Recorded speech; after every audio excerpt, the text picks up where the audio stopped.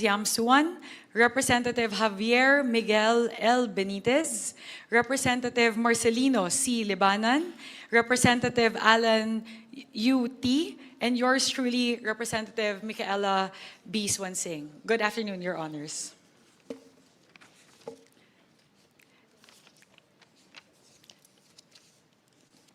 With the permission of the chairperson, allow me to give my brief opening statement.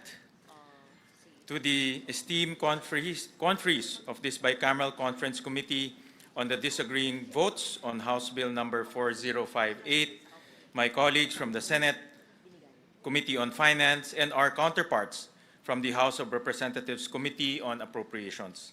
It is my distinct honor to welcome you to this Bicameral Conference Committee meeting. Every year, Congress convenes as a single body to finalize at Bicam its most important legislation, discussing the varying perspectives of each member and reconciling their fiscal priorities to craft a national budget that is coherent, transparent, and responsive to the needs of the Filipino people. This year finds us in extraordinary times. The 2026 national budget is being deliberated upon as the nation grapples with the corruption revealed in the flood control scandal. Public trust in our government institution has been shaken. And so it is imperative that we do everything we can to repair our social contract with the people we have sworn to serve. In response to this call, each chamber has demonstrated its serious and consensuous commitment to meet the people's demand for transparency. The Senate, in fulfillment of Senate Concurrent Resolution number 4, has made publicly accessible documents relating to the national budget all in digital format through a centralized Senate Budget Transparency Portal. And today, for the first time in history, the Bicameral Conference Committee meeting on the 2026 national budget is live streamed. This is a recognition that the Filipino people are the ultimate stakeholders of every peso contained within every national budget. And as such, they have the right to know exactly where their taxes go. As we go to the Bicam proper, this meeting will seek to operationalize a procedure governing the initiation and passage of all appropriations bills pursuant to Article 6, Section 24 of the 1987 Constitution. This provision mandates that all appropriation, revenue, or tariff bills authorizing increase of public debt, bills of local application, and private bills shall originate exclusively in the House of Representatives. The same provision expressly empowers the Senate to propose or concur with amendments. This Bicam will be a parallel execution of this procedure by presenting the 2026 General Appropriations Bill as passed by the House of Representatives on third reading and deliberating on the proposed amendments of the Senate as passed on third reading to decide on the disagreeing appropriations. It is my deepest hope and prayer that through us, your conferees, each chamber will be able to fulfill its constitutional role. Hindi lamang upang mapanatili ang integridad ng sistema ng legislatura, kundi upang matiyak na ang pambansang budget na ito ang kalooban at kapangyarihan ng sambayanang Pilipino ang mananaig. Sa ating pagpupulong sa araw na ito, pagtibayin pa natin ang prinsipyong nagbigay buhay sa ating republika at sa ligang batas. Ang paniniwala na lahat hindi pagkakaunawaan ay nabibigyan ng liwanag sa pamamagitan ng mahinahong diskusyon, bukas na pag-uusap at pagkakaisa. I know that as we review the varying fiscal and development priorities, we will be guided by the values of fairness, service, and justice. Pakinggan natin ang bawat pananaw ng may paggalang sa isa't isa. Alalahanin natin na ang budget na ating ipapasa ay huhubog sa buhay ng milyong-milyong mga Pilipino na sa susunod na taon. panatilihin nating malawak ang ating pananaw lampas sa mga suliranin ng kasalukuyan tungo sa isang mapayapa at masaganang kinabukasan para sa ating mga kababayan. Siguraduhin natin na ang pambansang budget para sa taong 2026 ay magsisilbing daan sa pag-angat ng buhay ng bawat Pilipino. Ipakita natin sa kanila na hindi lang katang-isip ang isang gobyernong matino, bukas at kumikilos ng tama. Patunayan nating lahat na hindi natin pababayaan ang kanilang mga pangarap. Maraming salamat. Magandang hapon po. Mr. Chair, with your permission, I will also deliver a brief opening remark on the part of the conferees of the House of Representatives. Honorable members of the House and Senate panels, distinguished colleagues in public service, members of the media who are with us here in PICC, and to our countrymen closely watching this historic day, good afternoon. We are here today not only to address the disagreeing provisions of fiscal year 2026 General Appropriations Bill, or House Bill number 4508, but also to continue a series of structural reforms that place transparency, accountability, and public participation at the center of our budget process. We started by abolishing the small committee and establishing the first ever Budget Amendments Review Subcommittee, or the BARC. The BARC's over 20 hours of deliberations on institutional amendments were live-streamed, and all amendments approved were shown line by line. Moreover, all committee hearings and plenary deliberations were live-streamed. We enhanced engagement with civil society organizations and conducted the first ever People's Budget Review. For the first time in recent history, the period of amendments in the House was open to all members, and all amendments were incorporated before the second reading approval. Ang makasaysayang araw na ito, ang pinakaunang araw sa kasaysayan na bubuksan sa publiko ang Bicam, ay sumasalamin po sa paninindigan ng Kongreso na tanggalin ang tabing sa usaping budget at talagang ipakita kung saan napupunta ang bawat piso ng buwis mula sa dugo at pawis ng bawat Pilipino. This is the actualization of the House's commitment since August, even before the budget deliberation started, to open and live stream the Bicameral Conference Committee proceedings. And this is something the House and the Senate leadership have strongly advocated for jointly over the last few months. I would like to discuss key highlights of the House version of the GAB that the House panel puts forth to this Bicameral Conference Committee.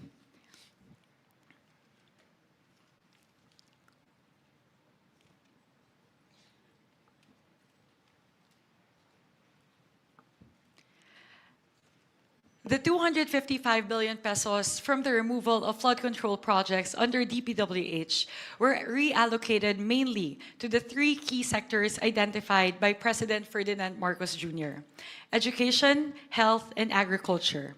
Specifically, 201.1 billion out of the 255 billion pesos, or 79%, went to the following: 56.6 billion towards education, 90.7 billion towards health, and 53.7 billion towards agriculture. The budget for fiscal year 2026 will contain the highest budget education in history.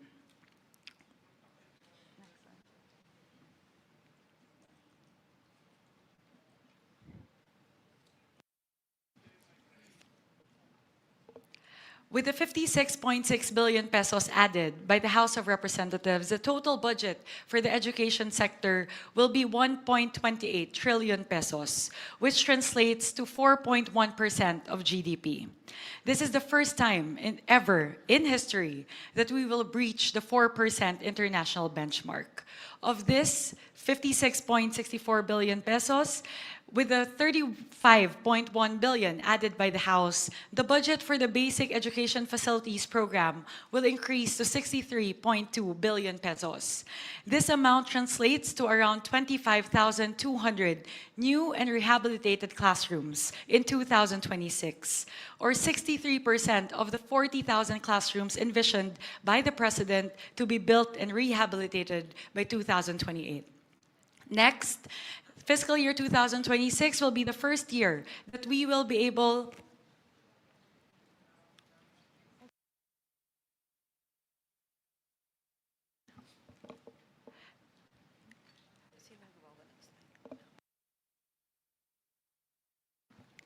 Next, this is the first ever year that we will be able to fully fund the implementation of UACTE since it was passed into law in 2017. With the 4.48 billion pesos added by the House and the House special provision enabling the use of the 7.82 billion pesos from the Higher Education Development Fund, we will be able to fully fund the 12.3 billion peso deficiency to 113 SUCs in fiscal year 2026. This is something that the SUCs have been clamoring for the past 6 years. With a total funding of 52.2 billion pesos for UACTE, CHED-TES, CHED-TDP, TES the STEP, and TES the TWSP, we will be able to provide scholarships to 2.49 million learners. Next, under the health cluster, with the 90 billion pesos added by the House, the total health sector budget increased to 411.2 billion pesos. With the 60 billion pesos added by the House, the total subsidy for PhilHealth increases to 113 billion pesos, geared towards the improvement of benefits. With the 25 billion added by the House, the total for MAIFIP increases to 49.2 billion pesos to actualize the directive of President Ferdinand Marcos Jr.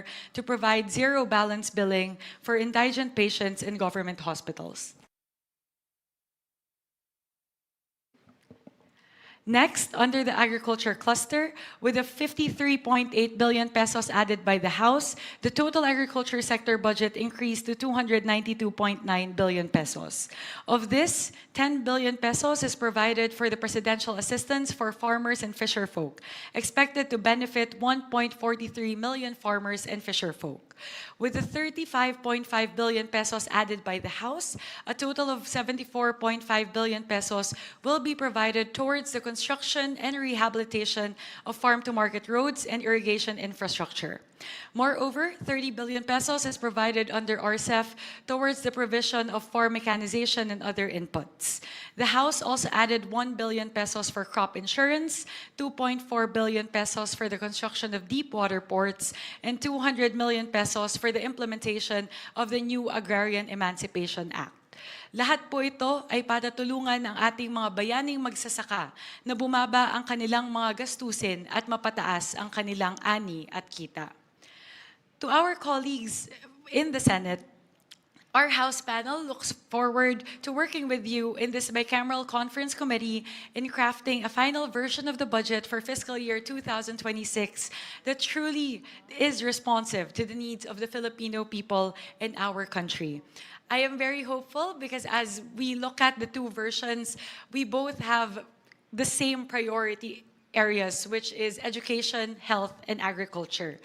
Sa atin pong mga kababayan, tinanggal na po ng inyong Kongreso ang tabing sa usaping budget.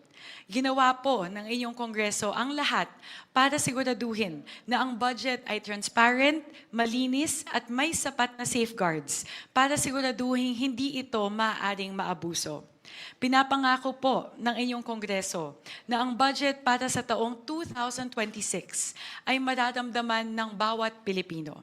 Na ito ay tunay na tumutugon sa pangangailangan ng ating mga kababayan at ng ating bansa. Na ito ay isang budget na inyong mapagkakatiwalaan. Maraming salamat po para sa Diyos at Bayan. Maraming salamat, Chairperson Mika, at natutuwa ho ako at kami dahil yung tema ng budget ng Senado ay halos kalintulad na rin o tingin ko parehong-pareho na rin sa tema rin ng budget ng House of Representatives.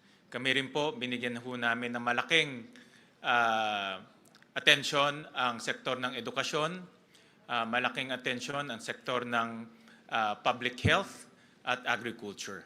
At makikita ho natin mamaya sa mga detalye na itong tatlong sektor na ito ay nabibigyan ngayon ng malaking pahalaga para maramdaman ng ating mga kababayan ang tunay na serbisyo ng gobyerno.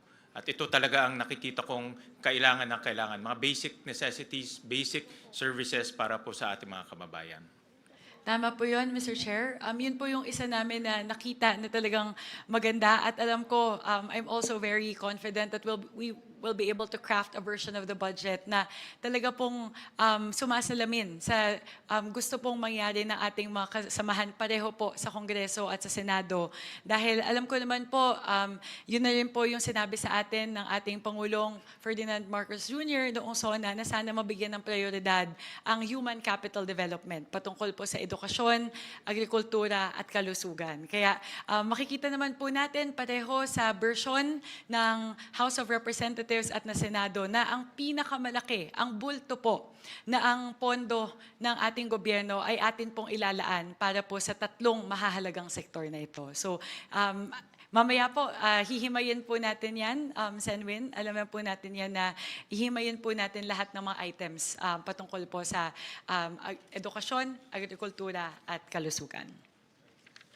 Salamat. In fact, I would like to ask kung meron pong gusto magbigay ng opening statement. We recognize Senator Kiko Pangilinan. Yes, maraming salamat, Mr. Chairman. Mr. Chairman, this is not so much an opening statement as a matter of putting on record that a statement was forwarded to us by the Roundtable for Inclusive Development, RFID, and the People's Budget Coalition, signed by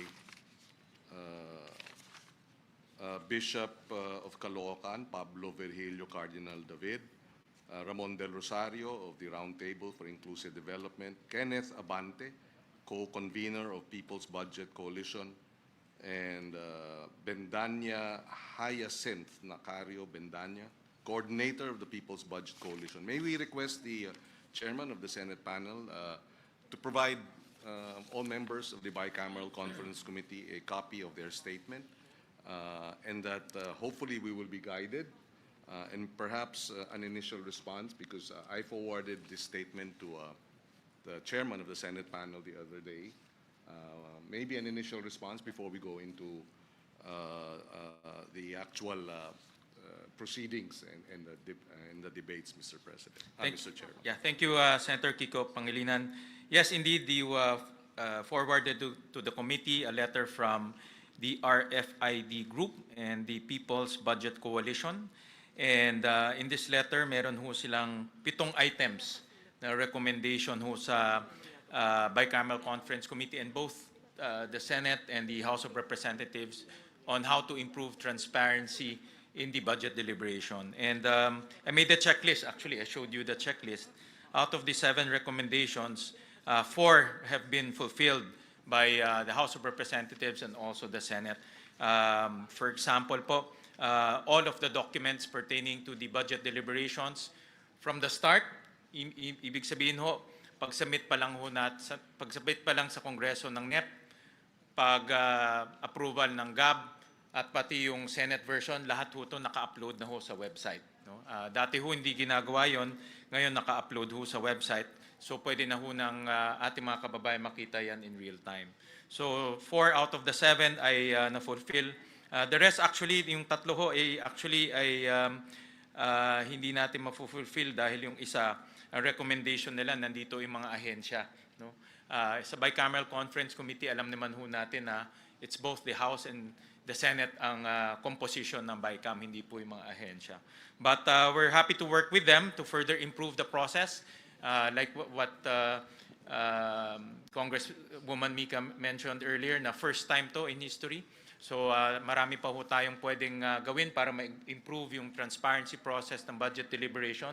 And we're very open and we welcome suggestions, especially from our constituents. Thank you, Mr. Chairman. I just wanted to stress that napakahalaga ng people's participation, citizens' participation in our government deliberations and discussions. And that's why I placed this on record, and that's why I would like all members of the Bicameral Conference Committee to be given copies. Mas maganda at mas maayos ang transparency pagka ang mamamayan mismo ay we engage with citizens groups and organizations in the deliberation of the 2026 budget. Maraming salamat, Mr. Chairman, Maraming salamat, Senator Kiko, for that intervention. Mr. Chair, if we may, on the Yeah. part of the House, Okay. thank you for acknowledging, Chair Win, with regard to the transparency measures that we've already done in the House. It's the same checklist po, right? The 7 items that were mentioned here. So as we mentioned, like all the amendments, we will make sure that it's very transparent as to who will advocate for them. We've done that during the BARC, even during the period of amendments of the House. Ngayon din po makikita natin line by line lahat. So bukas po lahat ng mga amyenda. In terms of the live streaming, pareho naman po, ang Kongreso at ang Senado pareho po tayong nagpasa ng resolusyon patungkol po sa live streaming at yung pagpapublish po ng bicameral report, and minutes and yung matrix po ng disagreeing provisions. So lahat po ito, tulad po ng binanggit po ni Sen Win, ito po ang pinakaunang pagkakataon sa kasaysayan ng ating bansa na binuksan po ang Bicam. We are adopting as we go, and we hope to improve the process as we go along in the succeeding budget cycles. Pero nagpapasalamat po kami sa ating po mga kaibigan sa civil society organizations na ating pong naging katuwang sa paglilinang po, pagpapaganda lalo ng ating proseso sa kahabaan po ng budget deliberations. Maraming salamat. Senator Erwin Tulfo? So just be quick, Mr. Chair. This representation firmly believes that our collective focus must be education and health. And I believe this is the first time the twin foundations of long-term national development, these are not optional expenditures, Mr. Chair. They're strategic investments that determine whether our people merely survive or truly thrive. In education, for example, we are confronted with learning poverty, overcrowded classrooms, underpaid teachers, and a generation struggling to recover from years of disruption. Adequate funding for classrooms, teachers' welfare, digital learning tools, and student support is essential if we are serious about building a competitive, innovative, and resilient nation. In health, the lessons of recent years remain painfully clear, Mr. Chair. Our hospital remains overstretched, our health workers undersupported, and access to quality care remains unequal, especially in rural and far-flung communities. Strengthening primary care, public hospitals, disease prevention, and mental health service must be at the core of this budget if we are to protect both lives and livelihoods. At the same time, we must speak also, Mr. Chair and my fellow members, candidly about infrastructure spending, particularly in flood control projects. While infrastructure has a role in development, we cannot ignore the reality that some projects have failed to deliver protection to our communities, and worse, have been tainted by allegations of misuse and pocketing of public funds. Every peso lost to corruption is a classroom not built, hospital bed not provided, and a life put at risk. This bicameral conference is our opportunity to correct course, to realign resources towards sectors that directly uplift our people, to ensure transparency and accountability, and to restore public trust in the budgeting process. Let us be guided, dear colleagues, not by political convenience, but by conscience. Let us craft a 2026 national budget that places the Filipino learner and the Filipino patient at the center, and that proves this Congress is capable of choosing people over pork and progress over plunder. Thank you, Mr. Chair, and I look forward to a principled and productive deliberation. Maraming salamat, Senator Erwin, for those reminders. Any conferee who want to give Senator Amy Marcos? Yes, maraming salamat sa dalawang chair natin. At maliwanagan lang sana ang minorya. Pagkat wala po akong nakikitang budget ng DPWH at kung talagang transparency ang habol natin, bakit wala rito ang pinagmulan ng pagpopoot at kawalang kampiyansa ng taong bayan sa atin? Dapat mag-umpisa ang usapin dito sa Public Works. Pero wala sa anumang papel, sa 9-page summary, o dito man sa binigay sa atin kahapon lamang na reconciliation of disagreeing provisions. Bakit po walang budget yung DPWH? Ang schedule po ng DPWH ay bukas po. paano natin malalaman at maihahambing ang iba't ibang mga department kung may kulang? At bakit DPWH lang ang nawawala sa talakayan? Actually, may mga ibang mga items po ho na bukas po itatalakay, katulad po ng mga special purpose funds, and program appropriations. So tomorrow Yung po program po nandito. tomorrow po ang tomorrow ho yung pag-uusapan. Pero narito na. Andito naman yung unprogrammed at hinanap ko talaga. Arito naman yung unprogrammed. Dito sa page 31 ng page 32 na kumpleto. Kaya pinagtatakahan ko bakit yung DPWH wala po. At kung tatalakayin bukas, maaari bang ibigay sa amin ng mas maaga pagkat yung committee report, kung maalala ko, ay mahigit kumulang 1,000 at 500 pahina. Noted po. We'll provide Her Honor the documents ahead of time. Kailan kaya matatapos yung DPWH budget? Kasi yun talaga ang inaasahan ng taong bayan. Assured po na ipro-provide po sa Her Honor at sa lahat po ng conferees, hindi lang po sa Senate but also sa House of Representatives po.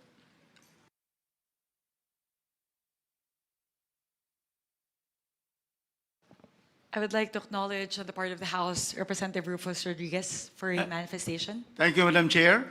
Chair Win Gatchalian of the Senate and all the distinguished senators are here, and my distinguished colleagues. Really, as stated by the chairman, Article 6, the Legislative Department, under Section 24, really gives the original exclusive jurisdiction on budgets, on appropriations to the House.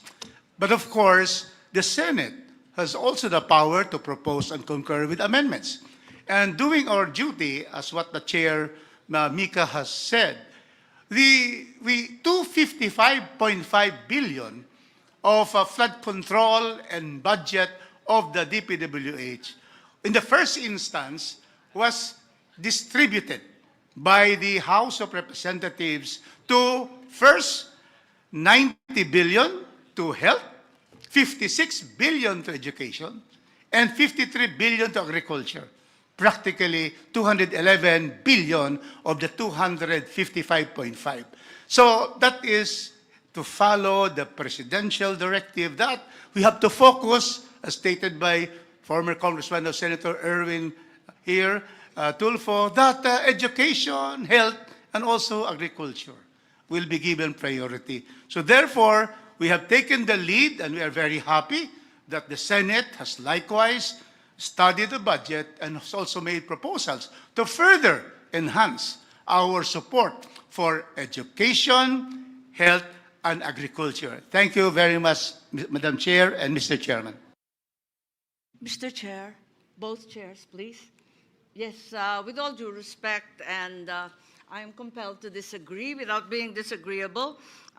It was mentioned that certain funds are not included in this submission, when in fact, both are in fact here. On page 31, as mentioned earlier, the unprogrammed funds are already listed quite adequately, and the special purpose fund that were supposedly not here are quite clearly denominated in page 29 as special purpose funds. So ang tanging kulang lamang ay yung mahiwagang DPWH. Yun lang po.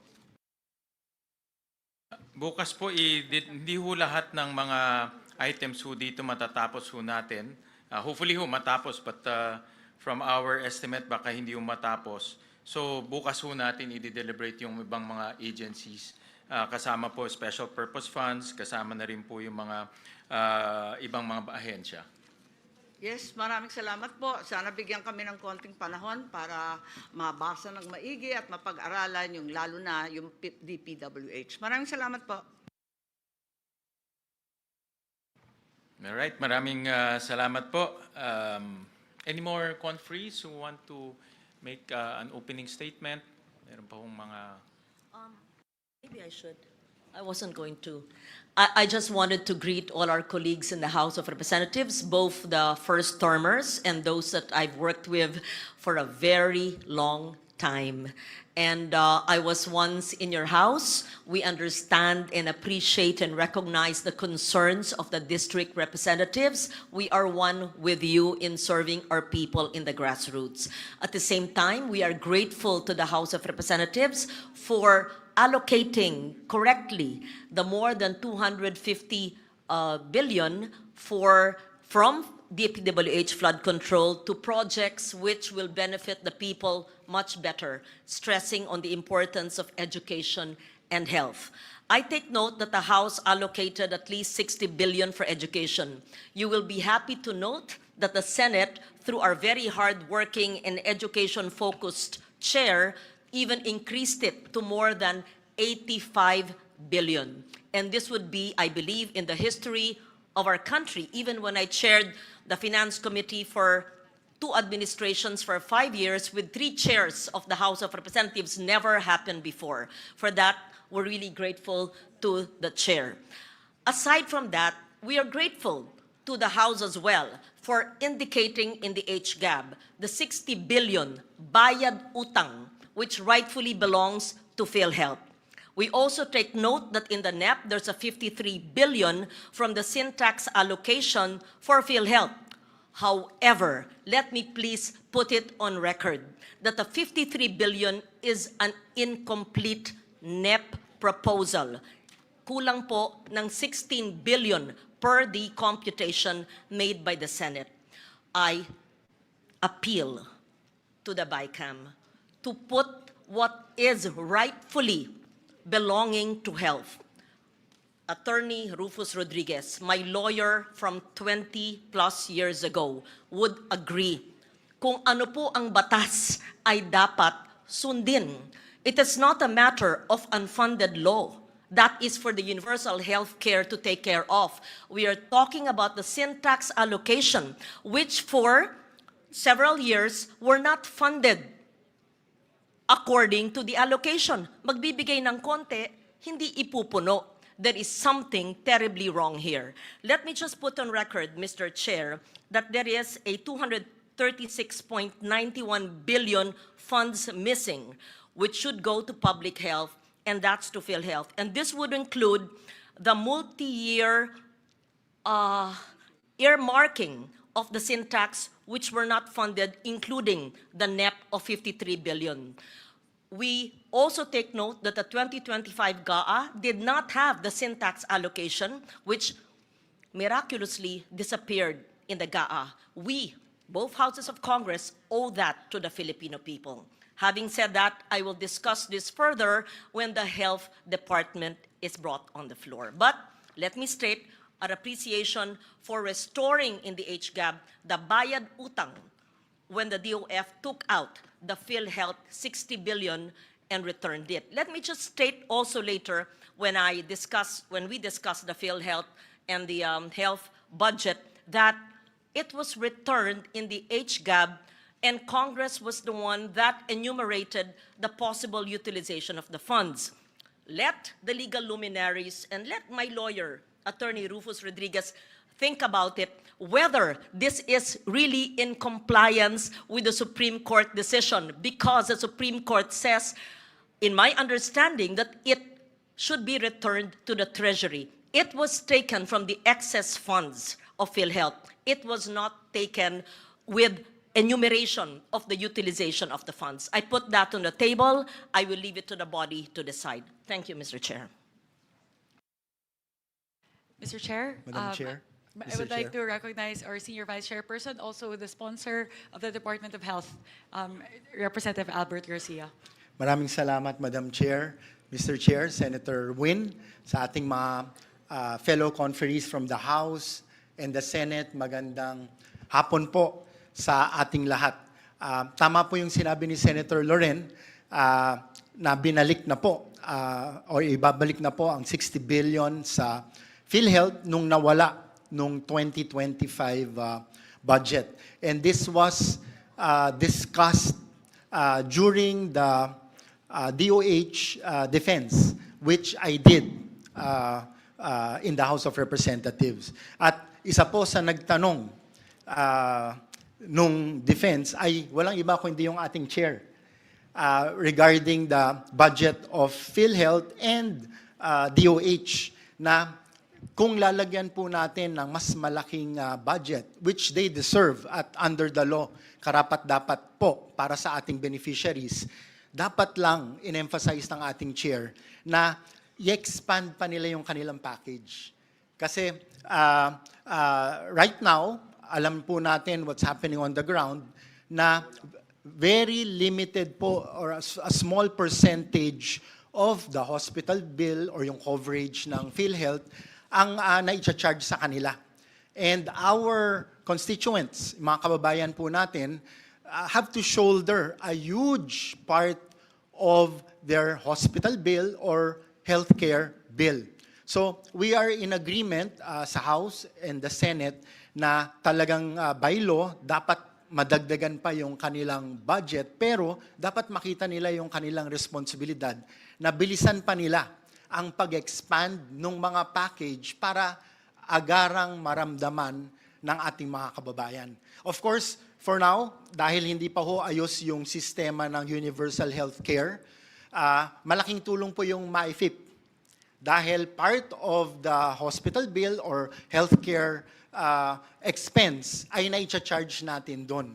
Pero with all these funds going to PhilHealth, I think our people deserve na maging institutionalized na po at malawakan na po kagad o madagdagan na po ang package para konting-konti na lang po yung out of pocket or konting-konti na lang po ang sasaluhin ng zero balance billing ng ating mga DOH and LGU hospitals. So itong responsibilidad na ito dapat ma-emphasize sa leadership ng PhilHealth at ng DOH nang sa ganon ay magawa naman po nila yung responsibilidad nila para sa ating mga membro ng PhilHealth. Maraming salamat, Madam Chair. Thank you very much, Mr. Chair. Maraming salamat po. Senator Go? Good afternoon. As you all know, I had my reservations on the Bicam report for the 2025 budget. In fact, I did not sign the Bicam report last year. Particularly, I am saddened by the zero budget given to PhilHealth. No? Kumbaga, double whammy po itong nangyari sa PhilHealth. Alam ko po yan dahil 2024, nagkaroon po ako ng 14 hearings including health emergency allowances ng mga healthcare workers. At doon natin nakita na kulang talaga yung counterpart ng PhilHealth sa kanilang mga pasyente. Tama yung sinabi mo kanina, napakaliit pa ng case rates nila. In fact, nung nagkagulo na, nung Disyembre, 2024, nagkaroon sila ng board meeting, tinaasan nila, sa ilang araw lang ng board meeting, tinaasan nila yung case rates. Kaya pala nilang taasan yung case rates sa ilang araw, Disyembre. Kung ginawa nila yun nung Enero pa lang, tinaasan yung case rates, wala sana silang excess funds na wawalisin ng National Treasury. Nung winalis ng National Treasury, nung July, doon tayo nagkaroon ng hearing, doon tayo na alarma, at may nag-file sa Supreme Court, salamat, at finally, na-desisyonan po na, sabi ko nga nung panahong yon, it might be legally acceptable then, but morally unacceptable dahil marami pong pasyenteng naghihirap na walang pambayad sa hospital. Kung kaya nilang taasan yung case rates noong Disyembre, wala silang excess funds, walang kukunin. Anyway, tapos na po yun. That's water under the bridge. Ang problema ngayon, nagdesisyon po ang Supreme Court ngayon na ibalik po yung pondo na 60 billion. Refund po ito. Ibig sabihin, dapat sana'y magamit ka agad ito. Ginawa pong appropriation na sa 2026. How about the 2025 na zero? Ilan po kayang mga pasyente ang na-deprive naman po doon sa zero budget po ng PhilHealth noong 2025? Kaya po, isa sa dahilan na hindi po ako pumirma noong 2025. Maybe ma-address po ito ng Bicam. Paano po yung double whammy na yon? 60 billion, ibabalik sa 2026. How about na zero noong 2025? At kung maaari, mabigay na po yung hindi na ibibigay yung dahil nasa syntax law po itong earmarking, about 200 billion pa po mahigit ang hindi nabibigay since 2023. Ilang pasyente po ang matutulungan nito, ilang buhay po ang masasalbar sa pondong ito na alam naman natin nung 2024 nung kinuha po yun yung 60 billion medyo nahalo-halo na kung saan ginamit. May nagsabi na ginamit po sa health emergency allowances, but the truth is it was pinulled po siya tapos ginamit po sa iba't ibang kaya isa po ito sa dahilan na hindi talaga ako pumirma nung 2025 dahil ang sakit na zero mo yung PhilHealth. Pinaglaban nga natin na wag kunin yung excess funds ng PhilHealth. Hindi naman excess yun eh. PhilHealth yun, klaro naman, health para sa Pilipino po yun. Hindi excess funds po yun. Sana po yung ma-address rin po ito ng Bicam. Salamat po. Madam Chair, if I may. I would like to recognize our Minority Leader, the Honorable Marcelino Libanan. Thank you, Madam Chair. Just for the record, yung HGAB ng House for 2025, hindi po binawasan ang PhilHealth. Iwan po kung saan na po nabawasan yun. Maraming salamat po. Yun nga po yung sinasabi. Mabuti na lang po, no? I commend the both houses na nagkaroon tayo ng transparency ngayon na bukas yung Bicam. Hindi katulad last year na pag bukas ng Bicam, pag hindi na namin alam, tinawag na lang kami, sasara na yung Bicam. So hindi kami pumirma. Ba't kami pipirma? Hindi nga namin alam anong pinag-usapan. Salamat. At ngayon maririnig na po ng taong bayan ang pinag-uusapan dito. It has been my call for a participative budget process. Dapat talaga involved ang ating mga kababayan sa bawat proseso. Pera po ng taong bayan ang pinag-uusapan dito, kaya dapat alam nila yung anong prosesong ginagawa. This is in line with Section 28, Article 2 of the 1987 Constitution, which declares that the state adopts and implements a policy of full public disclosure of all its transactions involving public interest. Napakahalaga po yan at Section 7, Article 3 of the Constitution provides that the right of the people to information on matters of public concern shall be recognized. Salamat po. Meron na tayong ino-observe na natin this year po yan. Last year, wala po. Tama po si Congressman Libanan. Sir, tama po kayo na last year may pondo. Paglabas sa Bicam na zero na po. Yun po ang ating ikinalulungkot dahil hindi po kami nakaparticipate po sa Bicam. Nag-opening hanggang pagsasara. Hindi po ako pumirma noon sa Bicam, for the record. Salamat po. All right. Any more opening statements? Kung wala naman po, pursuant to Article 6, Section 24 of the 1987 Constitution, which provides that all appropriations, revenue, or tax bills authorizing an increase of public debt, bills of local application, and private bills shall originate exclusively in the House of Representatives, but the Senate may propose or concur with amendments. The House Bill number 4058, as approved by the House of Representatives, will be used and flashed on the screen as the base bill. Consistent with our observed practice and in accordance with this constitutional provision, the Senate made its amendments directly to the House bill. The House of Representatives has been provided with the amendments to House Bill number 4058 as approved by the Senate on third reading. Electronic copies were transmitted on December 9, 2025, and hard copies were delivered on December 11, 2025. To maintain an orderly discussion, we will tackle the budget on a department/agency basis. We request that interventions be made at the appropriate time as each agency is called.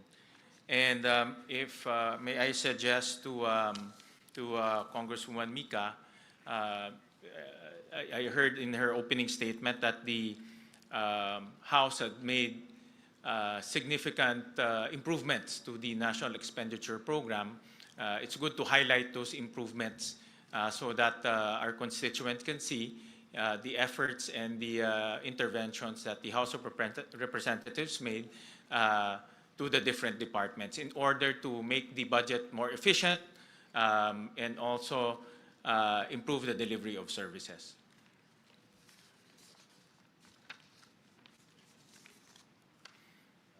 So,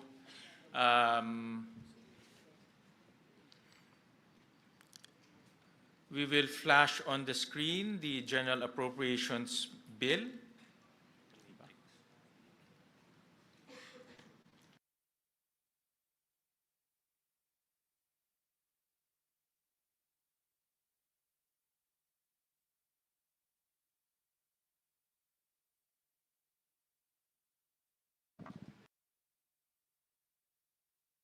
This is the General Appropriations Bill. And if I may suggest, Kong Mika, suggestion po to na para po ma-discuss natin ng maayos itong line-by-line amendments, ang suggestion ko po, umpisahan ho natin sa mga improvements na ginawa po ng House sa National Expenditure Program para makita naman po ng taong bayan yung kanina pong i-finlash ho ninyo na improvements in the different departments. And I suggest we start off with the education sector kasi yan po yung ating common direction, no, for the two chambers. I agree with that approach, Senbin. So we can go through every single department and then we can start from, we'll start to discuss the changes that we've done from NEP to GAB, and then I'll turn over it to you, po, Mr. Chair. So to make it more efficient, I suggest that we finish, let's say, the Office of the Secretary first, and then we go to a different department, and then we can open the floor to discussions after that. No? So para po orderly po yung discussions, pwede pong umpisahan ho natin sa mga iba't ibang departamento at iba't ibang opisina sa ilalim po ng departamento na yon. No? So unahin ho natin, I'll turn over first the floor to you, Congresswoman Mika, and after you, will propose the changes from the Senate. And if there are any questions, we can open the floor. Senbin, I'll just request for 1 minute to open my files. It seems like the internet connectivity in the room is a little bit slow, so I'm unable to open some of the files. I request for a quick 1 minute lang po, just to open the files.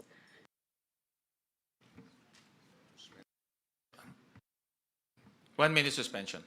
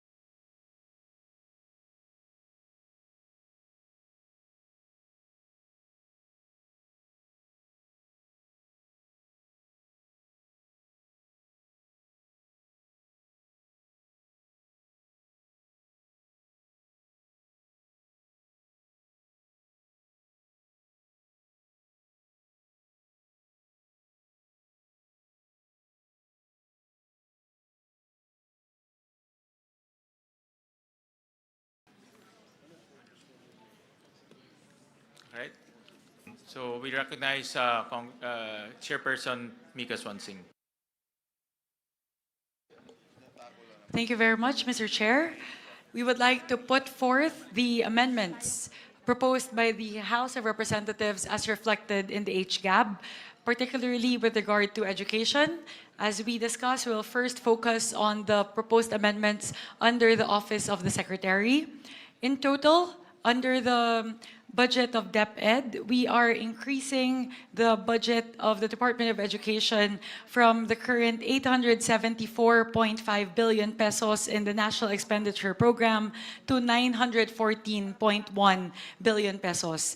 That is a total increase of 39.6 billion pesos to the Department of Education.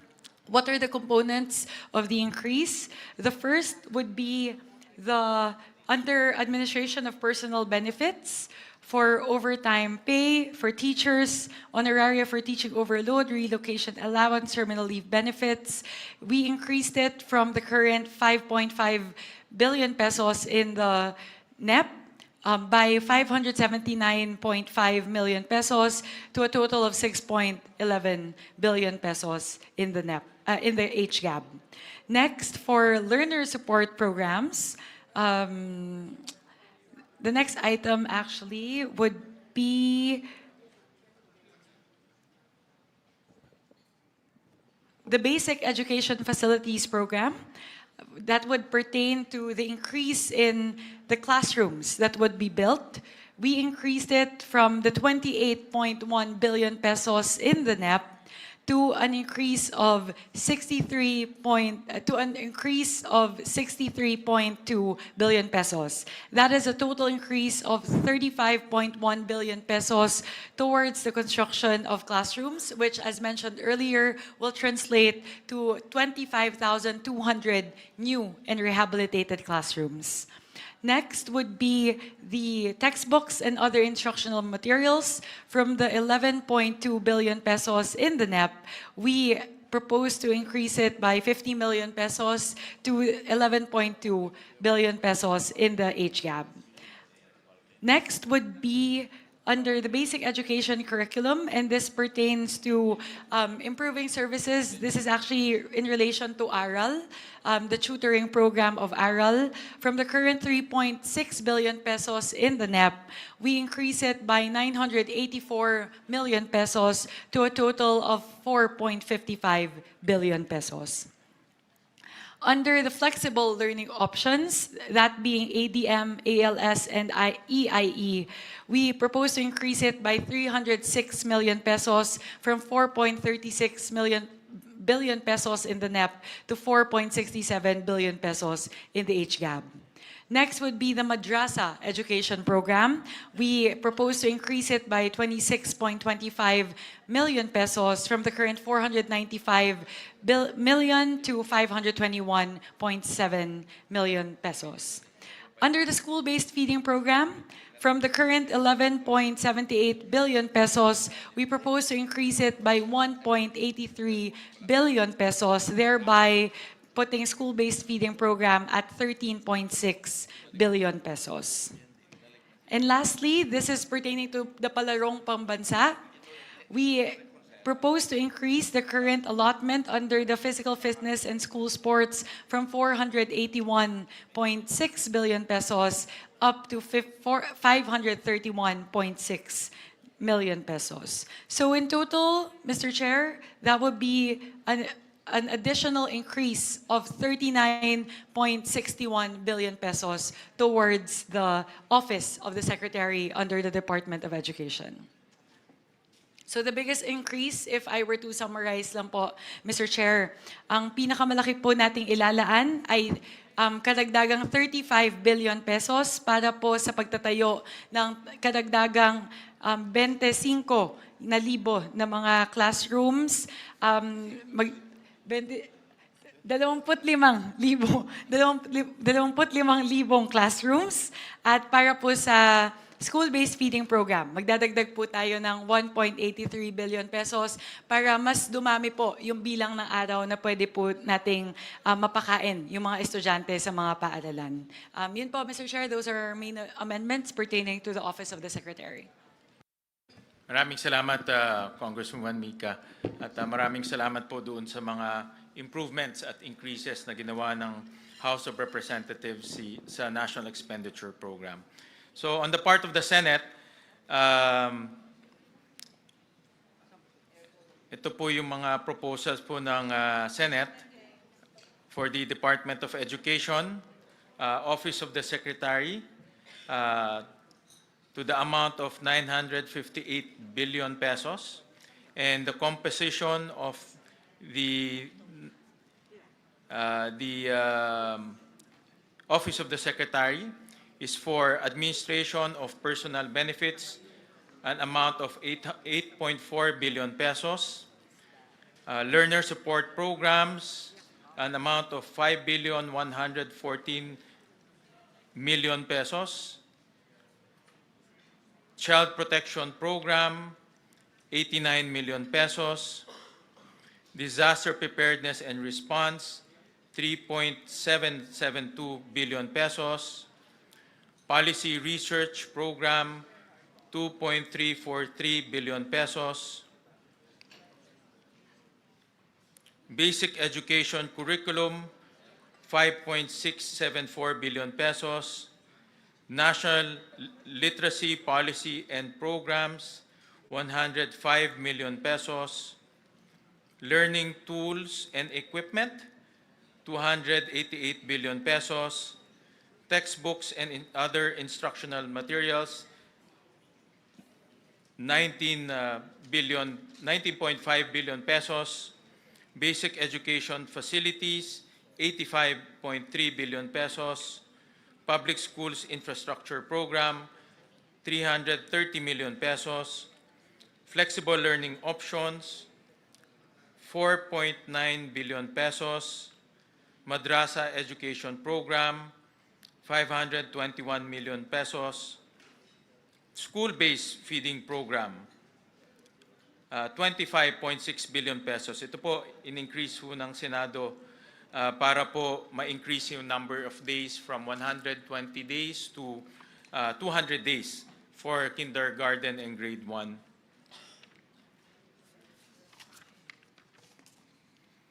For government assistance and subsidies, 100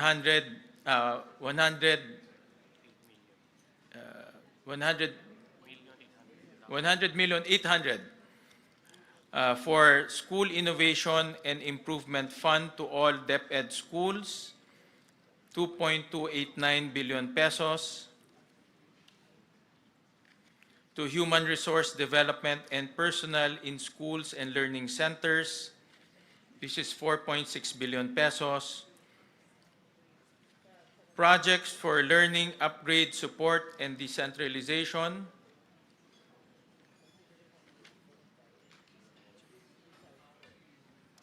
this is foreign assisted to advance.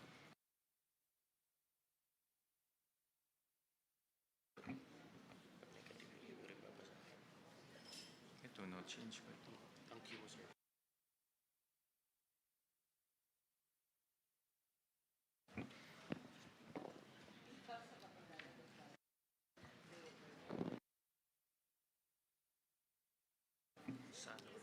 For project and learning upgrade support and project for learning upgrade support and decentralization, there's no change.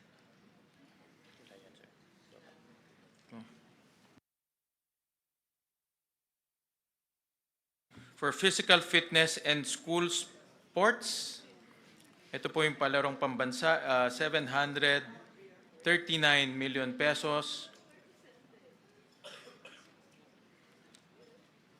For operations of schools for elementary, kindergarten to grade 6, 358 million pesos.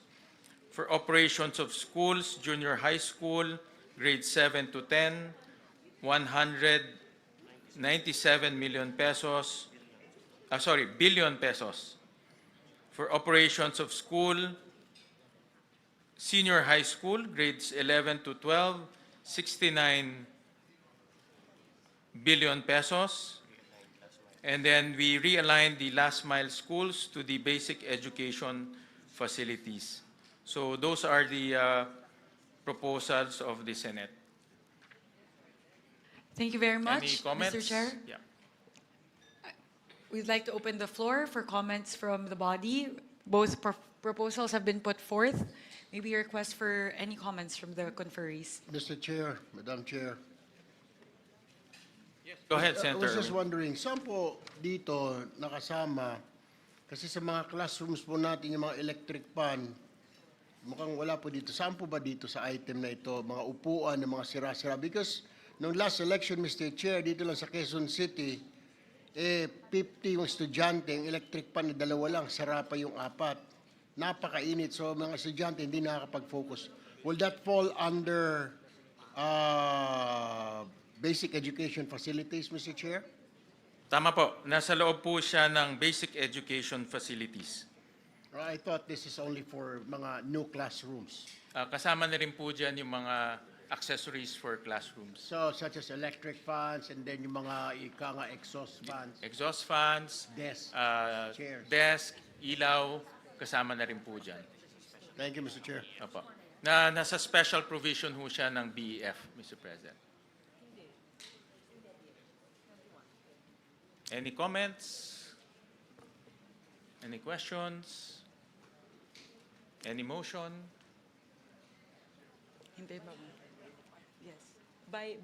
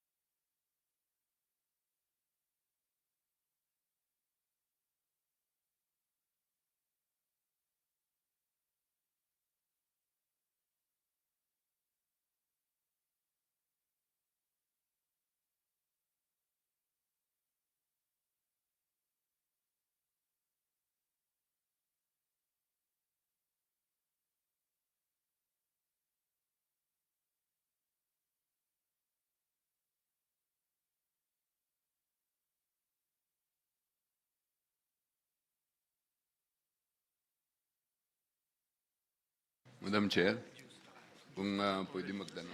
yes, Representative Libanan. In line with the question of Senator Erwin, maraming schools po natin na nangangailangan ng TV sets at saka Wi-Fi na facility. Saan po dito? Dito rin po ba sa basic education facilities? That is a different line item po. Under DepEd, there is a different digitalization component in the budget. So meron po doon na ICT, specifically for the provision of Wi-Fi to the different schools all throughout the country. So meron din pong pondo para doon. Thank you po. Ang sinasabi po ninyo, sorry Mr. Chair, Madam Chair, yung digitalization project na nasa NEP, iba pa yung ITC na sinasabi mo? I'll pull out po, Kasi Senator. nahihirapan ako dito sa format po, Mr. Chair, Senator Gatchalian po. Kung maari, in the interest of true transparency, I think it's basic that we include the NEP or the President budget of 2026. It's most confusing to merely see the Congress and the Senate versions. Also, we should be allowed to compare it to the JA of 2025 para maliwanag ang kwenta. Kasi hindi maliwanag po ang kwenta rito. Ang pagkaalam ko, hindi nakasulat dito, pero dun sa NEP, 16.48 billion, tama po ba yung digitalization na tinatanong ni Congressman Libana, ni Nonoy? Particularly po, doon sa internet subscription services, 5.8, tama po yun, at a total of 16 billion pesos. Info and communications technology or laptops amounting Yes. to 8.9. At yan ay hindi dinagdagan o binawasan ng Kongreso at ng Senado. As is lang, maintain lang yung NEP. Tama po ba? Tama po yun. Okay. Kung maari lang sa ating mga chair, hinihingi ko lang na sana ilagay yung GAA 2025 na maintindihan natin yung NEP 2026 dahil konting paggalang sa sinumite ng ating Pangulo. At eto nga, yung basic education facilities, medyo ito ang mabigat ang galawan, ano? Kasi nakita natin dito sa GAA 2025, 28.1 billion noong 2025. Tapos, nung NEP, 28.056 ang linagay ng Pangulo at ng DBM, pagkat alam din natin na 22 lang ang classroom na ipatayo. At ang disbursement rate nila ay bagsak na bagsak sa 23%. Ngunit dinagdagan ng Kongreso ng 63 billion mahigit at lumobo pa sa Senado ng 85 billion. Hindi ako tumututol sa pagdagdag ng classroom. Ang tinatanong ko lang, tama ba itong ginagawa natin? Hindi nagagastos, dagdag tayo ng dagdag, bilyon-bilyon, nag-umpisa sa 28, di magastos, 23% lang ang accomplishment. Lumobo sa 63 at lumaki panlalo sa 85. Tanong lang po. Opo, go ahead. Actually, Senator Amy, ang backlog ho natin sa classrooms is about 165,000. At kailangan ho tayo mag-allocate ng about 400 billion pesos para lang makahabol. So ito ho ay hindi pa nga ho tayo nakakahabol ho dito. Ito ay para lang ma-decongest ho natin yung mga highly urbanized areas. Ang magiging method at mekanismo ng Department of Education ay papasok po sila sa number 1, PPP, number 2, counterparting with the LGUs, number 3, counterparting with the CSOs, number 4, counterparting with NGOs. So, ang kanilang strategy is sabay-sabay gagawa ngayon ng classrooms. So, ito po ay napag-usapan naman during the hearing, during the budget deliberation, at base po sa calculation ng DepEd, kaya naman ho nilang i-implement ho ito, basta sabay-sabay ho nilang i-implement. Yes, thank you very much, Mr. Chair. Ang akin lamang, kapag ganito kababa ang disbursement rate, klaro na hindi budget ang issue. Walang kakayahan ng DepEd magpatayo ng ganyang kadami at ang public works man. Sabihin na nga natin na iba-iba ang gagawin ng PPP, ng NGO, CSO at iba't iba pang tropa, LGU. Ang tanong ko po, wala namang maliwanag na plano. Kasi ang totoo, nagawa na po natin to. Hindi naman sa pagmamalaki, pero yung massive school building program po ng dekada 70, alalay po ako noon ng ama ko at nakita natin na new technology sa building ng prefab nung panahon na yon. Sa ngayon, wala naman tayong sinasaad na modular or ibang prefab na technology or smart technology na napakarami ng foam concrete at kung ano-ano pa. Wala naman nababanggit na ganon. At dyan tayo makakamura, alam natin yan. Ikalawa, wala namang prioritization, yung color-coded po ng DepEd. Kabisado po natin yan, galing tayo sa LGU, hindi naman ganun kaliwanag. Pagkatapos, wala namang kaakibat ito na programa para sa ating teachers. Hanggang ngayon, alam naman natin, teacher natin, ang baba-baba ng sahod. So, marami pong dahilan at ang paglalagay ng napakalaking budget, baka hindi ito ang tanging sagot lamang. Yun lang po, observation lamang. Ano ang absorption rate na totoo ng DepEd? Apakababa, nasa 23%. Actually, maraming salamat, Senator Amy, sa inyong mga komento. At actually, ang nangyari ho kasi, merong special provision na ibinibigay lang exclusively sa DPWH ang construction. No? So for 2 years, almost 5 years, no? DPWH lang po ang nagko-construct ng classroom, farm-to-market roads, hospitals, yung health centers. So ngayon, under this budget, i-allow na ho natin ang mga iba't ibang ehensya na pumasok po sa counterparting with LGUs. No? Kung gusto ho nilang makipag-partner with LGUs, pwede ho sila mag-partner para ho mabilis yung construction dahil ang LGUs ho, alam naman ho natin, mas mabilis ho mag-construct. Before I continue, let me recognize the presence of Senator Mark Villar, one of our conferees. Mr. Chair. Yes, we appreciate the concerns of Senator Marcos, and as the chair mentioned, there are several options that Secretary Angara had mentioned in our hearings and in plenary, and that would be including letting the local governments implement the school building program, and we appreciate that. And in fact, Senator Aquino, I think, and Senator Pangilinan mentioned also about the possibility of CSOs and PPPs with accredited private sector partners. So having said that, if there's no other question, Mr. Chair, I would like to move for the DepEd Office of the Secretary Budget to be approved. Mr. Chair? Oh, Yes. yes, I have Senator Tulfo. one quick question. Kanina ko pa po hinahanap dito sa Office of the Secretary. Ito po yung mga hinihingi lagi ng mga teacher, ng mga PTA sa mga estudyante sa public schools.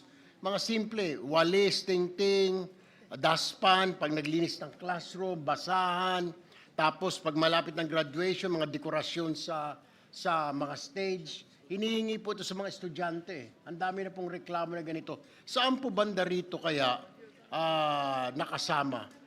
Parang wala ho yata. Parang, Dito po sa MOOE, ito po yung operations of schools, elementary, junior high school, senior high school. doon po sa operation of schools. Yeah. Pasok, MOE ho ito ng mga eskwelahan. Maraming salamat po, Mr. Chair. So there's a pending motion to approve the Office of the Secretary. Any second? On the part of the House, Madam Chair, Mr. Chair, we second the motion. Before that, since I'm the movant, I just want to make sure that we put on record before we finalize it, the HGAB number and the Bicam number that we are approving so that it's on the record. May we ask the chair to do that, if you agree, because many figures are being discussed. May we kindly put on record the HGAB figure and the Bicam figure that we are approving? But I so move. Yes. Thank you. Yeah, thank you. And there's a duly seconded, so the budget of the Office of the Secretary, Department of Education is hereby approved.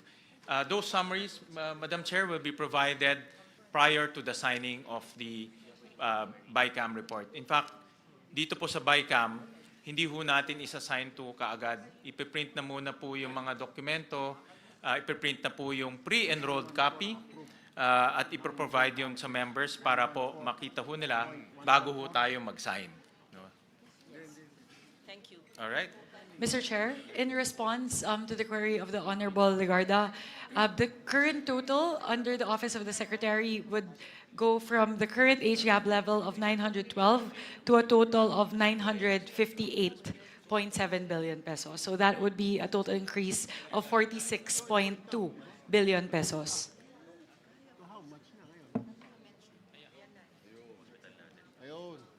May I ask for 1 minute suspension, please? 1 minute suspension.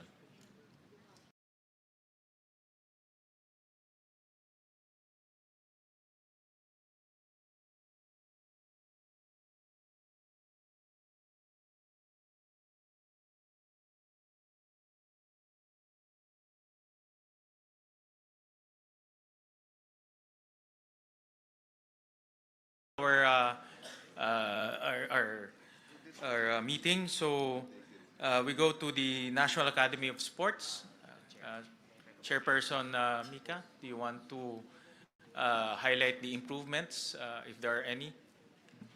Thank you very much. For the National Academy of Sports, actually on the part of the House, Mr. Chair, we retained all the items from the NEP to the HGAB.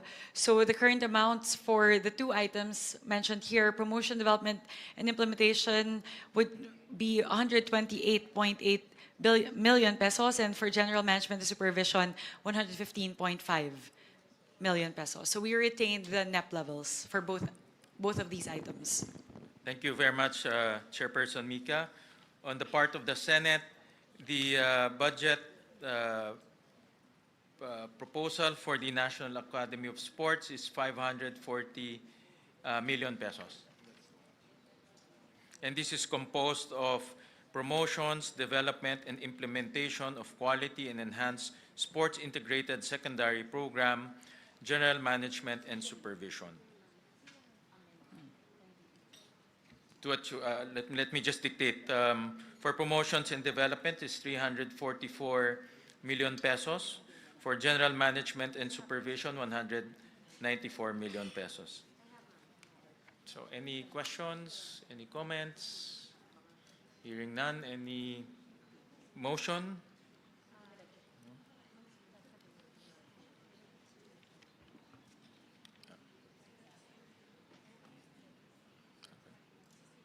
Yeah.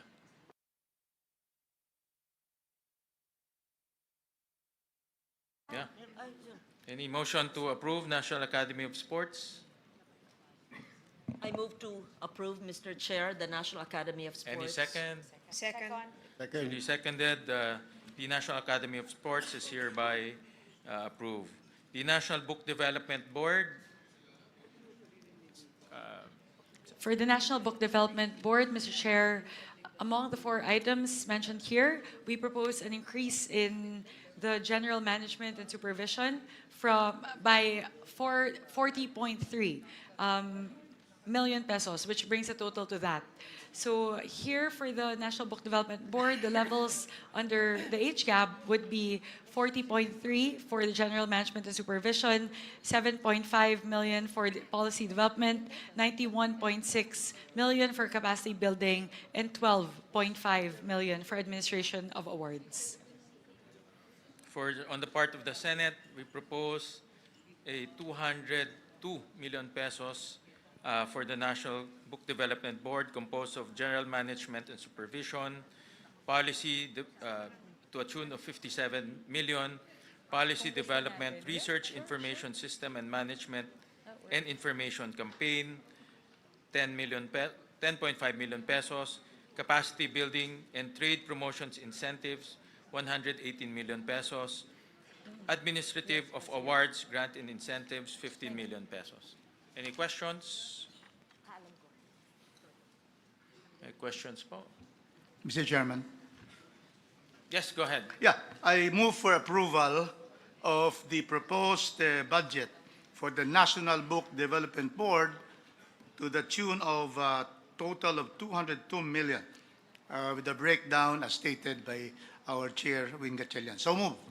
Thank you. Any second? I second the motion. Mr. Second. Chair. Thank you. The duly seconded, the budget of the National Book Development Board is duly approved. And the motion of Congressman Rufus is perfect, being a former member or a former participant and advocate of the National Book Development Board. And the first, Mr. Chairman, the first legal counsel The of first legal NBDB, counsel pala. because I was a lawyer and I was the lawyer of the Publishers Association of the Philippines. And we drafted the bill. Thank you. Alam po, malapit po sa puso ho ninyo ang book development, book publishing industry. Next will be the National Council for Children's Television. On the part of the National Council for Children's Television, the House proposes the retention of the items stated herein in the HGAB from the NEP. For general management and supervision, 21.9 million, and for child-friendly television development services at 49.3 million. The Senate proposes a 116 million budget for the National Council for Children's Television, composed of general management and supervision, 26 million, child-friendly television development services, 89 million. Any questions? I move, Mr. Chair, that we approve the National Council for Children's Television budget. Any second? Second. Duly seconded. The the National Council for Children's Television budget is hereby approved. Next will be the National Museum, an organization very close to the heart of Senator Lawrence. So, Congressman the Mika, any? On the part of the House, under the National Museum of the Philippines, we propose the retention of the NEP levels from the current 811.9 million pesos. And in terms of the breakdown, we propose to retain the 423 million pesos lodged under General Management and Supervision. Thank you for that. The Senate proposed a 986 million peso budget composed of general management and supervision of 468 million, a locally funded project, development of National Museum of the Philippines, NMP, General Aniceto Lacson Ancestral House, Talisay City, Negros Occidental, of 50 million. Another LFP, development of Calibo, Aklan, 20 million pesos. Another locally funded project, development of NMP,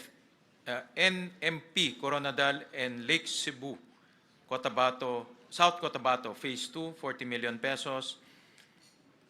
Another LFP, exhibition and fit out of various National Museum of the Philippines Central and Regional Sites, Northern Luzon National Museums of 20 million pesos. Any questions? Hearing none, any motion? Second motion, Mr. Chair. Duly seconded by Senator Erwin. The National Museum of the Philippines budgets hereby approved. The Philippine High School for the Arts. For the Philippine High School of the Arts, on the part of the House, we propose the retention of the current level in the NEP, which is 157 million, 95 million under General Management and Supervision, and 53.9 under operation of the Philippine High School for the Arts. The Senate proposed a 218 million peso budget for the Philippine High School for the Arts. General Management and Supervision, 150 million.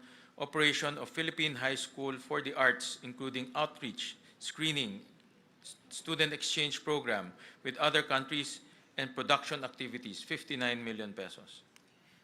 Any questions? Or a motion to? Mr. Chairman? Yes. Mr. Chairman, I move to approve the 218 million appropriation for the Philippine High School for the Arts. Any second? Second motion, Mr. Chair. Duly seconded. The budget for the Philippine High School for the Arts, duly approved.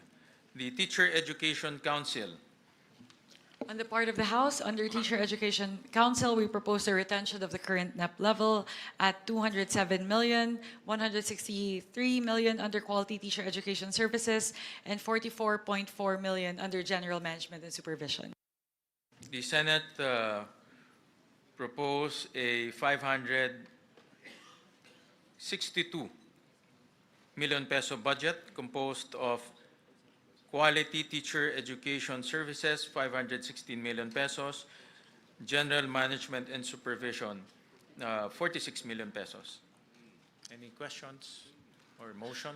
Mr. Chair, quick question lang po. Itong Quality Teachers Education Service, ito po ba ay kasama dun sa training ng mga teachers natin, further education, yung mga masteral nila? Because ang dami tayong mga teachers last year na naloko po dito sa Region 4B at saka sa Mindanao, nagkuha ng masteral, pero fake pala yung eskwelahan.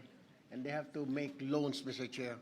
So kung ito ay, this will fall under this category, then magagamit ng mga teachers natin for advancement and for promotion, Mr. Chair. Tama ho kayo, ito po ay para po sa mga pre-service and in-service teacher training.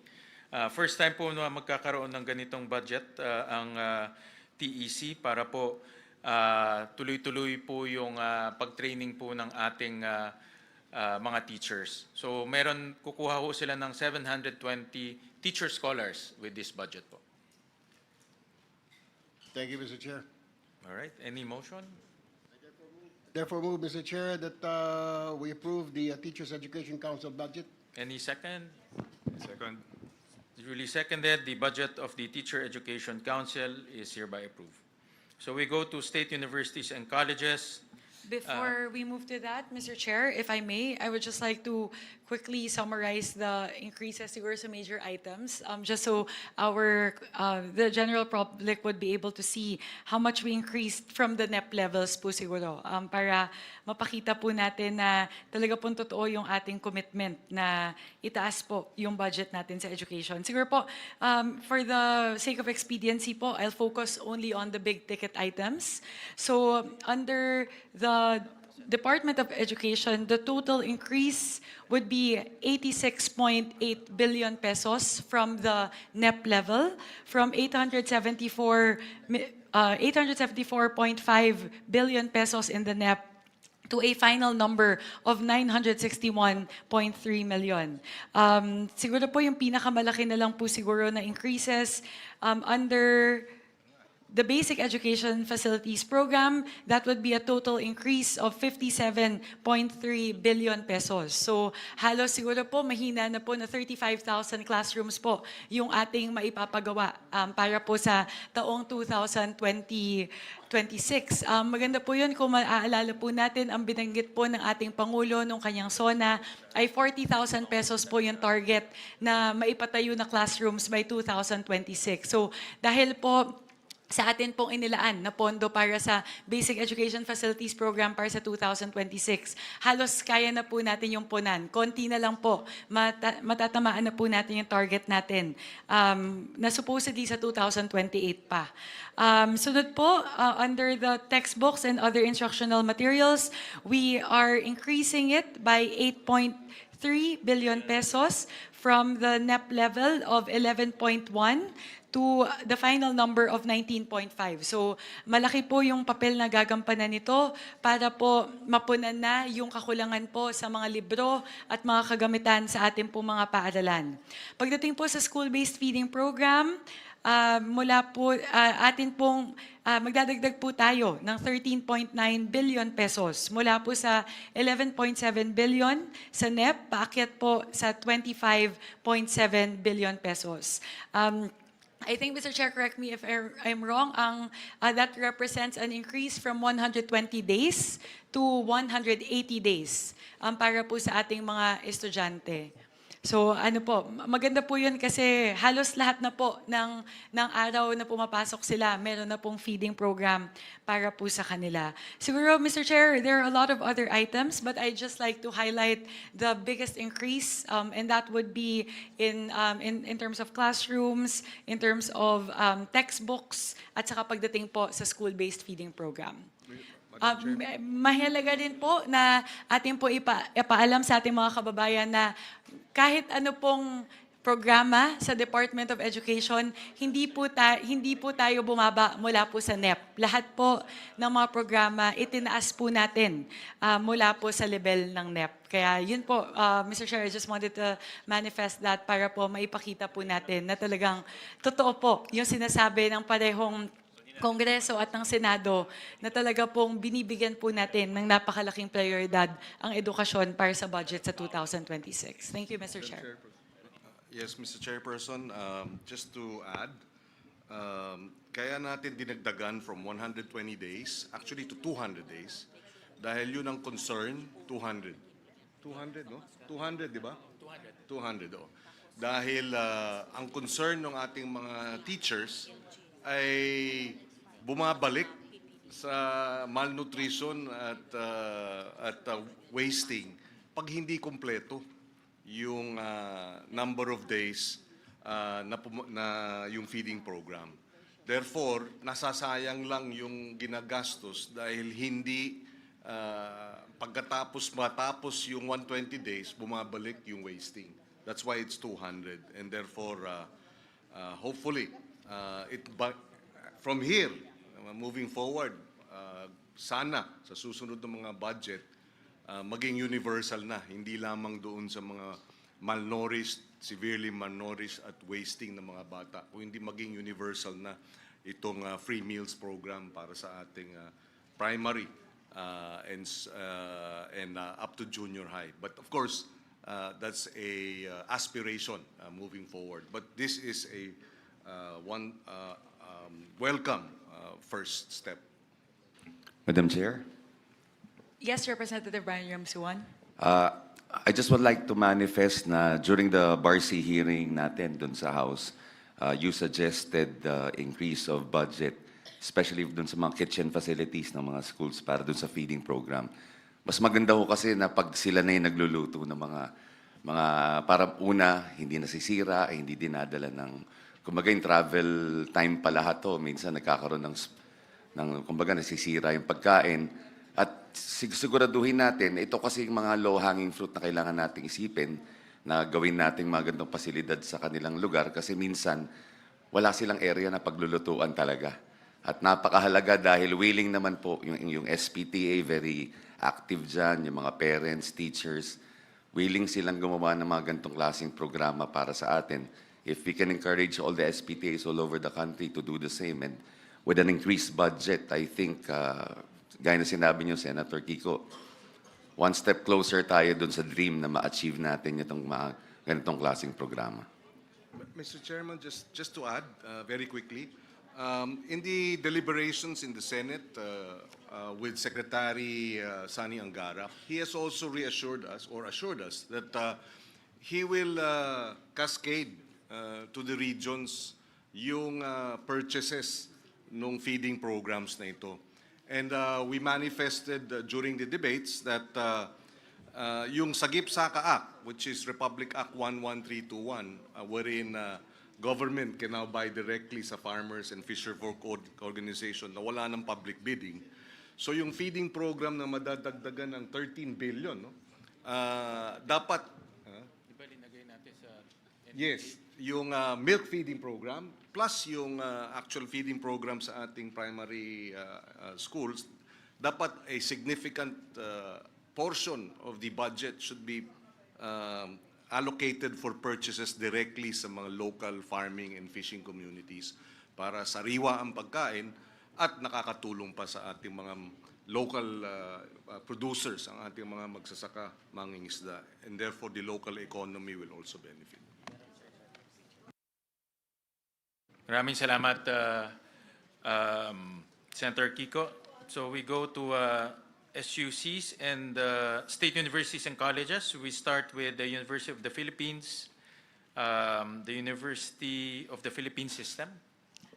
Mr. Chair, I just wanted to ask about this because there are 113 SUCs. If we go through each one line by line, that would be at least 1,000, like 500 line items that we have to go through. So my recommendation po, Mr. Chair, if I may, since there are substantial changes in the UP system, we can take that up separately. But as to the rest of the SUCs, perhaps we can tackle it by region. Kasi po medyo 113 SUCs po ito.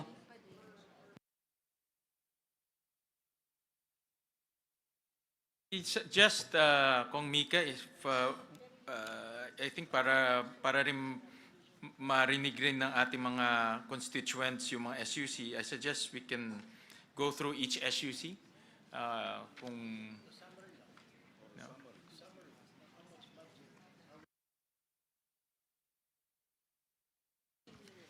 No, we're just, Mr. Chair, my suggestion is we'll just mention the total amount of budget for each SUC. Actually, ang per SUC will have about 2 or 3 locally funded project.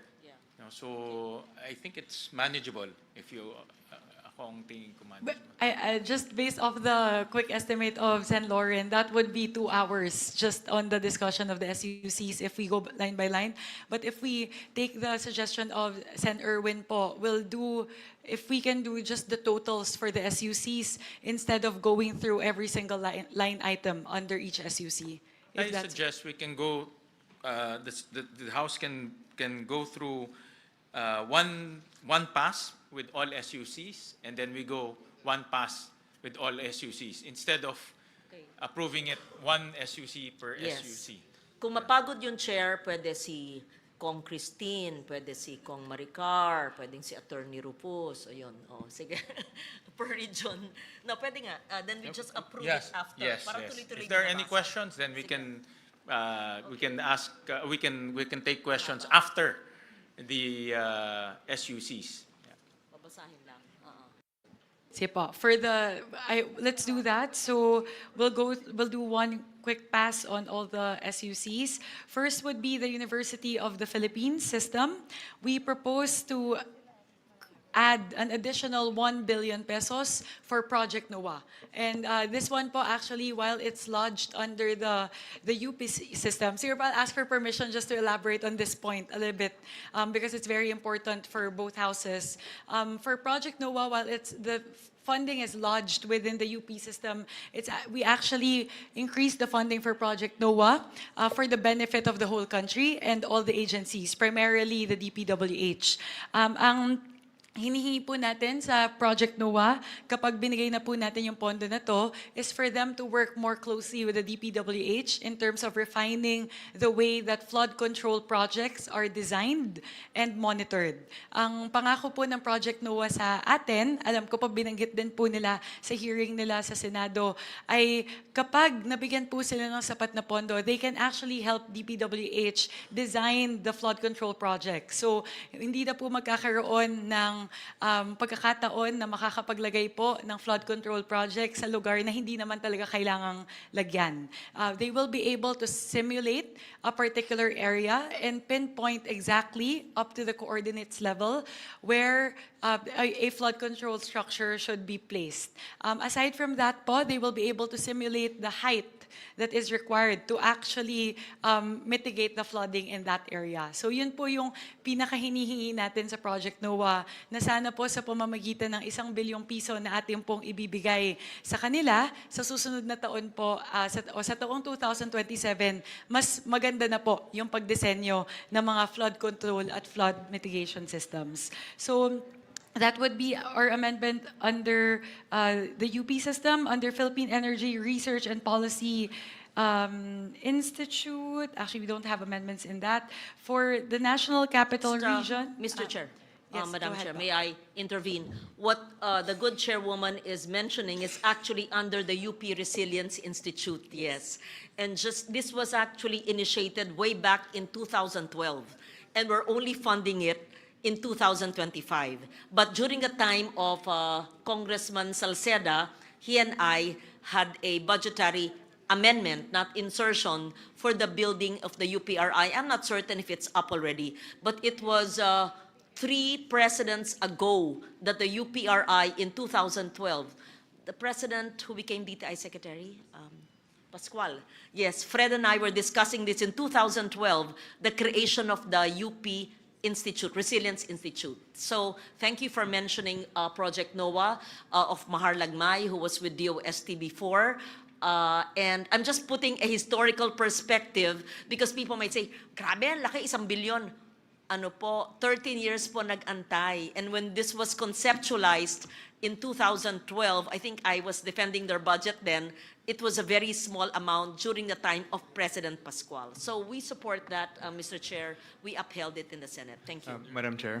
Thank you very much, Senator Lauren. Yes, Representative Happy Benitez. May I add to that manifestation? But before I begin with my manifestation, I'd like to say that as a first-timer bicameral committee member, I'm honored and grateful and the only neophyte on this contingent. I expect to listen intently, work collaboratively, and to pass a fair and impactful budget for the Filipino people. What I do want to share that it was House Bill number 2577 that I filed in Congress for the 20th Congress, supporting the National Resilience Institute to make it a national, the UP Resilience Institute in the UP system to become a National Resilience Institute. And I do want to share and to add that the UP RI, which was powered by Project NOAA, has made accurate and real-time, high-quality hazard maps. No, and it has been used by a lot of local government units. And ever since nangyayari po sa atin, yung mga climate disasters po sa atin, there's been, since it was updated in 2023, the website has had 35 million searches online. And during peak times, 2.6 million searches a day. Now, so it's very important that we can identify for flood mitigation efforts. And so, albeit this is seemingly large, 1 billion, but they need to update the hazard maps for the entire country, and last that has been updated was 2012. So I commend the chair, Chair Mika, and of course Barsi, as well as the Senate for putting the 1 billion to Project NOAA. Thank you. Thank you very much. Just to marry the manifestation of Senator Legarda and Representative Benitez, actually, yung point po ni Senator Lauren, tama po yun. Kasi in the last few years, I think, bumaba po sila from having over 500 billion in allocations down to only 36 million a year. So, and despite the huge budget cut, they were still able to create all of these accurate hazard maps, which a lot of our kababayans really rely on, especially in times of flooding and rains. Ang maganda po dito, pagdating po sa Project NOAA, they're able to pinpoint exactly what color each zone is in terms of flooding hazard. So there's red zone, orange, and yellow. So ang pinag-uusapan po sa DPWH ay pwede pong pagbasihan yung hazard maps ng Project NOAA para po malaman kung saan lang pwede maglagay ng flood control structures sa mga susunod na taon. So just to marry po, send with the manifestations of Representative Legarda and Senator Legarda and Representative Benitez. Moving on, Mr. Chair, after the UP system, we go to the schools under the National Capital Region. On the part of the House, we propose an increase to the Polytechnic University of the Philippines of an increase of 55 million pesos from the current 3.623 million in the NEP to 3.67 million. Where's the other 30? I'm missing. For the under the Ilocos region, we propose an increase of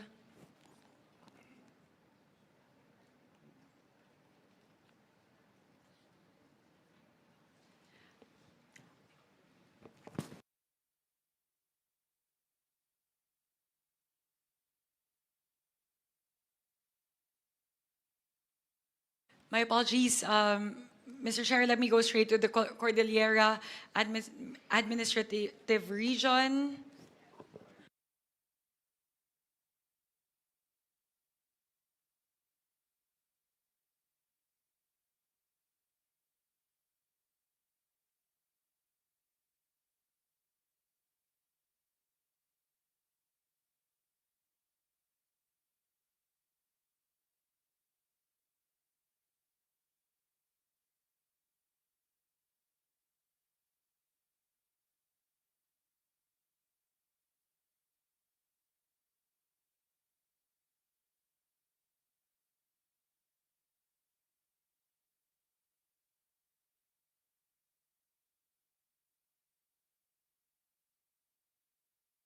Mr. Chair, may I request for a minute suspension? Session suspended.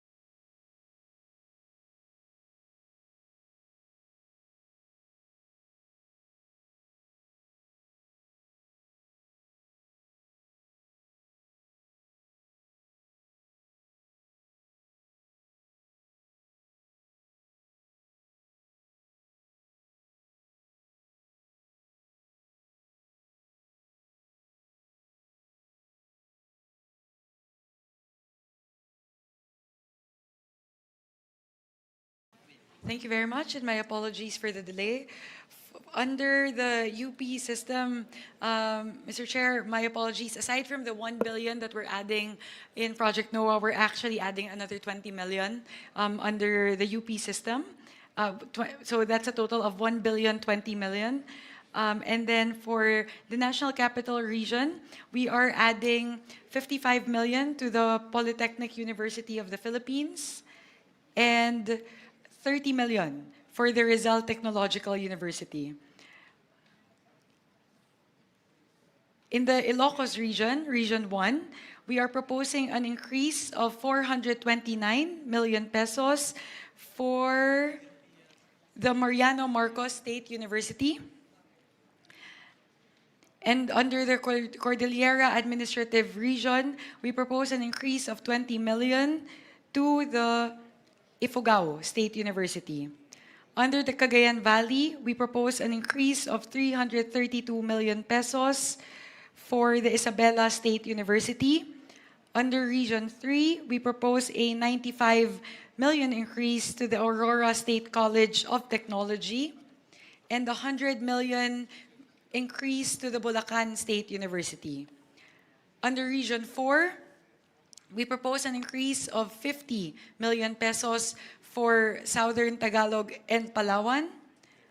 We propose an increase of 10 million pesos for Region 4 under Laguna State Polytechnic University. An increase of 40 million pesos to the Occidental Mindoro State College. An increase of 35 million pesos under the Catanduanes State University. An increase of 8.803 million for the Carlos C. Helado Memorial State College in the Negros Island region. An increase of 80 million pesos under Region 7, Cebu Technological University. In the region of Eastern Visayas, we propose an increase of 70 million pesos for Eastern Samar State University, 125 million pesos for Biliran Province State University or the Naval State University, an increase of 40 million pesos for the Samar State University, 30 million pesos for the Southern Leyte State University, 100 million pesos for the University of Eastern Philippines, and 150 million pesos for the Visayas State University. In Soxargen, Region 12, we propose an increase of 30 million pesos for the South Cotabato State College, an increase of 14 million pesos in the Bangsamoro Autonomous Region for the Mindanao State University. So, Mr. Chair, those are all of our proposed increases for state universities and colleges, totaling 2.859 billion pesos.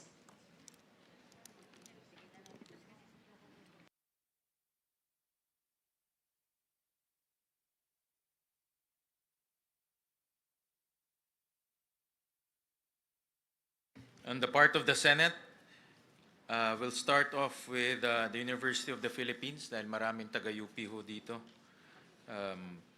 Itong Senator Kiko yata taga-UP. Senator Loren din.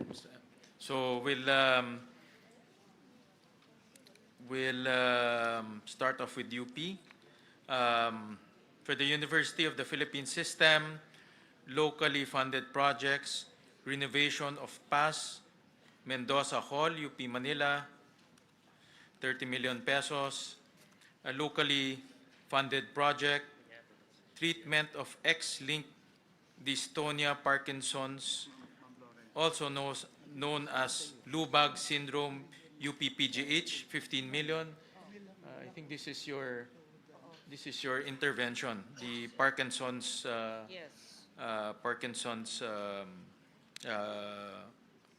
project. It's a very unique, it's a rare disease only found in the island of Panay in Region 6. Yun ang request ni Dr. Gap Legaspi. Is this under PGH or UP? PGH. PGH, no? Because PGH. PGH under UP. Yes. Okay. Thank you. Locally funded projects, digitalization of oral narratives, UP Visayas, 12 million pesos. Locally funded projects, scholarship programs for professional masters in tropical marine ecosystem management and professional masters in operations oceanography, PMMO, Marine Science Institute, UP Diliman, 10.9 million pesos. Locally funded projects, development and implementation of the Philippine Secondary Leavers Assessment, 2026 to 2027, 200 million pesos. Hospital Services Program,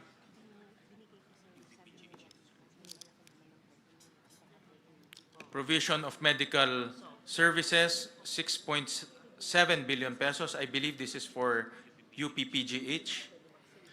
Hospital Services Program, Universal Care Fund for Zero Balance Billing, 800 million pesos. UP Philippine Eye Research Institute, UP Peri, 81 million pesos. Increase in carrying capacity of UP Manila College of Medicine Simulation Laboratory, 20 million pesos. Futures Thinking Research Program, UP Los Baños, 2 million pesos. Upgrading and commissioning of the Structural Engineering Laboratory for Earthquake Engineering, Institute of Civil Engineering, UP Diliman. Ba't wala to?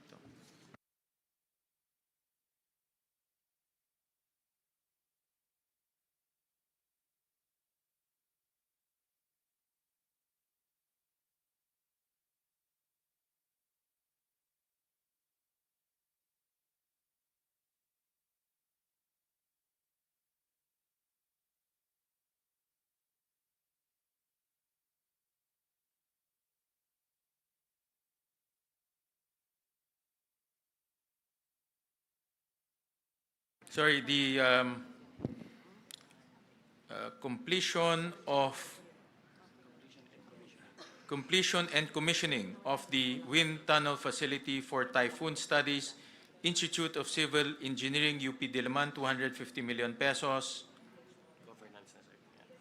Establishments of Governance Reform, Innovation and Transformation Laboratory, GRIT Labs, UP National College of Public Administration and Governance, UP Diliman, 30 million pesos. Student Athletes Training and Competition Assistance Program, 30 million pesos. Implementation of the National Vision Screening Program, UP Manila, 10 million pesos. Integrated Mentoring and Mental Wellness Program, UP College of Medicine, Manila, 5 million pesos. Construction, rehabilitation of audiovisual room, South Road Properties Campus, UP Cebu, 21 million pesos. Construction, completion of dormitory for graduate students, UP Los Baños, 21.4 million pesos. Establishment of Health Innovation Hub, UP Mindanao, 18 million pesos. Development of the UP Artificial Intelligence Research Tool, UP System, 5.4 million pesos. Digital Futures Research Hub, empowering doctoral graduates through a collaborative mentoring system, UP Open University, 12 million pesos. Heritage Digitization and Publication Project, National Institute of Islamic Studies and Civilizations, UP Institute of Islamic Studies, UP Diliman, 5.5 million pesos. Smart Library, National Institute of Islamic Studies and Civilizations, UP Institute of Islamic Studies, UP Diliman, 4.5 million pesos. Repair and Rehabilitation of Atienza Hall, Department of Military Science, UP Diliman, 10 million pesos. And we go to the Philippine Energy Research and Policy Institute. The proposal is to the amount of 72 million pesos. and it's composed of the following: General and Administration and Support, 30 million pesos. Research and Development and Policy Utilization Program, provision of research services and policy development, 23 million pesos. Operation Technical Advisory Extension Program, provision of extension services, 18.7 million pesos. Now for the other SUCs in the National Capital Region, the Eulogio Amang Rodriguez Institute of Science and Technology, the proposal is 530 million pesos, composed of repainting of Iris building and replacement of old roofing in Apilado and Nudas building, 10 million pesos.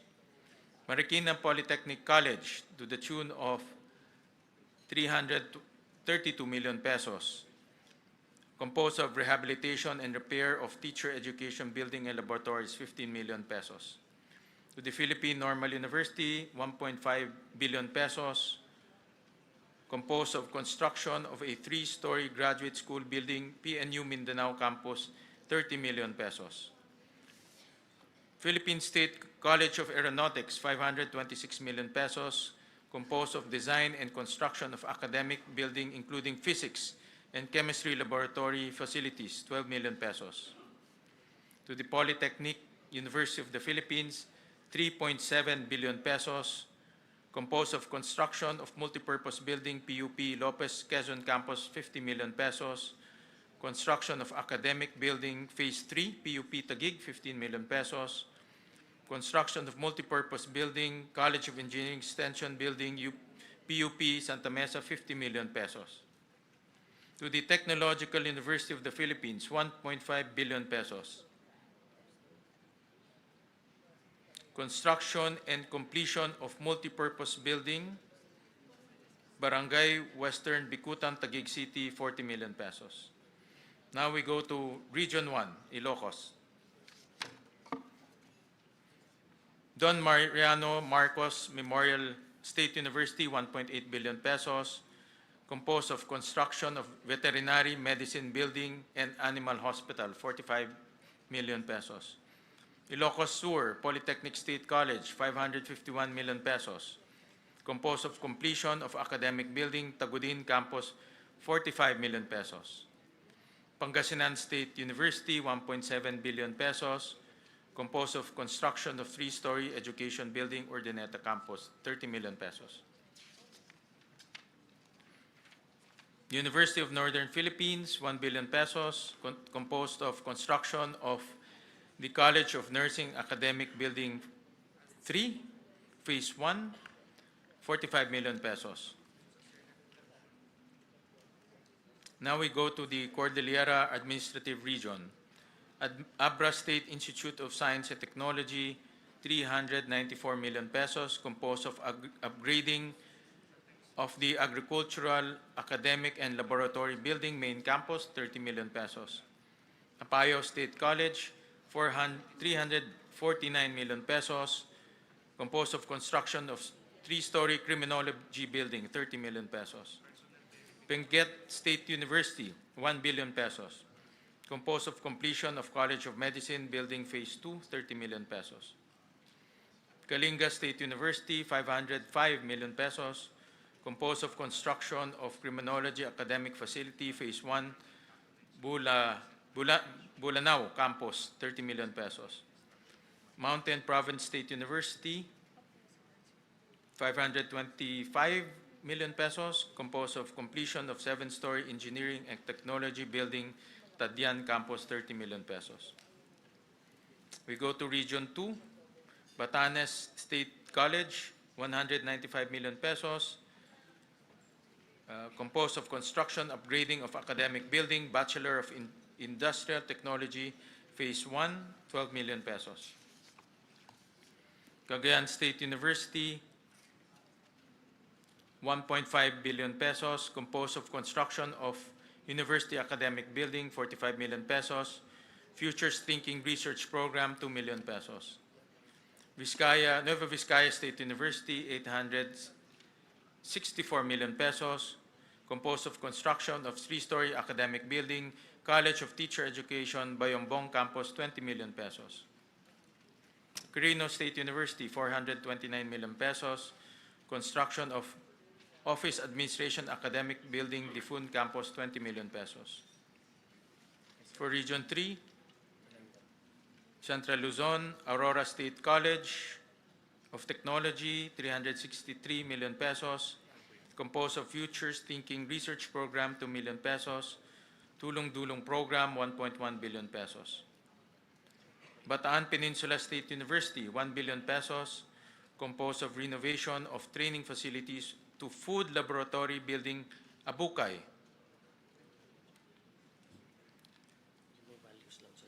Sorry, that's I read the wrong item. Rehabilitation of and extension of 2-story academic building, Balanga, Bataan, 35 million pesos.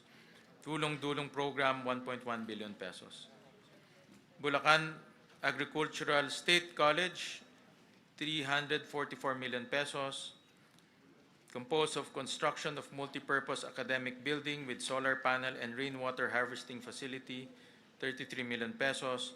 Tulong Dulong Program, 1.1 billion pesos. Bulacan State University, construction of Gender and Development Building at Campus 2, Malolos, Bulacan, 60 million pesos. Tulong Dulong Program, 1.1 billion pesos. Central Luzon State University, 1.2 billion pesos. Construction of climate, composed of construction of climate resilient General Academic Building A, 40 million pesos. Tulong Dulong Program, 1.1 billion pesos. Nueva Ecija University of Science and Technology, 1.4 billion pesos.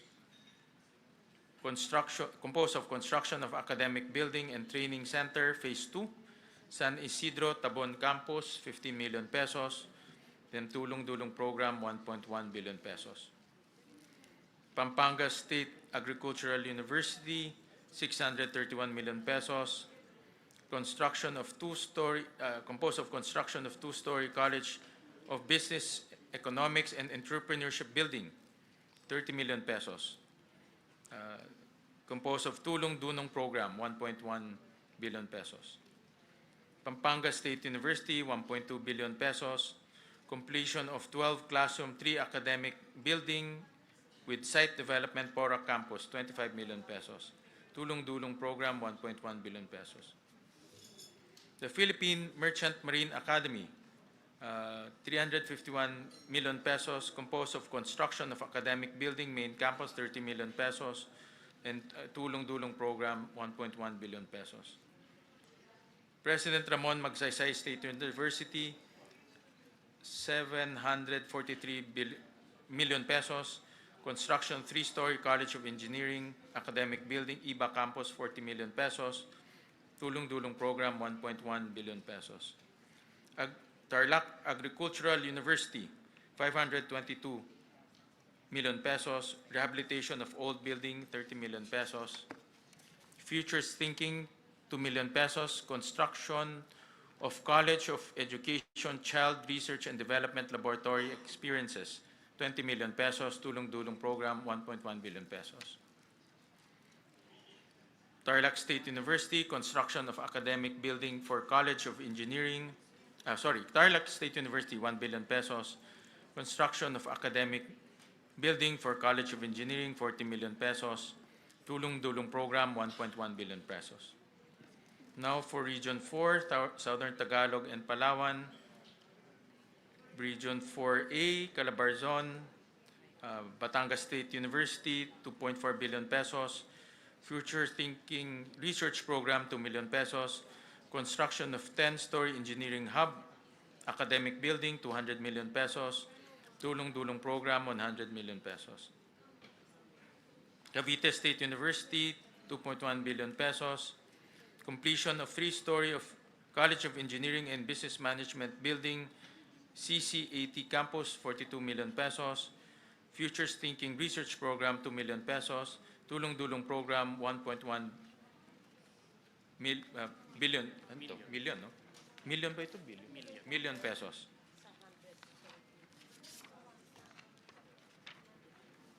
Laguna State Polytechnic College, 1.1 billion pesos. Construction of 4-story, 24-classroom academic building, 36 million pesos. Replacement of gymnasium roofing system, including sea-pouring repairs and installation, 6 million pesos. Tulong-dulong program, 1.1 million pesos. Southern Luzon State University, 761 million pesos. Tulong-dulong program, 1.1 billion pesos. 1.1 million. University of Rizal System, 934 million pesos. Rehabilitation of ISR Academic Building, Morong Campus, 12 million pesos. Tulong-dulong program, 1.1 million pesos. Marinduque State University, 418 million pesos. Futures Thinking Program, 2 million pesos. Construction of academic building for College of Arts and Sciences, 12 million pesos. Tulong-dulong program, 1.1 million pesos. Mindoro State University, 487 million pesos. Establishment of Industrial Technology Education Laboratory, Phase 2, 30 million pesos. Tulong-dulong program, 1.1 million pesos. Occidental Mindoro State College, 684 million pesos. Tulong-dulong program, 1.1 million pesos. Palawan State University, 1 billion pesos. Construction of 1-story academic and laboratory building, 3 classrooms at PSU Main Campus, Puerto Princesa City, 15 million pesos. Tulong-dulong program, 1.1 million pesos. Romblon State University, 615 million pesos. Composed of construction of academic building in RSU San Agustin Campus, 40 million pesos. Futures Thinking Research Program, 2 million pesos. Tulong-dulong program, 1.1 million pesos. Western Philippines University, 590 million pesos. Rehabilitation of Higher Education Building, Main Campus, 30 million pesos. Futures Thinking Research Program, 2 million pesos. Tulong-dulong, 1.1 million pesos. To Region 5, Bicol Region, Bicol State College of Applied Sciences and Technology, 318 million pesos. Construction of 5-story academic building 2, Phase 4, 15 million pesos. Bicol University, 1.1 billion pesos. Completion of BU College of Medicine Building Extension, 30 million pesos. Future Thinking Research Program, 2 million pesos. Construction of Bicol University Health Sciences Building, Legazpi City, Albay, Phase 1, 50 million pesos. Camarines Norte State College, 584 million pesos. Construction of 3-story IFMS Academic Building, Mercedes Campus, 30 million pesos. Camarines Sur Polytechnic Colleges, 744 million pesos. Construction of 4-story academic building, College of Health Sciences, Academic Building 4, Nabua Campus, 40 million pesos. Catanduanes State University, 793 million pesos. Completion of Student Convention Center with Amphitheater, 25 million pesos. Central Bicol State University of Agriculture, 1.2 billion pesos. Futures Thinking Research Program, 2 million pesos. Repair Rehabilitation of Electronics and Electrical Classrooms Building, CBSUA, Calabanga Campus, 12 million pesos. Dr. Emilio Espinosa Senior Memorial State College of Agriculture Technology, 346 million pesos. Construction of 4-story Smart Academic and Laboratory Building for Business Management Program, 30 million pesos. Futures Thinking Research Program, 2 million pesos. Partido State University, 727 million pesos. Construction of Criminology Academic Building, Lagonoy Campus, 24 million pesos. Futures Thinking Research Program, 2 million pesos. Sorsogon State University, 677 million pesos. Construction of Integrated Academic Laboratory and Library Building, 36 million pesos. Now we go to Region 6, Aklan State University, 760 million pesos. Composed of construction of academic building main campus, 30 million pesos. Capiz State University, 1.2 billion pesos, composed of construction of academic building and analytical laboratory for fisheries and marine researches, Pontevedra campus, 40 million pesos. Guimaras State University, 380 million pesos. Completion of CBM building main campus, 30 million pesos. Iloilo Science and Technology University, 1.1 billion pesos. Rehabilitation of vertical expansion of academic building, K building, Iloilo City Campus, 40 million pesos. Futures Thinking Research Program, 2 million pesos. Iloilo State University of Fisheries, Science and Technology, 601 million pesos. Futures Thinking Research Program, 2 million pesos. Completion of academic building main campus, 12 million pesos. Northern Iloilo State University, 827 million pesos. Construction of 3-story general academic building, 24 million pesos. University of Antique, 801 million pesos. This is in your hometown. Hindi ko amendment yan. Hindi. It's, ano yan? Committee. Salamat. Construction and completion of classroom buildings, Sibalom Campus, 14 million pesos. Construction, completion of classroom buildings, Libertad Campus, 14 million pesos. Futures Thinking Research Program, 2 million pesos. West Visayas State University, 2.3 billion pesos. Composed of rehabilitation of Ramon Magsaysay Hall, Academic Building, College of Physical Education, Sports, Culture, and Recreation, 15 million pesos.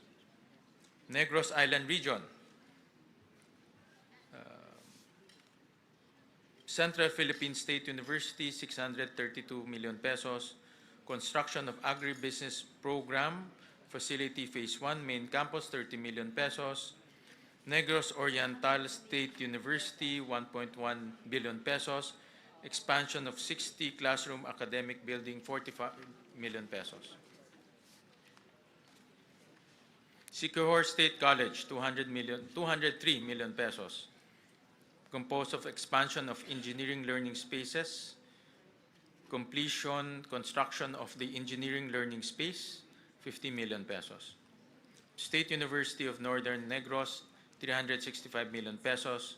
Construction, completion of nursing and allied health services academic building, phase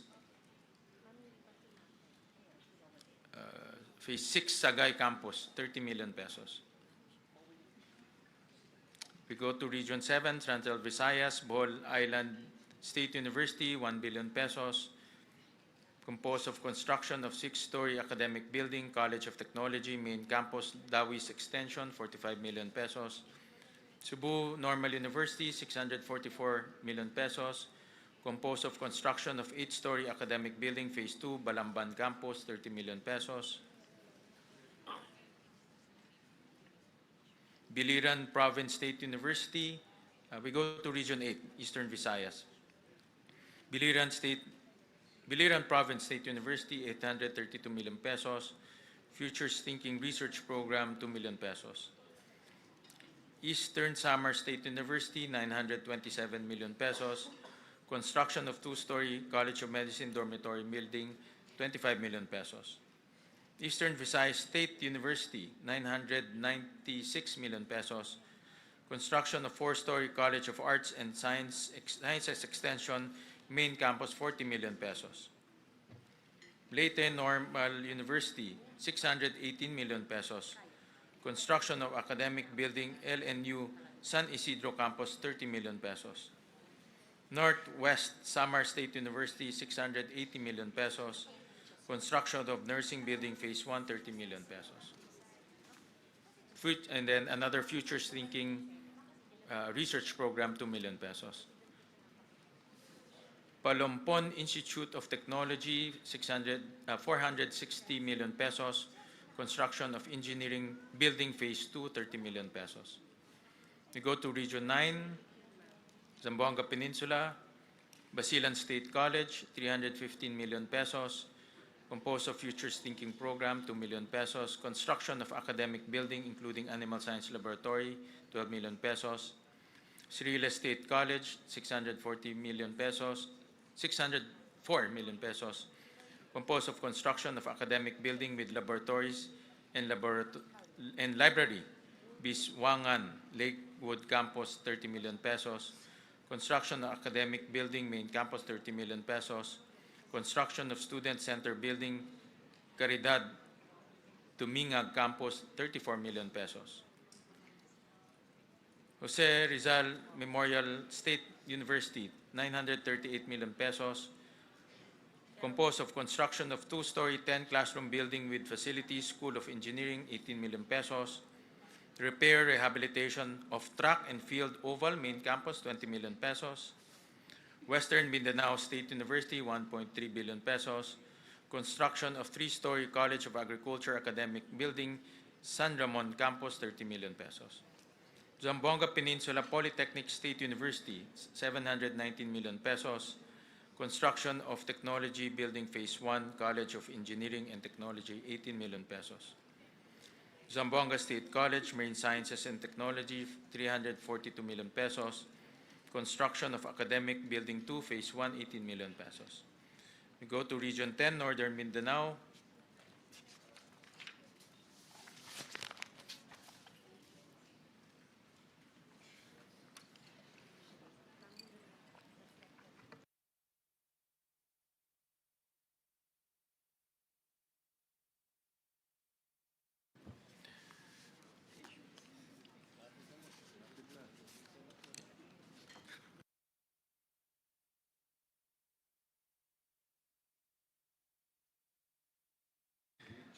Ano ba ito? Region 10. Bukidnon State University, 1.1 billion pesos. Completion of Buksu Hotel Training Laboratory for BSHM, 50 million pesos. Completion of 5-story academic building Phase 2, Quezon Campus, 25 million pesos. Completion of 5-story academic building, Kalilangan Campus, 25 million pesos. Construction of 3-story smart Camiguin Polytechnic State College. Ito parang kila ano ito Kila Thank JJ you, ito. Mr. Chair.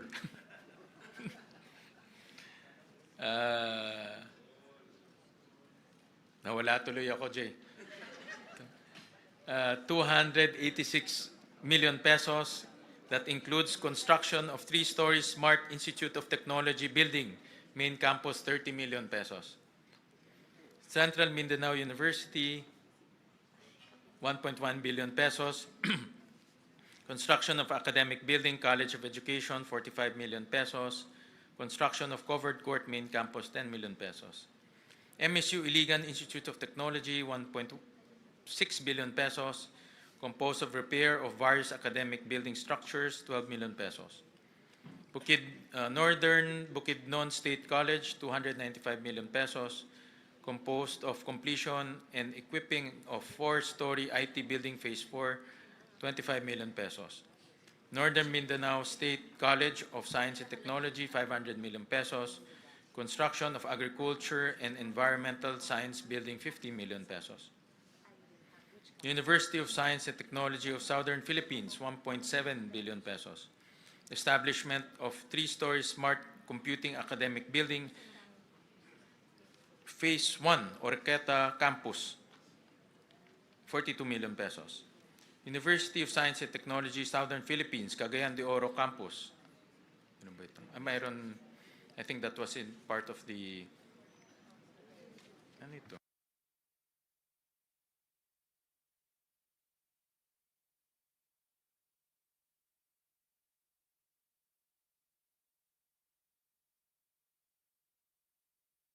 Okay, all right.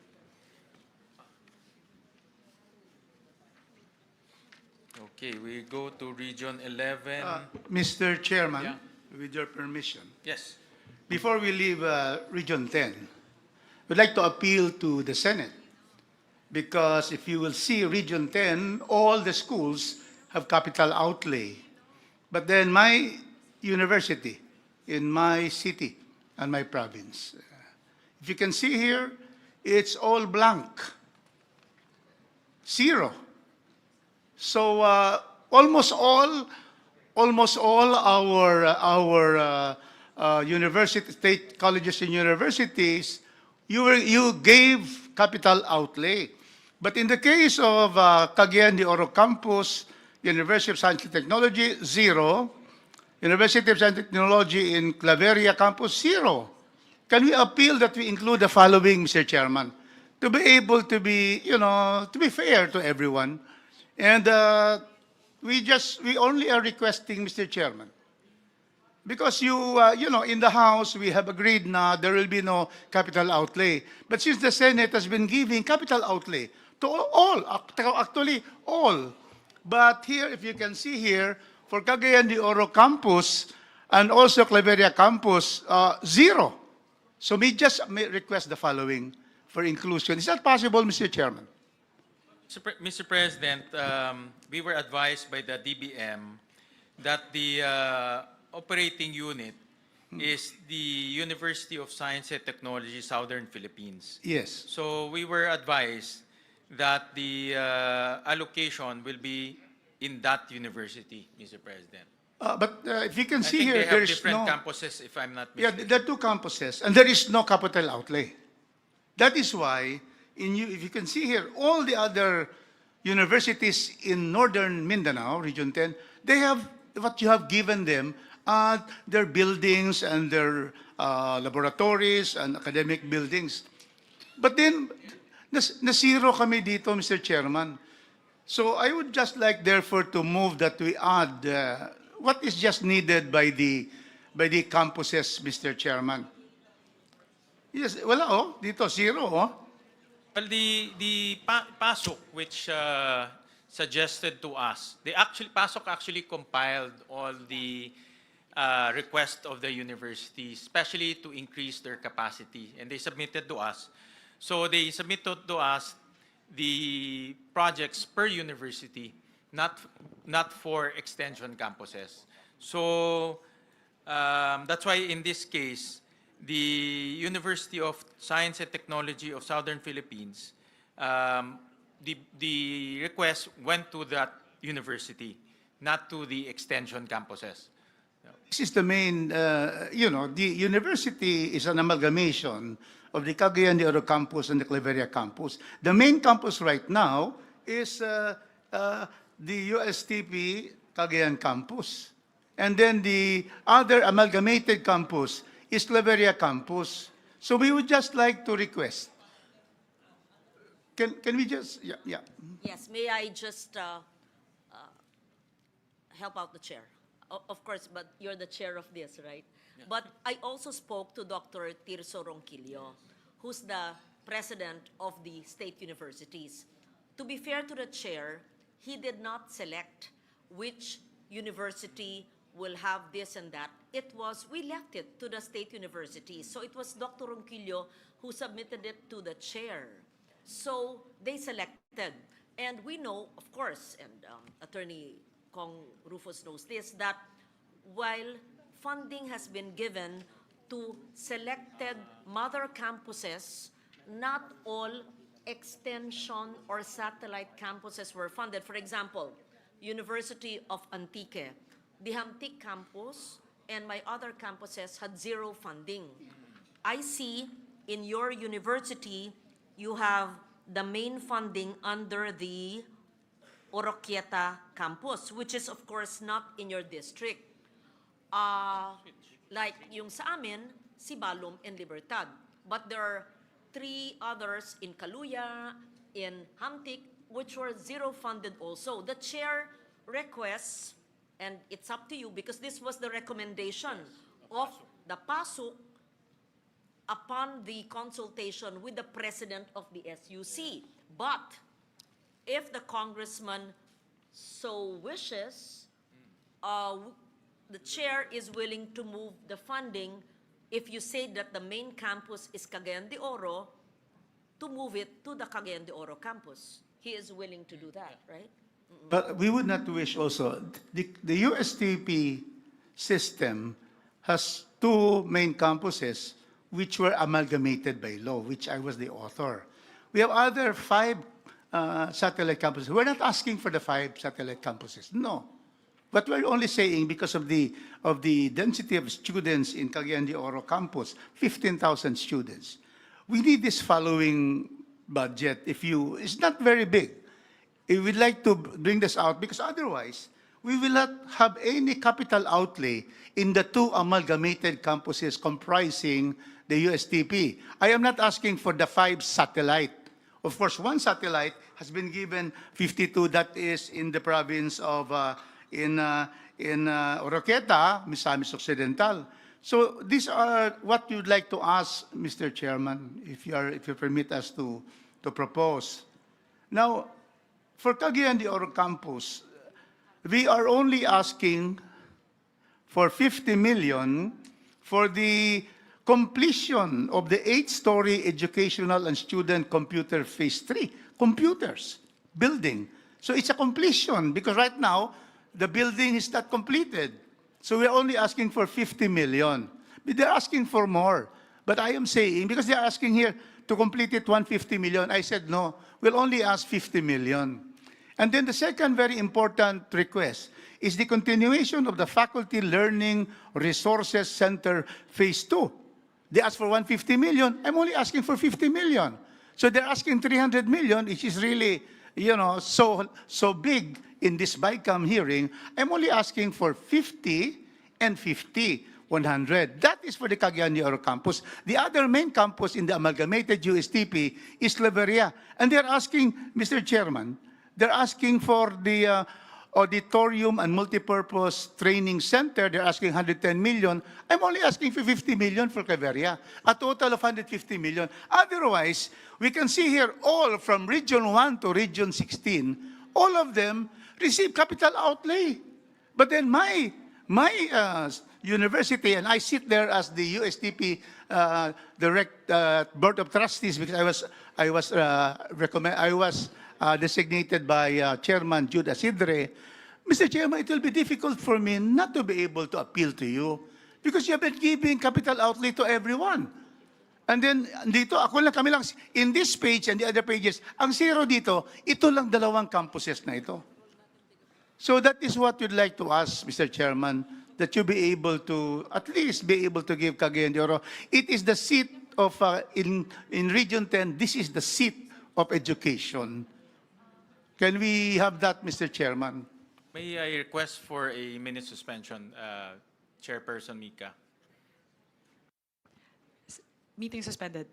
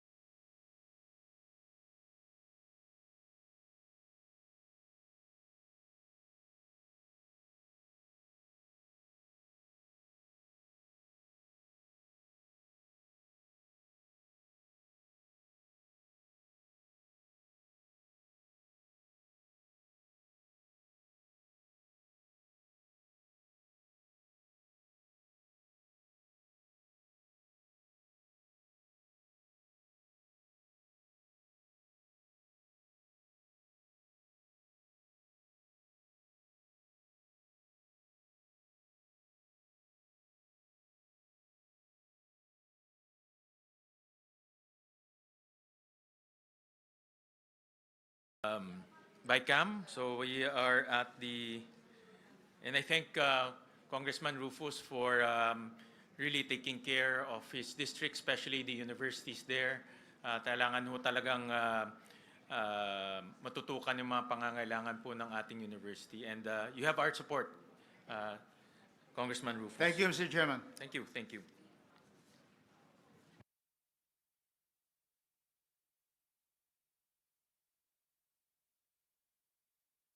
All right.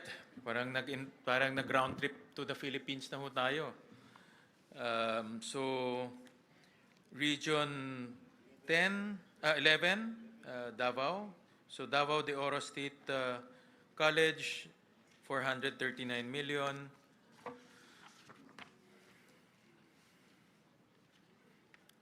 That includes construction of 5-story, 30 classroom, administrative, academic building. Phase 1, Maragusan Branch, 37.5 million pesos. Futures Thinking Research Program, 2 million pesos. Davao del Norte State College, 537 million pesos. Composed of construction of 4-story academic building, Phase 1 main campus, 30 million pesos. Future Thinking Research Program, 2 million pesos. Davao del Sur State College, 390 million pesos. Locally funded project retrofitting of damaged general education academic building, 30 million pesos. Davao Oriental State University, 669 million pesos. Futures Thinking Program, 2 million pesos. Construction of 3-story green technology building, Phase 4 main campus, 22.5 million pesos. Construction of 2-story modernized academic building, 18.5 million pesos. Southern Philippines Agribusiness and Marine Aquatic School of Technology, 266 million pesos. Completion of Program Learning Center, replacement of classroom damaged by earthquake, Phase 3, Malita Campus, 30 million pesos. University of Southern Philippines, 1 billion pesos. Composed of completion of 5-story academic building, Tagum Unit, Tagum Mabini Campus, 30 million pesos. Futures Thinking Research Program, 2 million pesos. Region 12, Soxergen, 2.3 million pesos. Cotabato Foundation College of Science and Technology, 240 million pesos. Construction of Criminology Building, 28.8 million pesos. Sultan Kudarat State University, 692 million pesos. Composed of construction of College of Medicine Building, Phase 2, 18 million pesos. University Southern Mindanao, 1.1 billion pesos. Establishment of Cacao Center of Excellence in Research, Development, Innovations, and Capacity Enhancement, 45 million pesos. Region 13, Caraga. Agusan del Sur State College of Agriculture and Technology, 544 million pesos.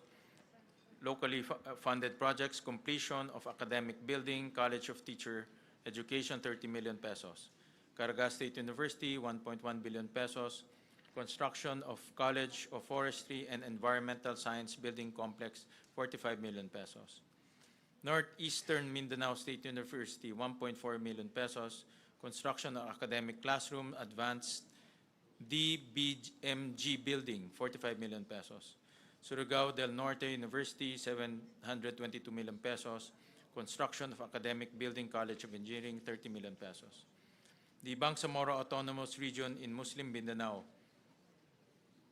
Adyong Memorial State College, 165 million pesos. Construction of Academic and Administrative Building, 18.5 million pesos. Cotabato State University, 407 million pesos. Construction of 5-story College and Art Science Building, 30 million pesos. Mindanao State University, 6.2 billion pesos. Improvement and upgrading of Academic Building, College of Engineering and Computing Sciences, MSU Maguindanao, 72 million pesos. Construction of Academic Facility for Peace, Culture, and Arts, MSU General Santos, 35 million pesos. MSU Tawi-Tawi College of Technology and Oceanography, 1 billion pesos. Repair of academic structures, 30 million pesos. Futures Thinking Program, 2 million pesos. Sulu State College, 476 million pesos. Construction of completion of 4-story academic building, 28.5 million pesos. Futures Thinking, 2 million pesos. Construction, completion of information communication technology building, 42 million pesos. Tawi-Tawi Regional Agricultural College, 279 million pesos. Construction of academic building, Tarawakan Campus, 24 million pesos. May, ano ito? Nakalimutan ko. I think I missed one university, Tarlac State University. Ito ba yun? This one? Center for Peace, Indigents, Center for Peace, Indigenous Peoples, Resources, and Development, CPIRD, 700,000. So any questions? I think that completes the SUCs. So any question, comments, motions? Mr. Chair, Sir Chair. Yeah. ikaw na mag- Madam Chair. Madam Chair.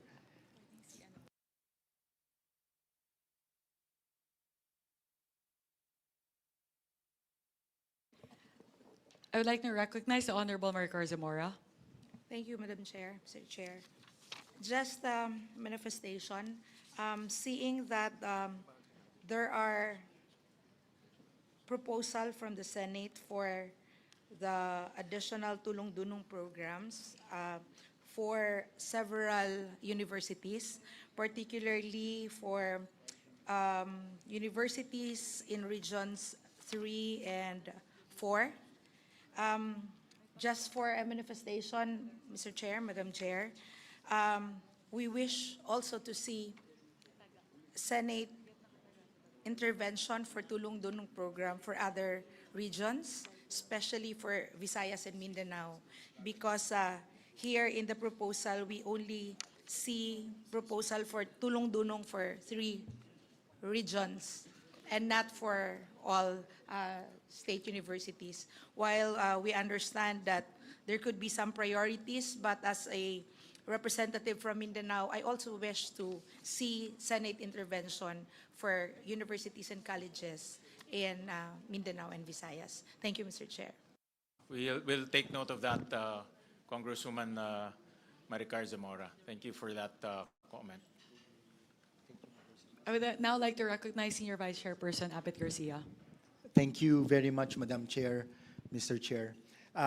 May tanong lang po ako, Madam Chair. If you remember, during the budget hearing ng mga state universities sa House, and it was chaired by 3 vice chairs ng Luzon, Visayas, Mindanao, ng mga state universities, ang pinakamalaking hiniling nila or concern nila ay yung utang na for many years ay hindi nababayaran sila sa kanila with regards to free college education na by law kailangan nababayaran sila at nare-replenish sa pondo nila.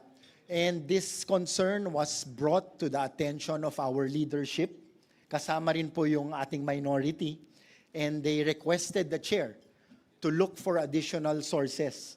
So this was presented earlier na nakahanap po kayo ng fiscal space sa NEP to the tune of 4 billion pesos at nakahanap po kayo ng idle funds sa Higher Education Development Fund to the tune of 7 plus billion pesos to complete the 12 billion peso na utang. So I just want to make sure, Mr. Chair, na dito sa aproba natin, yung mga state universities totaling to around 114 who in the version of the House are bent to receive a windfall amount. I just want to make sure na dito sa final version ay matutuloy ito dahil ito yung matagal nang iniintay ng ating mga state universities at ng ating mga estudyante. Madam Chair, Mr. Chair. Thank you, SVC. So, ano po, the assurance that we can give is intact po yun. So dalawang bagay po yun. As mentioned earlier, we already gave an additional 2.8 billion pesos for the state university. So yun po talaga allocation nila for their different locally funded projects. On top of that, we will be giving them the windfall amount that would result to the payment of deficiencies to SUCs. So ito pong yung 12.31 billion pesos to be exact na ibabayad po sa mga SUCs dun po sa kakulangan sa implementasyon ng UACTE ay idadagdag pa po dun sa idinagdag po ng Kongreso at ng Senado para po sa 114 na mga state universities and colleges. So in effect po, I believe, Sen Win, may I ask po what would be the total increase to the 114 state universities and colleges?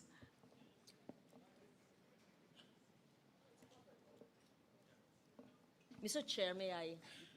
Because this, remember, it was Yeah. a non-working, May bagyo. stormy day when we met with all the state universities and colleges presidents in Manila Polo Club, the chair and myself, and the hearing was canceled in the Senate, and we still met with them with Dr. Tirso Ronquillo. And they brought up the subject matter of what Congressman, my dear friend Abet Garcia mentioned, and of course, we told them that no matter what, we will ensure that in the GAA and in forthcoming years, the budget for the free quality tertiary education would be based on the current enrollment, not on a computed number which was wrong. I don't want to blame an agency of government. Having said that, we assure the House that whatever amendment you did, and the source would be the Higher Education Fund, Chair Shirley Agrupis had confirmed that in the hearing, because whatever was discussed in that privately held meeting was replayed, if I may use that word, in the Senate hearing and in plenary as well. And we will ensure that that is carried until the Bicam, until it is signed by the President. Let us also kindly put it on record that when the DBM puts the amount, it must follow the current year's enrollment and the possibility of the increasing enrollment. The reason for the backlog or the lack of funds in the past years was a wrong computation used allegedly, I don't want to blame, by the DBM. But I believe it's resolved, Mr. Chair. Is that accurate? Yes. And the funds are provided for, as of now, in the Senate version. Yes. Thank you for raising that, Congressman Garcia. I recall in your hearing in the House, yes, that was discussed as well. Yes, thank you. Yes, Senator Loren. Thank you, Mr. Chair. Actually, Thank that's you, a Madam Chair. long-time problem. I think that problem has been plaguing the SUCs for many years. And finally, both the House and the Senate has finally resolved this by allocating 4 billion from the GAA or from the budget and another 8 billion from the Higher Education Development Fund. So tapos na ho yung problema na yun. Yes, But kailangan ma-resolve yung formula ko or else babalik ulit yung problema Yes, next year. Correct. Thank you, Chair, for raising that. Let it be said that every year, hindi dapat ginagamot ng Bicam o ng Kongreso o ng Senado ang kakulangan. Kaya nga dapat tama na yung komputasyon para sa NEP pa lang tama na. Kasi batas ito. This is similar to the PhilHealth issue. Bakit tinimbang ngunit kulang? Bakit 53 ba bilang sa NEP ng 2026, dapat plus 16B kung tama yung computation. So ganun din sa free college education. Dapat tama ang computation ayon sa mga enrollees sa susunod na taon para hindi gagamutin na naman, hahabulin sa GAB o sa GAA. Yeah, so I'm glad we are of the same mind and we share that advocacy, all of us in this hall today, so we make sure that the NEP next 2027 will be correctly computed. Thank you for raising that. I'll just add to that. So we actually put in two special provisions pertaining to this. The first would be to ensure that the HEDF will be committed by CHED towards this purpose. Because in the previous years, we found out that apparently the HEDF has been accumulating for the last 27 years, untouched. Nakita po namin na meron pong laman na 12 billion pesos sa HEDF na higit 2 dekada na natutulog. So when we were able to see that, we created a special provision as reflected in the HGAB to make sure, essentially to force CHED to commit and DBM also to commit to releasing the 7.82 billion pesos for the purpose of paying the deficiency to SUC. So talaga pong we made sure that the special provision is so specific that DBM and CHED will really have to comply. We even put in the amount so they would no longer be able to flex out of the situation. The second one po, to the point of Senator Lauren, in terms of the computation, essentially the shortfall every single year emanated from the fact that there's a discrepancy in terms of the estimated number of enrollees as reflected in the NEP and the actual number of enrollees. Lumaki po ng lumaki yung gap every year. So we put in another special provision in the HGAB, and this is something that we would have to reconcile as well, wherein we essentially mandated PASOK, CHED, and the DBM that during the budget call, they already need to do that alignment. And there would be a deadline for SUCs to submit their projected enrollees for the following year. So just to say, we're doing this, we're doing a two-pronged approach. First is that we will pay the current deficiency to SUCs amounting to 12.31 billion. Para po yung kakulangan for the last 5 years, okay na yon, done na po, settled na.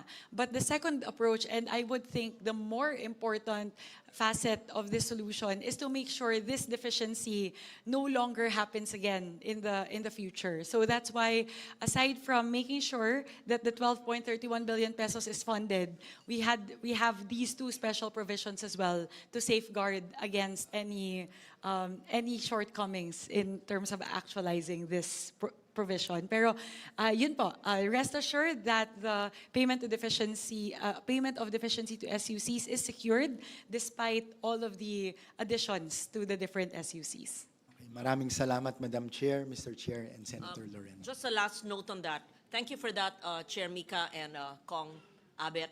Alam niyo, sinabi ng mga SUCs, dahil sila nag-aabono para punuin yung batas na ginawa natin, nawawalan sila ng pondo sa mga regular programs sa kabataan. So ang nawala talaga yung mga benepisyo ng mga bata. Ang dami nilang kinancel na ongoing programs na just to fill in the billions that were missing for the past year. So this is really a very good step that both houses are doing, that we're filling it up. And again, dapat tama na sa NEP 2027. So thank you for bringing it up. Mr. Chair, Madam Chair. Yes, Representative Pepito Alvarez. Kung wala na ibang issue, I move for the omnibus approval of all budget of the issues in all regions. So move, Mr. Chair. Thank you. Duly seconded by our colleagues. The budget, yes. Just very quickly for the information of not just our colleagues, but those who are viewing us live stream through live streaming.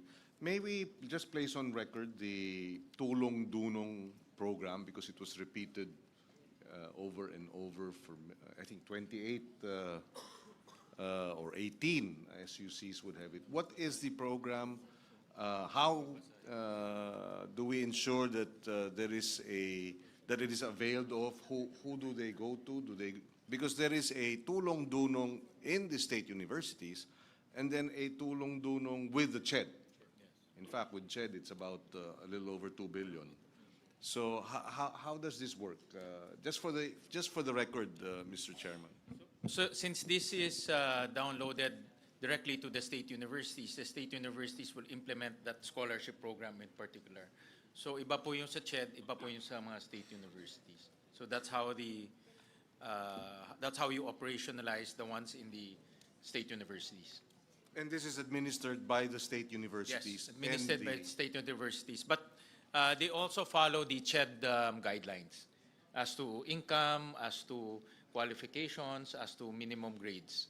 How does that work in tandem with the free universal tertiary level education? From what I see on the ground, so free higher education, wala silang tuition fee, but in poorest of the poor, they give additional stipend so that they can buy books, they can buy materials for their subjects or for their course. So that's how they extend help to those who need extra help, even though it's already free in terms of tuition fees. Thank you, Mr. Chairman. All right, so Mr. Chair, sorry, that's a very actually valid question. I think that was a point of Representative Zamora earlier.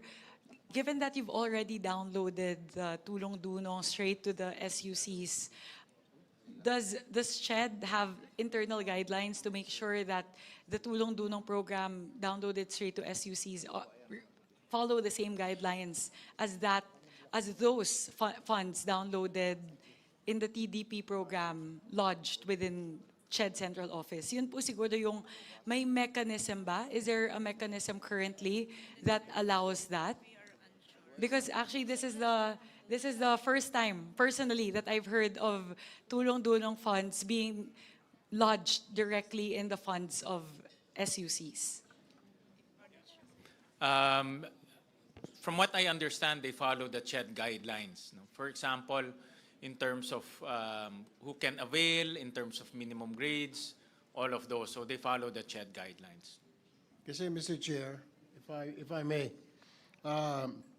notice, Mr. Chair, in some of the state universities, like here in Cordillera, they don't have that Tulong Dunong. Also in Cagayan Valley, I see Tulong Dunong dito lang po sa Central Luzon and other regions, pero doon po sa CAR and then sa Ilocos region, maging dito po sa NCR, wala po tayong Tulong Dunong. So parang may mga lugar na may Tulong Dunong, pero may mga state universities na wala naman po. It depends on kung meron pong mga requests from the state universities. So kung meron silang mga requests, nagpapadala ho sila ng mga request letters sa Senate at doon naman po rin-rationalize kung sino po ang makakatanggap. And also, Mr. Chair, siguro we have to inform the school itself, the management, to inform the students. Kasi may mga students po, Mr. Chair, na hindi nila alam na there's such thing as a scholarship or funding for their board and lodging, etc.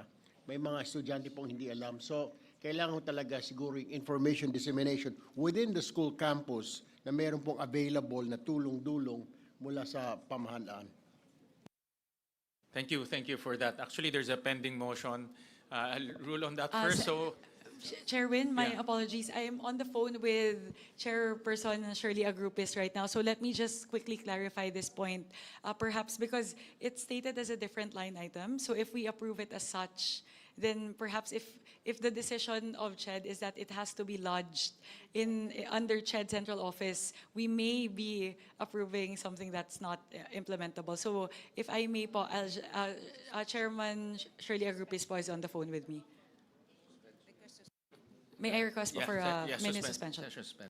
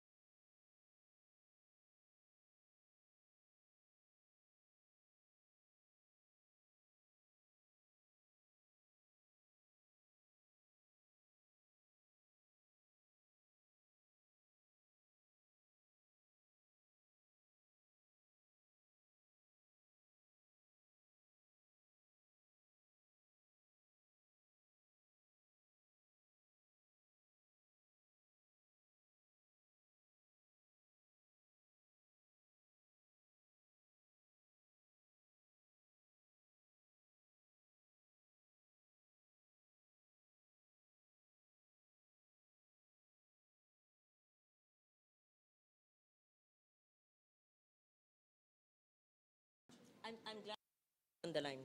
I remember when Shirley was a SUC president, she used to request for scholarships.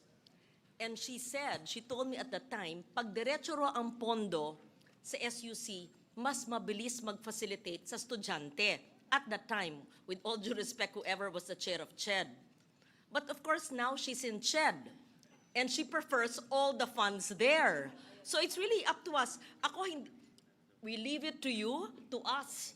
Anong mas maganda? Kasi the SUC presidents, they want the funds diretso so that they should not ask CHED, that's a processing din sa kanila. Pag diretso, then they decide the 4P scholars, poorest of the poor, whoever.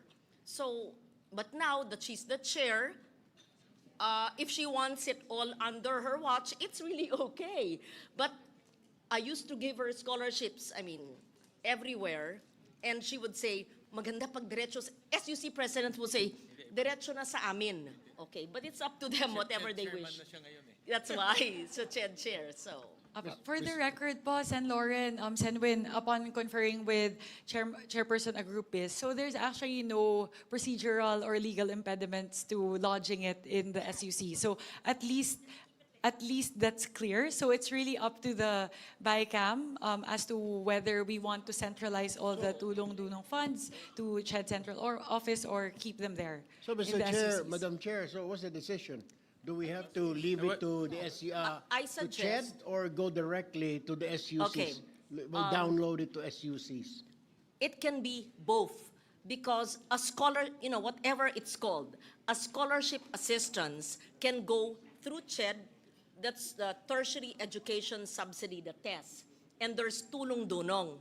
But a scholarship assistance can also be an amendment to a specific SUC. For example, yung SUC ni attorney ko.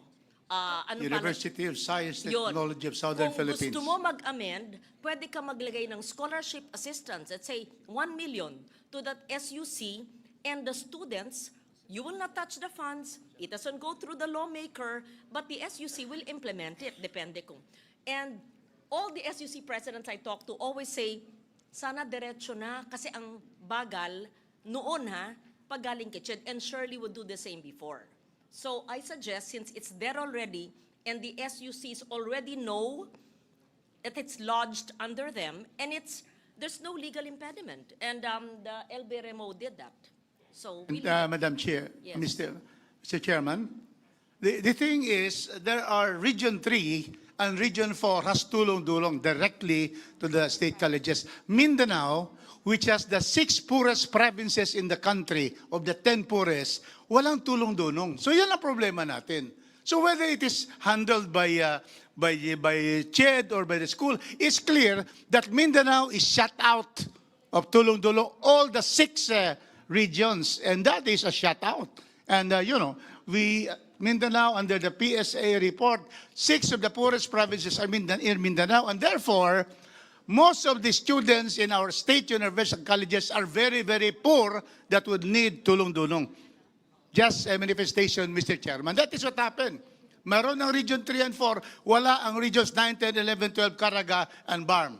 Alam mo, Mr. Chair, Madam Chair, I agree with Congressman Rufus. Wala naman po siguro state college universities na walang mahirap na estudyante. Kaya po sila nandyan because they don't have money. Magandang sinabi nyo. So we can move to put tulong-dunong directly to all SUCs, assuming there's fiscal space. I would like that. I hope we can do that, as long as there's fiscal space. Yes, there's none in Mindanao. If the 2 chairs would agree, but where do you find the funds that you will take it from? So the options would be to put the tulong-dunong, which is on the record, back to CHED, right? Back to CHED, and nothing would stay in any SUC, or we give all SUCs as manifested by Congressman Rodriguez. So I leave it to the body. Mr. Chairman, well, with the permission of the chairman, as it is, CHED has 2 billion of the tulong-dunong, and therefore maybe a special provision to provide that such amounts should be allocated to state universities where the tulong-dunong budget or is not available or something like that, Mr. President. Or we can start, pero maliit yung 2 billion. Yeah, I think we can, Mr. Chair, Madam Chair, I think we can start doing that. Spread out this 2 billion or kahit na mga 2.5, magtira ka na lang sa CHED na mga 200 million or 500 million, then 2.2 will go to the state universities and colleges. It will be easier and quicker for the students to ask for assistance rather than magre-request pang SUC sa CHED and then babalik pa. It will take some time. Baka tapos na yung klase, tsaka palang dumarating yung tulong-duno. The only, I'm okay with both options. The only impediment I'm seeing in the other option, which is to lodge it into the different SUCs, is that we relied on the information from Chairperson Agrupis as to the estimate of how much tulong-dunong they would need for the following year. And I don't know how granular her data is. Does she already know how much each of the SUCs would need? I think that's the only impediment that I'm seeing, given the time constraint also that the Bicam would need to come up with a report and then we would need to have it ready as soon as possible. So given that, just looking at the time constraint on having to put together the Bicam report at the soonest possible time, the option I'm leaning towards is to centralize all tulong-dunong to CHED, central office. So I think there's a meeting of the minds to centralize it. So there's a pending motion to approve it. May I have, will you amend the motion? The tulong-dunong in the universities that were mentioned will now be under the CHED tulong-dunong. Yes, I move. All right. Second the motion. That's the case. The budget of the SUCs, including the University of the Philippines, is now approved. And the tulong-dulong program that were mentioned in each universities will be transferred to the CHED. Mr. Chairman? All right. Yes, just say, I did the math. No? I was listening to the amounts that were allocated earlier. 1 million, 2 million per SUC, no? But if my math is correct, if it's 2 billion and there are 113 state universities, that's about 17 million each.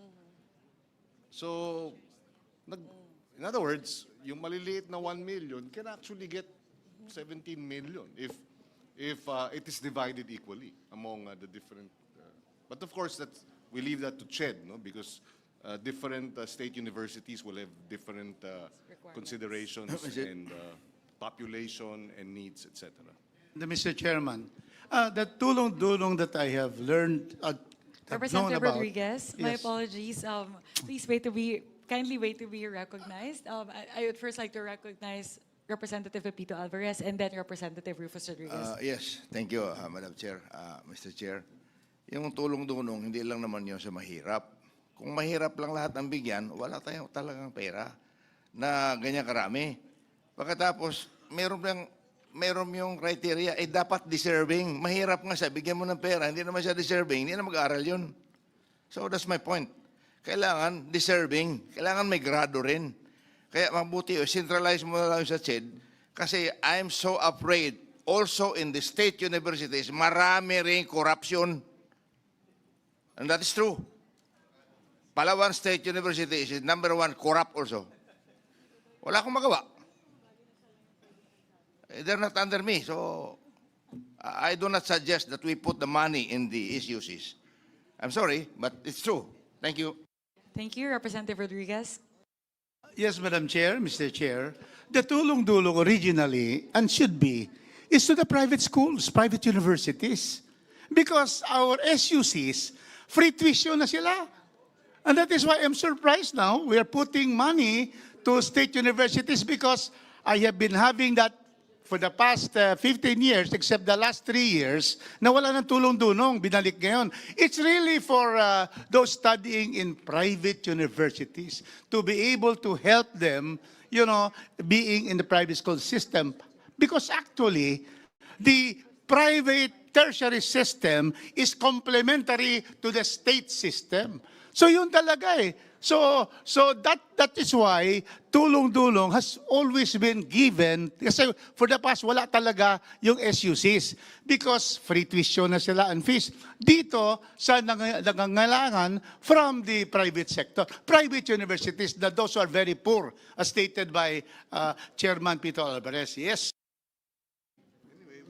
Thank you. Yes, so with that, we already voted, so we just want to seek the assurance of Chairperson Agrupias. Please make sure that the Tulong Dunong program is implemented a lot quicker than it used to be in the previous years. Kasi po dati, graduate na yung estudyante, hindi pa lumalabas yung scholarship grant nila. So hopefully with the funding that we're giving them for fiscal year 2026, the implementation of the Tulong Dunong program will also be improved. Gusto ko lang pahabol, Madam Chair, Mr. Chair. I mean, point of clarification. Tulong Dunong is not only for like tuition fees. Rather, it is also being used by poor students at SUCs, particularly in provinces. Board and lodging, transportation, food, and allowances. Kaya doon nga sila sa SUCs. Kaya nga, that's why they need that. That's my point of view, Mr. Chair, Madam Chair. Thank you. Hindi dumating yung tulong, kaya hindi nadagdagan yung dunong. Graduate.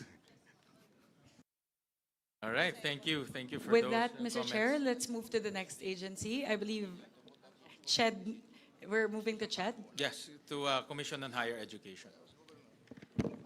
Mr. Chair, on the part of CHED, we'll just wait for the screen to catch up.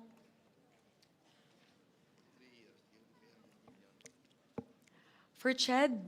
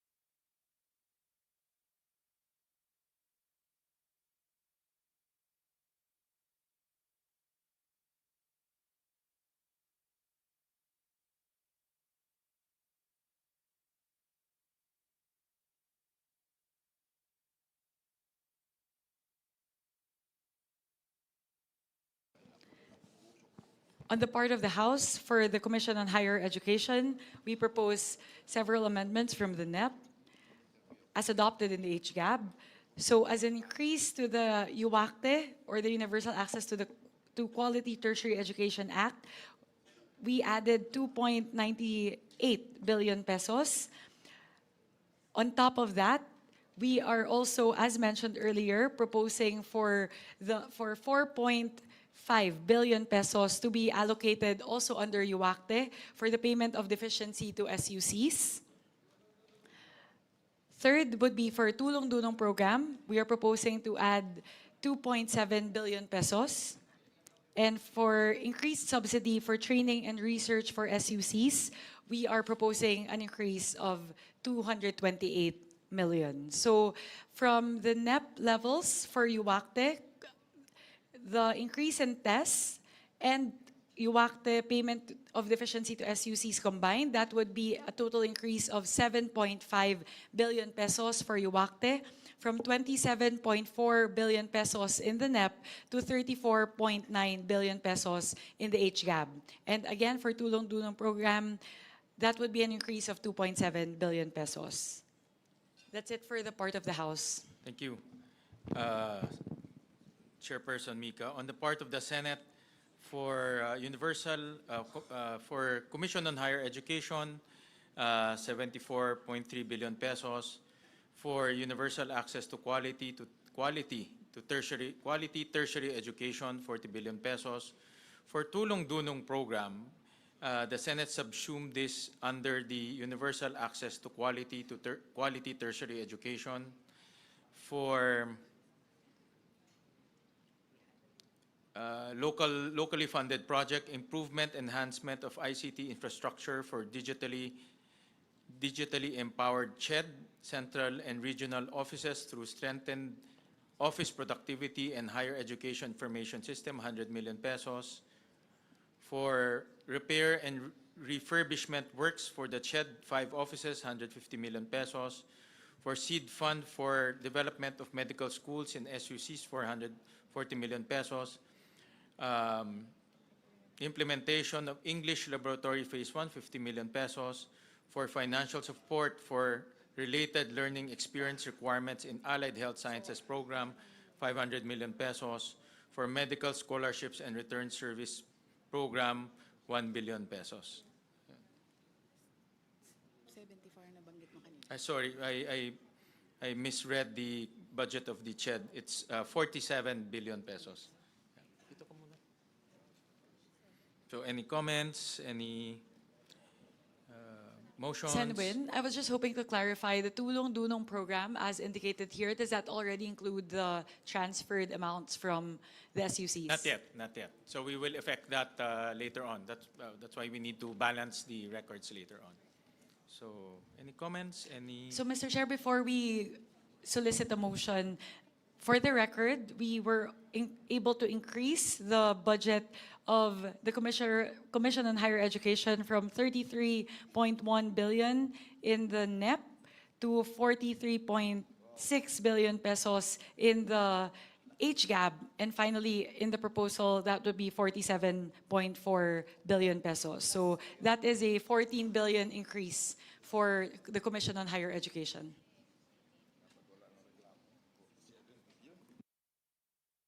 Any motion? Any questions?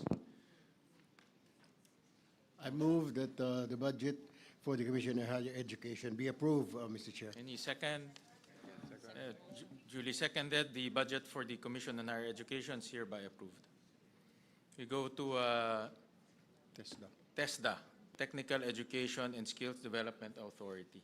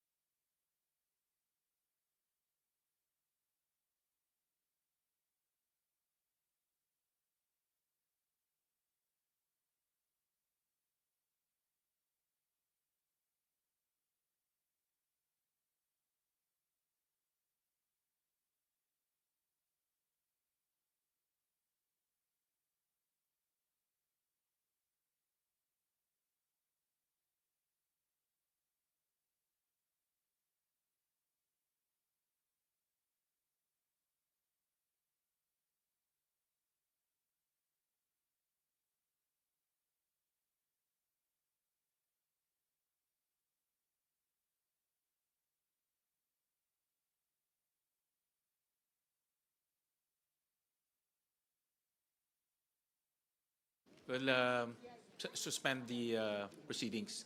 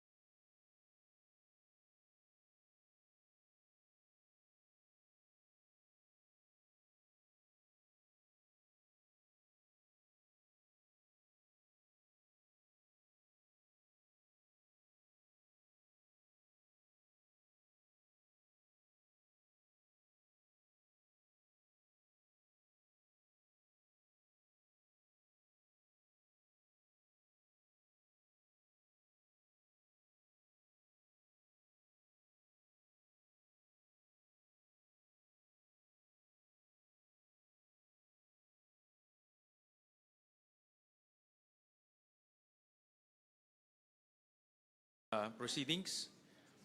Thank you, Senwin, and to the Bicam conferees for indulging the few minutes. I called Sec Kiko Benitez just to clear something about the special provision indicated under TWSP. So before I get to that, so I'll first note the amounts that we added for under the Technical Education and Skills Development Authority from a four-step. We propose to add 2.09 billion pesos, bringing it from 12.6 billion in the NEP to 14.7 billion in the HGAB. Subsequently, for the TWSP, we propose to add 1.54 billion pesos to change it from 5.3 billion pesos in the NEP up to 6.8 billion pesos in the HGAB. So, Senwin, just wanted to clarify on one point because one of the disagreeing points between the HGAB and the Senate version pertaining to the special provision of TWSP is that upon the request of Secretary Kiko Benitez, the amount as indicated in the TWSP would have to be broken down into different courses with amounts specified for each type of course. We conferred with Sec Kiko Benitez kasi po medyo nawawalan po ng flexibility if the amounts are indicated specifically for each of the different courses. So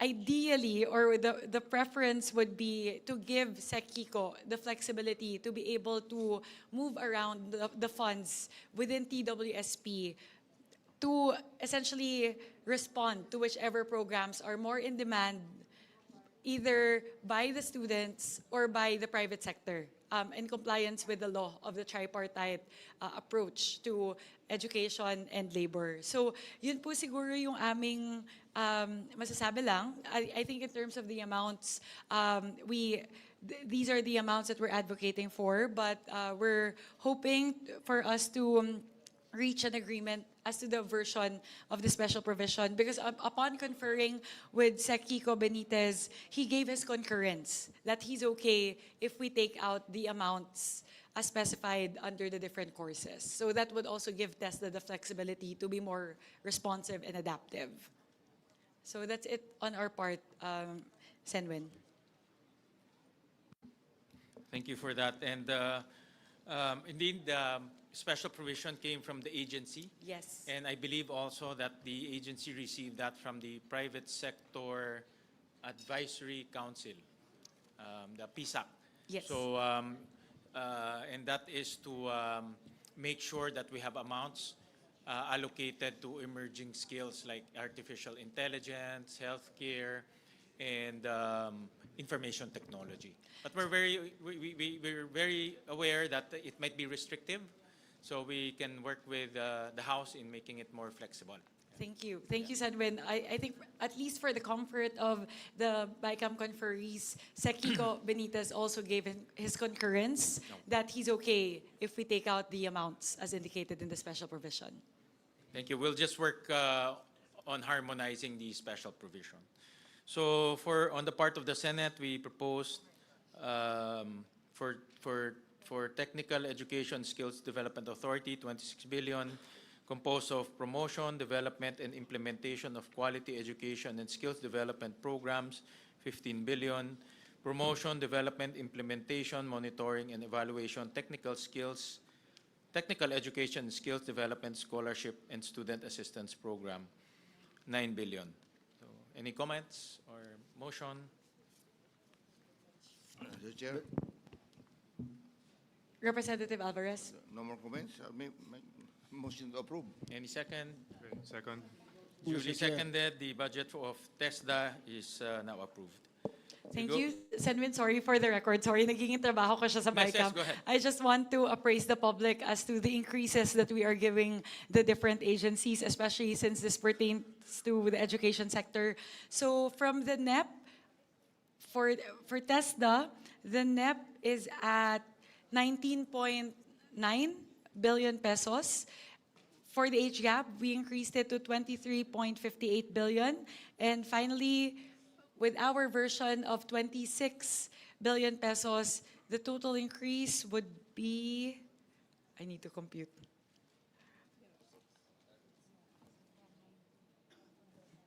From the NEP, that would be a 6 billion pesos increase from the NEP. So we are giving 6 billion additional to TESDA. Thank you. Thank you for that. We now go to the Department of Science and Technology, Philippine Science High School System, or alma mater.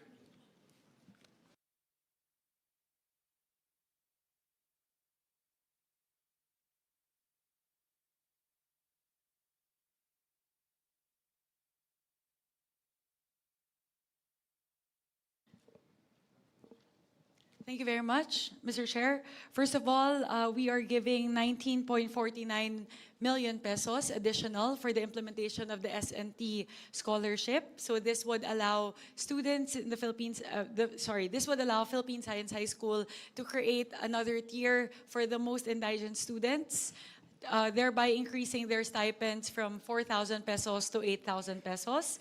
We are also providing an additional 4.7 million pesos to Philippine Science High School for the purchase of laptops. They have a loan program for the most indigent students wherein they could lend laptops to them. Sira na daw po kasi yung maraming laptops, so we're giving them funding to replenish their laptops. And finally, we are adding 97 million pesos to PSI for the construction of the Advanced Science and Technology Building and the expansion of dormitory buildings in several of the campuses. So, Ms. Senwin, thank you for, medyo biased lang ako with regard to PSI, given that it's my alma mater, but these amounts are very much needed by the students, especially the most indigent students of the Philippine Science High School system. So in total, we are giving Philippine Science High School an additional 121 million pesos. Thank you, Congresswoman Mika. For the part of the Senate, we propose for the Philippine Science High School system 3.4 billion pesos, composed of general management and supervision 520 million pesos. Motion to approve, Mr. Chair. Senwin, just wanted to clarify on something. Yung 520 po, because PSI also gave us a request with that figure. Would this be for the scholarship or would this be for something different? This is for the scholarship.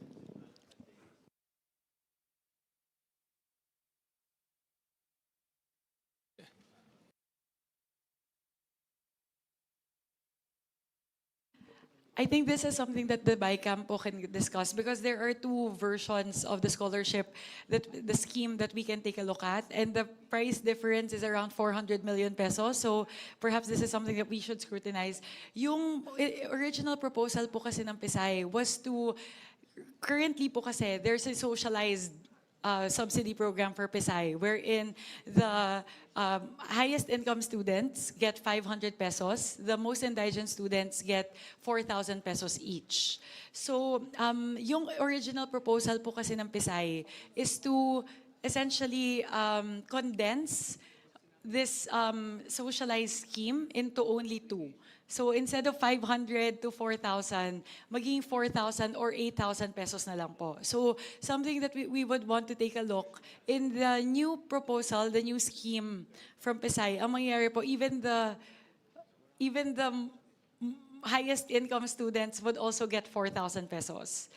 So in the other scheme, which I proposed to Philippine Science High School, we would still maintain the socialized scheme, 500 to 4,000, but this time, the most indigent students would now be able to get 8,000 pesos. So parang we're essentially just adding one new tier in the socialized scheme. So yun po siguro yung price difference, cost difference rather, nung dalawang proposals po.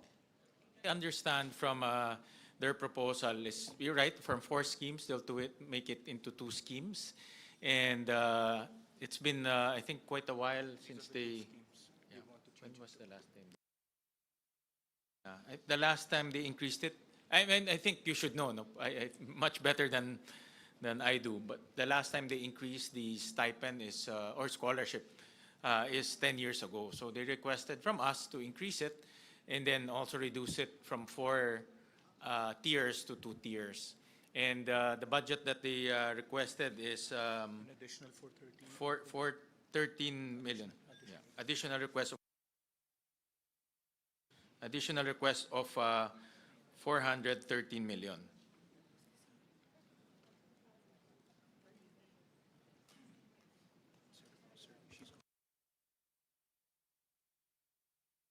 Yes, session suspended.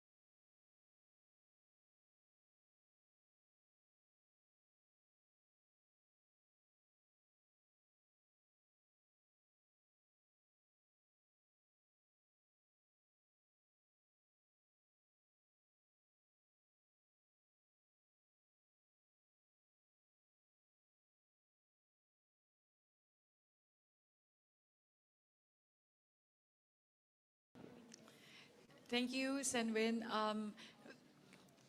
To give time to the technical staff to work out the figures for Philippine Science High School, may we move to a different agency? Yes, we'll do that since we are going to include that already in our discussion, so it's better to have those details.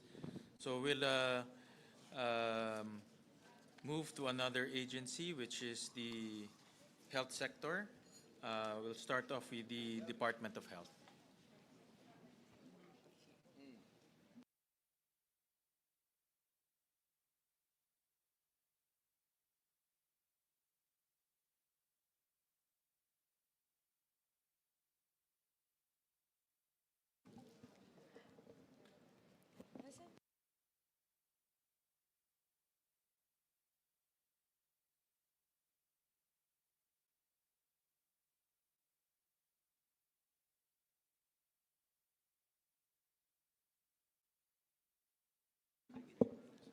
On the part of the House, under the Department of Health, we would like to propose an increase of 2.4 million pesos for HFEP, a billion pesos. I'll disaggregate this po. But the total for HFEP rather is an increase of 5.79 billion pesos. 2.4 billion pesos of that would go towards the completion of legacy hospitals, such as NKTI, Philippine Cancer Center, Philippine Children's Medical Center, Mariano Marcos Memorial Hospital and Medical Center, West Visayas State University Medical Center, and other hospitals.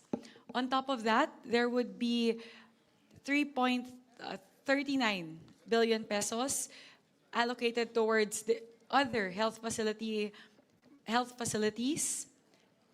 There is also an additional proposed increase of 150 million pesos towards the Philippine Children's Medical Center for different items such as MOE allocation, provision of essential cancer medicines, diagnostics, strengthening of multidisciplinary care teams, and expansion of the patient support program. And finally, we propose an increase of 24.8 billion pesos for the medical assistance to indigent and financially incapacitated patients, or MAIFIP program. The increase in MAIFIP is due to the need to fund the government's, the directive of President Ferdinand Marcos Jr. to enable zero balance billing for indigent patients in all government hospitals throughout the country. So those are the proposals, Senwin, of the House. The additional 5.79 billion pesos for HFEP, the additional 150 million pesos for the Philippine Children's Medical Center, and the additional 24.8 billion pesos for MAIFIP. Thank you, Congresswoman Mika. I'll start off with the Office of the Secretary first. For the Senate, we propose for the Office of the Secretary 269 billion pesos, 297 billion pesos. Kunin ko nga ruler.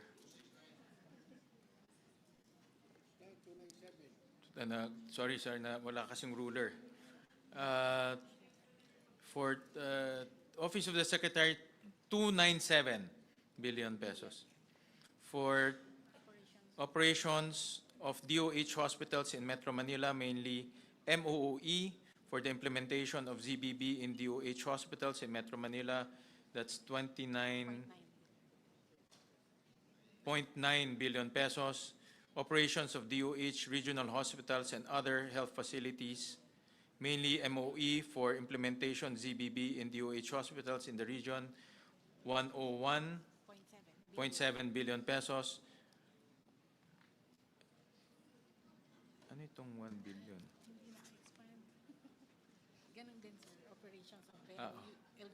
LGU, no? Sorry, hindi ho kasi naka-expand dito. Operations of LGU hospitals and other health facilities, mainly MOE, for the implementation of ZBB in LGU hospitals in the region, 1 billion pesos. Cancer Assistance Fund, 1.5 billion pesos. Health Sector Research Development, 92 million pesos. 92. Sir, 92. 1 billion. Yeah. 92 million. Sorry, 92. Health sector research development, 92 million.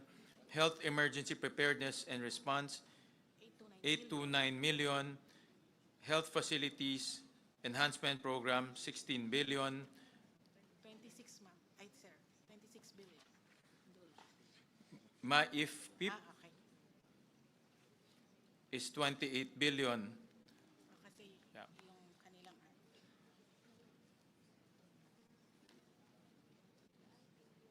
Any comments, motions?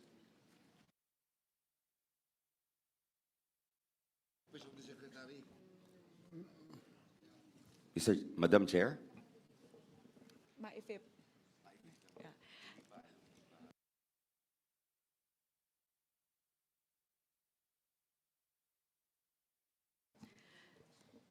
Senwin and to the members of the Senate contingent to the Bicam, if we may appeal for the adoption of the additional 24.96 billion pesos for the MAIFIP program, thereby increasing the amount to 49.2 billion pesos, that would be a huge help or actually that would be the enabling factor to implement the zero balance billing in all government hospitals all throughout the country. So without this, we believe without this amount, without the additional 2.97 billion towards MAIFIP, we will not be able to operationalize the directive of President Ferdinand Marcos Jr.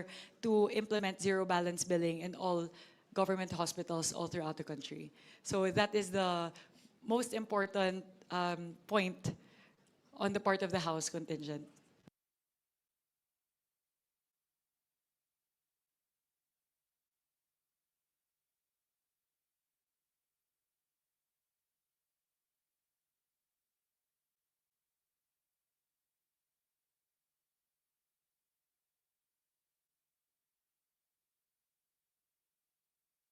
One minute suspension, Mr. President.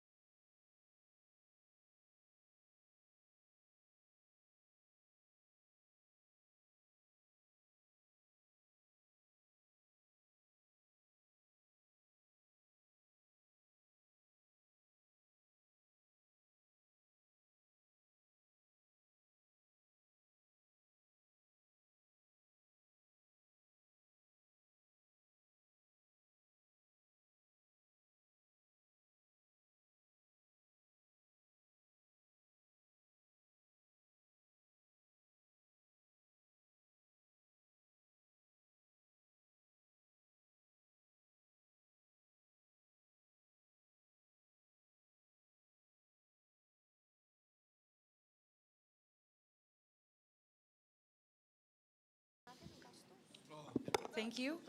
May I now recognize Deputy Speaker Christine Singson Mihan. Yes, just a manifestation from the House regarding our request to retain the amount for the MAIPIF on the age gap. So number one reason, it ensures immediate access to life-saving healthcare.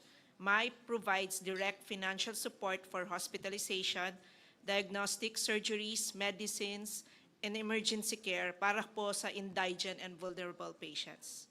Increasing or retaining funds ensures that life-threatening cases are not delayed due to inability to pay. Number two, it protects low-income families from catastrophic health expenses. Many Filipino families fall into debt or poverty because of sudden medical bills. MAIP absorbs a significant portion of these costs, preventing financial collapse and preserving household stability. Addresses high demand for public hospital services. Public hospitals continue to experience rising patient volumes due to economic pressures and limited access to private care. Adequate MAIP funding ensures hospitals can respond to this growing demand without compromising service delivery. Number four, strengthens universal healthcare implementation. MAIP fills critical gaps where insurance coverage, example, PhilHealth, is insufficient or unavailable.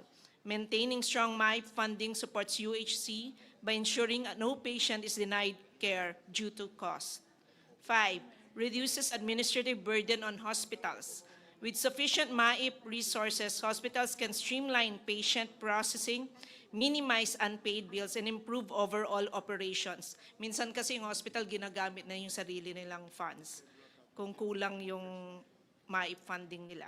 This allows facilities to allocate resources to service improvements rather than debt management. Number 6, supports the most vulnerable sectors. Beneficiaries often include senior citizens, PWDs, solo parents, minimum wage earners, and unemployed patients. Sustaining MAIP ensures these groups have reliable, equitable access to essential medical treatment. Number 7, strengthens public health emergency response. MAIP funding becomes especially critical during disease outbreaks, disasters, and public health crises. Increased funding allows DH facilities to respond quickly without resource constraints. Number 8, promotes healthy equity across regions. Many isolated and disadvantaged areas rely heavily on government-funded medical assistance.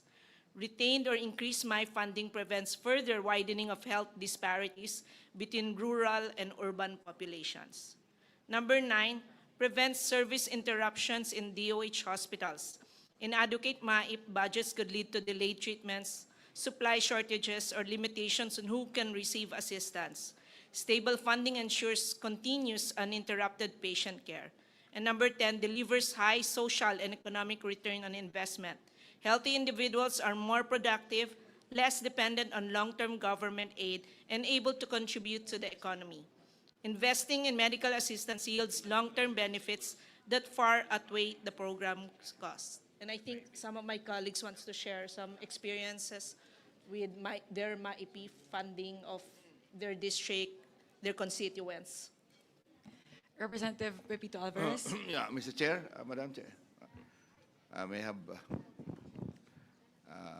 in support of what the Mihan is saying, nakikiusap kami dahil habang hindi buo yung universal health care, lalo na yung PhilHealth, hindi pa nag-i-increase yung kanilang mga case rates.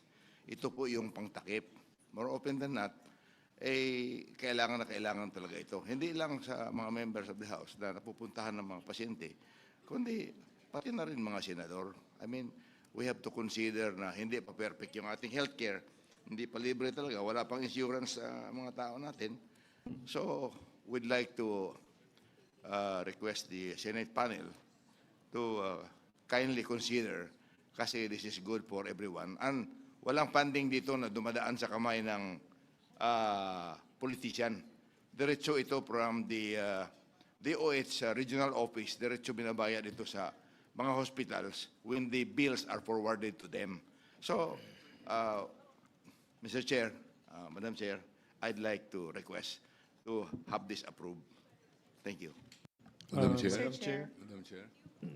First, Minority Leader Marcelino Limanan, then Representative Mark Zamora. Madam Chair. Maraming salamat, Madam Chair. Then Congressman J.J. Romualdo, Representative Brian Yamsuan. Those four. Thank you. Kami po ay, in behalf of Four Peace Party List, nakikiusap po kami na i-reconsider po itong maipip natin na 49 billion dahil napakalaking tulong po ito sa ating mga taong bayan, lalo na yung mga mahihirap. Ito po yung inaasahan ng napakarami po sa atin. At sa amin pong experience ay na-mention na ni Deputy Speaker Singson yung mga reasons, kaya nakikiusap po kami sa House panel na matulungan ng ating mga kababayan sa pamamaraan ng maipip na pag sila ay nagkakasakit. Maraming salamat po, Madam Chair. Thank you. Next, Representative Mark Zamora. Thank you, Madam Chair. I just would like to share one best practice that we observe in the province, where RHUs that are already categorized as primary healthcare facilities are already qualified RHUs to receive MAIP. And once these RHUs were being downloaded with MAIP, it actually helps local government unit earn from MAIP. So parang kung ano yung kulang ng RHU in terms of personnel, doon nila nakukuha sa income nila sa MAIP. So it's actually not limited to hospitals alone, but it actually supports the rural health units. So parang ito yung nagiging tulong din ng national government for RHUs, LGUs to earn and provide whatever the LGU can complement. So I'm with the group in appealing from the Senate our Senate counterpart to retain this proposed budget for MAIP. Ang laki po talaga ng tulong, hindi lang sa pasyente, pati na sa local government units na kulang ng panggastos sa RHUs. Thank you. Next, Representative J.J. Romualdo. Thank you, Madam Chair. Your Honors, good evening. This representation would like to appeal to the honorable members of the Bicam, especially in the Senate, considering that we are staying in an island province, Your Honors. It's really hard, bringing all the patients to the mainland, especially on serious special cases. MAIF really is the catalyst or makatulong talaga pagdating doon, lalo na pag serious cases na hindi magampanan namin sa hospital. All our requests, our appeals are very valid, but on our part, being staying in island provinces, just like any other island provinces, bringing into the mainland to the regional hospitals or private hospitals, ang hirap po kung mababawasan po yung MAIF. So therefore, we appeal, Your Honors, for our MAIFs. Thank you. Representative Brian Suwan. Brian Yamsuan. Thank you po at I'm in support of all of my colleagues in the House of Representatives to ask for your help to approve this MAIP program because it's talagang essential ho siya. Malaking tulong ho and sa akin lang one good experience sa amin yung maating mga nakatira sa mission area, especially sa amin sa 2nd District ng Parañaque. Napakiusapan ko yung 3 ospital na malalaki doon, yung Parañaque Doctors, yung Medical Center Parañaque and UniHealth, na pumapayag na sila na gamitin yung MAIP namin para yung mga kababayan natin hindi lang nakasentro dun sa mga district hospitals. So nabibigyan ho namin sila ng sapat na medical attention na hindi na sila kinakabahan na puro district hospital lang pinupuntahan. So yun ho yung use ng ating MAIP sa atin at ako I'm in support of my colleagues, so I hope that our senators will also consider kasi nagagamit naman ho siya para sa ating mga kababayan.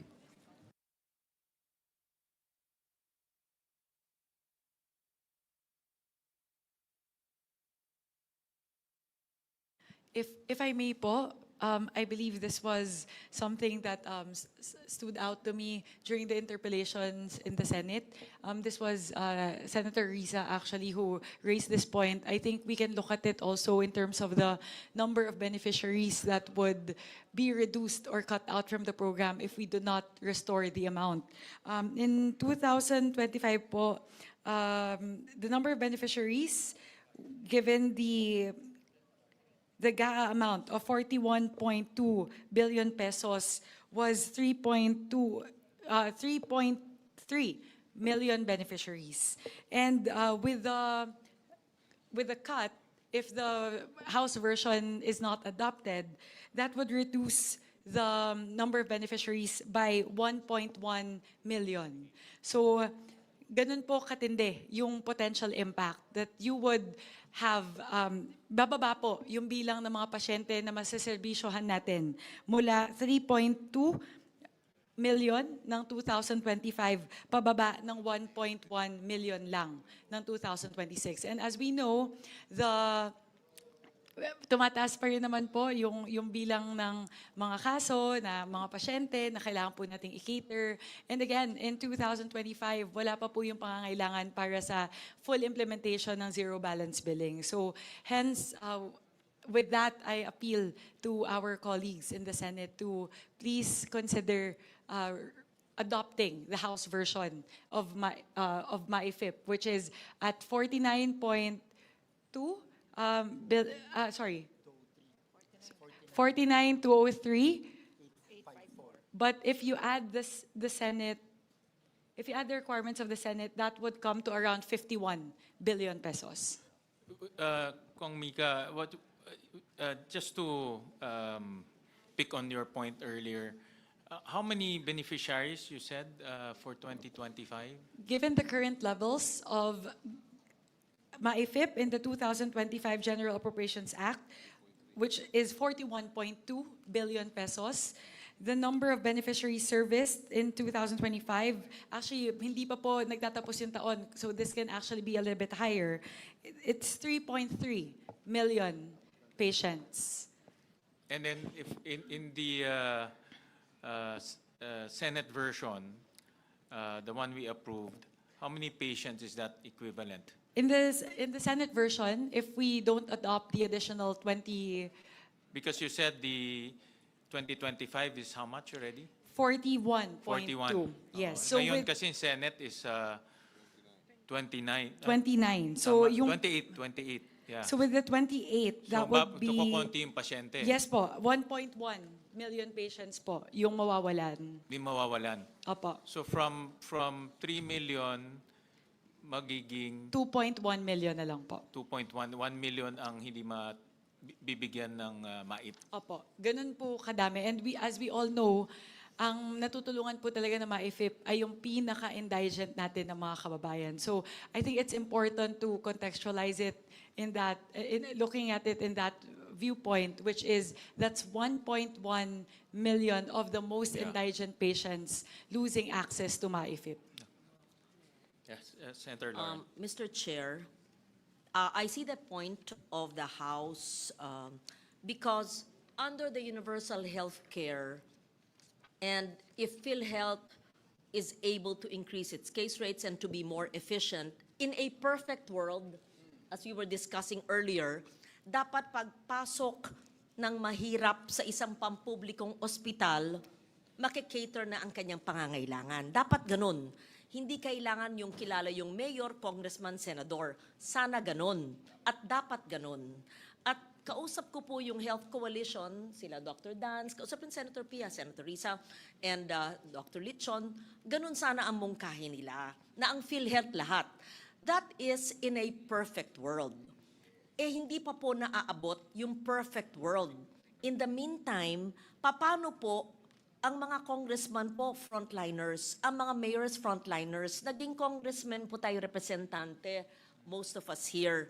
Nakita po natin yung pangangailangan ng mga tao at ang MAIFIP, dati MAIP lang tawag dyan ay hindi lang yung DOH retained, district, sa pagkaintindi ko pati sa mga polyclinic, LGU hospitals, na talagang walang access, walang pupuntahan, di ba? So, paano naman po?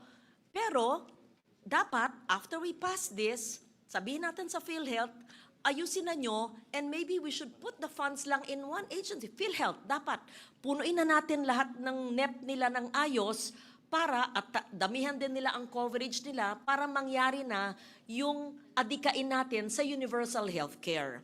Until such time that the UHC law is really completely, properly implemented, and PhilHealth is able to handle all of this, I believe that we must provide for the poorest of the poor in the most far-flung islands and the highest uplands and in many GIDA areas. So I respectfully recommend. I know in a Bicam we should uphold the Senate version, but I see the importance, the urgency of the requests of our colleagues. So I think it's very more than reasonable. Pero wag natin sanayin na ayon sa patronage. At dapat naman, hindi yung mga may kaya, kasi may nagsabi na ayon sa PSA o sa ibang mga reports, may kaya o mayayaman daw. Hindi naman. O, kasi sa karanasan ko rin, hanggang ngayon, maski hindi na ako representante, pero yun, lumalapit doon. Pero it's really up to DOH how to implement this. But I see the point that DOH retained hospitals and up to polyclinics and what you call the small hospitals, the district hospitals ba yun? Oo.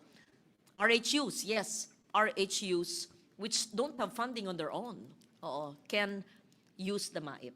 That's my view, Mr. Chair. Thank you. Thank you very much. And Lauren, just to add po, ang kagandahan po ng MAIFIP, kasi hindi lang siya government hospitals. May ganong flexibility po kasi ang dami po na magtatanong ka bakit pumupunta sa private hospital kahit po indigent. It just so happens that there are certain treatments, halimbawa po radiation or neuro cases na wala po sa mga accessible government hospitals, nandun lang sa mga private hospitals, or in case of, for example, motorcycle accidents, you rush the patient to the nearest hospital. So yun po siguro yung kagandahan ng MAIFIP. Binibigyan po tayo ng flexibility na tumugon talaga kung saan po kailangan nung ating indigent na kababayan ng tulong natin. Thank you for bringing it up, Chair. Dapat damihan ng DOH ang kanilang MOA sa private hospitals. At saka ganito ang sitwasyon kung government hospitals lang, punong-puno, sino nagsabi kanina, 300% mag-aantay ng ilang buwan, paano pag emergency? Pangalawa, papasok ko sa pampublikong ospital, wala naman sapat na gamit o kulang ng tao. How do you address the needs of the poorest of the poor? So, dapat may MOA sa lahat ng mga pribadong ospital sa lugar na yun. And I'll repeat, this is not going to be the norm because the UHC should really be implemented and PhilHealth should actually fund all of this. But for the next year's budget, habang hindi pa sapat ang in-offer ng PhilHealth or hindi pa kompleto yung universal healthcare, I think it is our responsibility, Mr. Chair, if you see fit, to fund the MAIFIP. Thank you. Thank you, Senator Lauren. We recognize Senator Erwin first, I think. Just on the point. Okay. Yes, Yeah, just, go ahead. It was I who mentioned that because of the zero balance billing announcement, there are many government hospitals. In fact, I was in a conversation with Dr. Gap Legaspi of PGH. They're experiencing 300% occupancy. And therefore, the challenge is how do you, because precisely of zero balance billing. So, and therefore, this may be one way of addressing the increase in occupancy in our public hospitals. I concur, Senator Kiko. In fact, I was looking at the data. On the average here in Metro Manila, the occupancy rate is about 200% to 300%, but in some cases 300%. Kasi libre sa government hospitals. Ang nagiging issue lang, you have to wait 4 months before you can get a surgery. So, ang choice mo, pupunta ka ng private hospital. Pero mahal ang private hospital. Dito naman papasok yung MyFIP or PhilHealth. But PhilHealth cannot pay for all. No, mababa rin yung kanyang case rate, may limit rin siya. No, so dito talaga pumapasok yung itong MyIP. No? Mr. Chair, I would just like to add, totoo po yung mga sinasabi ng mga kasama natin. Yung PhilHealth po, may mga hospitals sa provinces, they don't accept PhilHealth kasi may mga utang pa ang PhilHealth. Pangalawa, yung meron din po yung tinatawag na AIX na ginagamit para sa hospital. May mga hospital na hindi po tumatanggap ng AIX. Ang pinakakilala lang po ng mga hospitals, halos lahat ng hospitals ay MyFIP. Even St. Luke's, Cardinal Santos, mga malalaking private hospitals, they do accept MyFIP now. Why? Kasi alam po nila na madaling mapuno yung mga government hospitals. Pag emergency, ang ginagawa po ng mga kababayan natin, bahala na. Tsaka na lang kami hihingi ng tulong. Alam nila walang pambayad. Kaya lalapit sila sa mga politiko para humingi ng pambayad. Ito po yung yung mga guarantee letters na binibigay naman para through yung MyFIP ng Department of Health. So, ito po yung MyFIP ang pinaka-widely accepted ng halos lahat ng ospital sa city, sa provinces, far-flung areas. Ito po yung naintindihan. Kasi yung PhilHealth, may mga ospital po hindi tumatanggap ng PhilHealth ID card. Kahit na po yung AIX ng DSWD, minsan may mga hospital na hindi po kilala yan.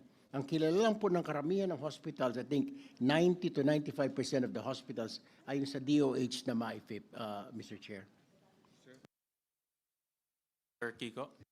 If I may just go back to the point also raised earlier by Senator Legarda. Ang malaking batikos dito sa ganitong sistema ay yung patronage na ginagamit ng mga politiko as an opportunity para matulungan yung mga sumusuporta sa kanila. But I think what we need to perhaps to prevent that is to have some safeguards by way of maybe a special provision as to how it should be implemented, number one. Number two, so that's one point, no? How to address this issue of being patronage politics being perpetuated.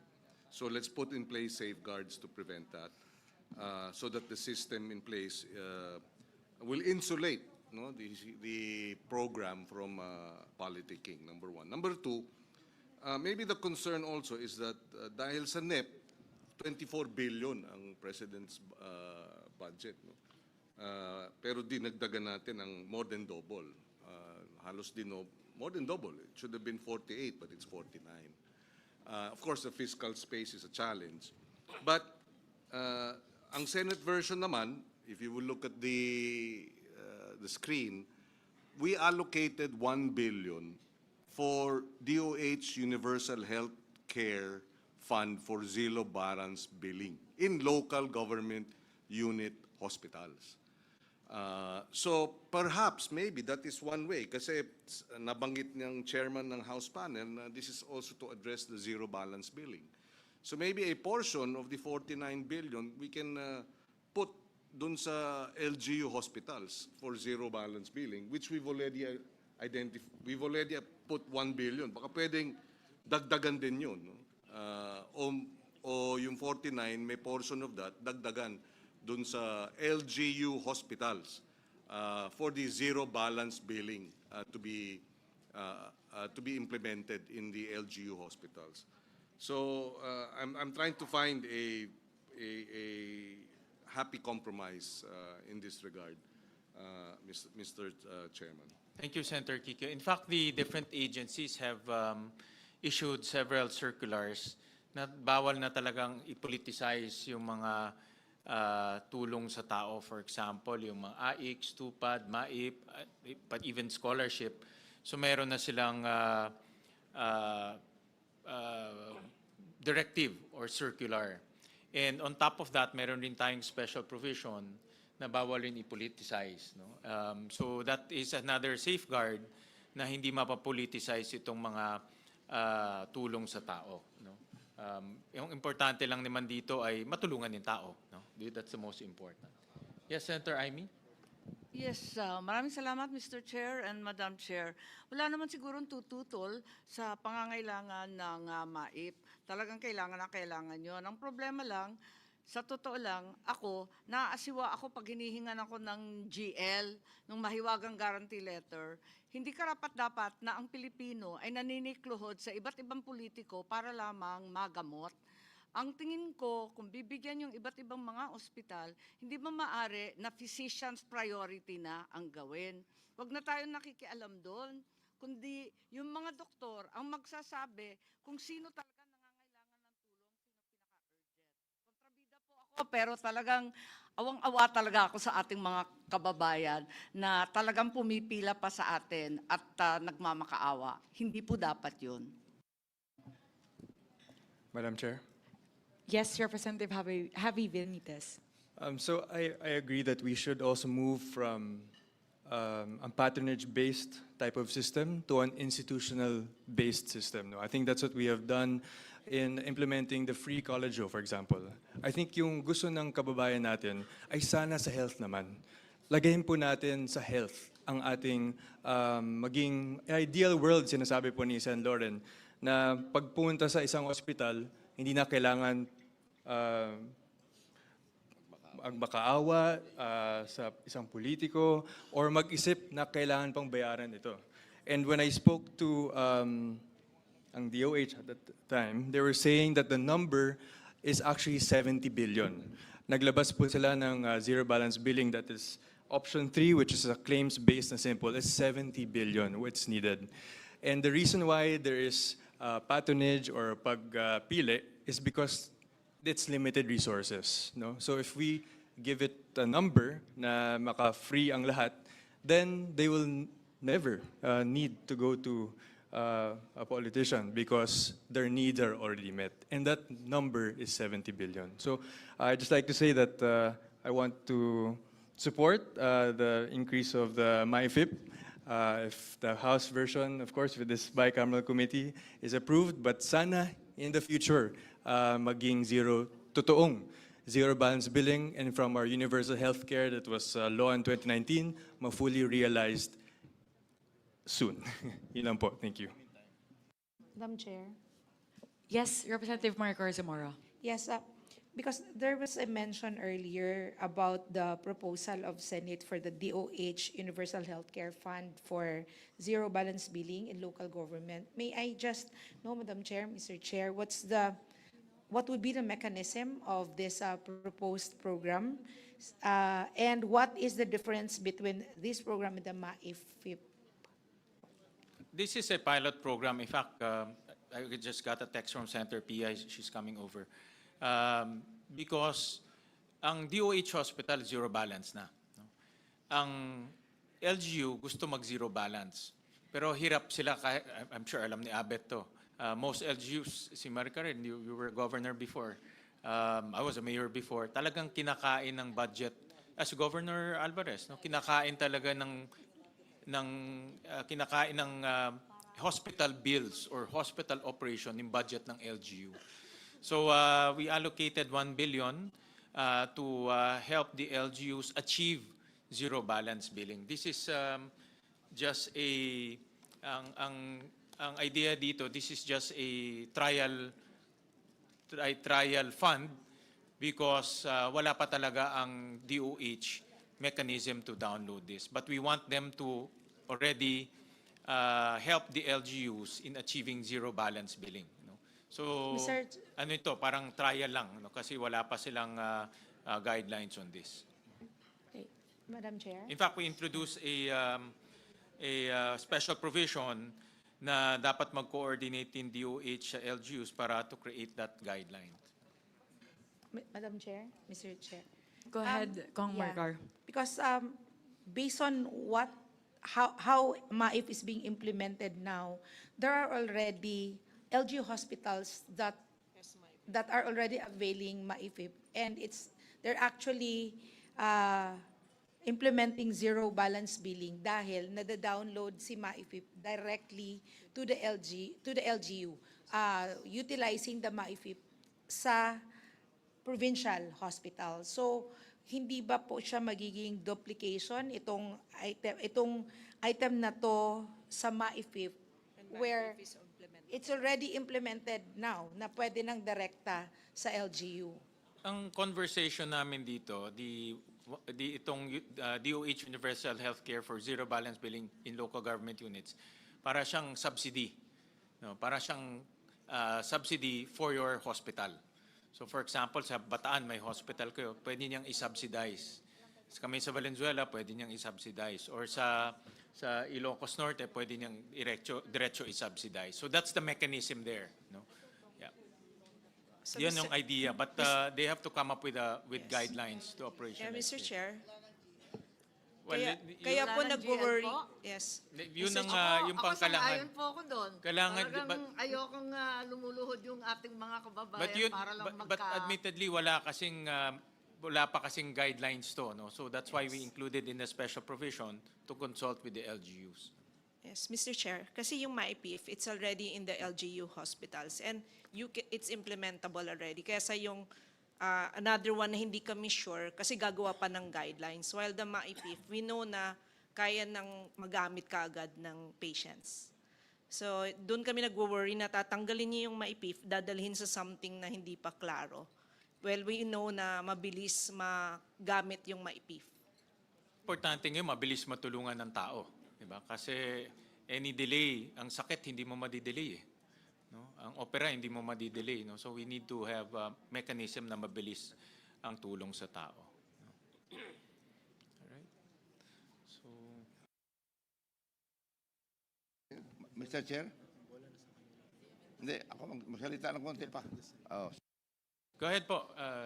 Hindi, ayaw ko lang din marinig kay Senator Aimee, with her indulgence, na pumipila sa politiko. 4 na taon na po ako, wala pa akong pasyente na pupunta sa akin. Meron lang akong team of social services sa bawat munisipyo, sila nag-aasikaso. Even without mentioning na nagaling sa congressman. In fact, yung mga ibang distrito, doon pa pumupunta sa akin. So, walang pili. Ganon din eh. So, dahil sa awa natin doon sa mga walang-wala. In the meantime lang naman ito, na wala pa yung universal healthcare, yung zero balance billing. In the meantime that all of this are not in place, payagan na muna natin ito. Yan lang ang pakiusap. But kung nandiyan na lahat yan, wala nang pumipila sa politiko. Dahil hindi ko sila nakikita eh. I just established in every municipality my team of social workers. Ako nagugumagawa ng rekomendasyon. Yan po, Madam. Yes, Mr. Chair. Pasensya, Manong Pipito. Pasensya, pero talaga haba-haba po ng pila dyan sa Senado. Kaawa-awa talaga.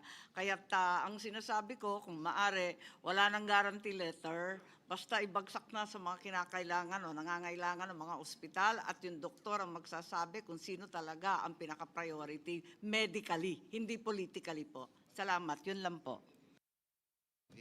Mr. Chair, Madam Chair, to add to what's being discussed regarding yung pumipila at yung patronage, yung ibang districts, and I'm sure sa Valenzuela, very efficient, at nabanggit naman ni Kong Alvarez, gumagawa na ho ng one-stop shop para hindi na po kailangan pumila. And in the case of Bataan, nandun po yung PCSO, PhilHealth, nandun yung DSWD, nandun yung social worker, nandun yung MyFIP, para isa na lang ho yung pupuntahan under one roof. Hindi na ho kailangan makita yung mga public servants in that locality. Diretso na po sila. So these are some innovations being done by our district representatives in our local government units para ma-ensure na nababawasan or halos wala nang pumipila yung dignidad ng kawawang pasyente, lalo na kung mahirap, ay na-maintain at hindi nababawasan dahil one-stop shop parang professionally being managed by our social workers. Madam Chair, I just wanted to add that in the discussion. Maraming salamat po.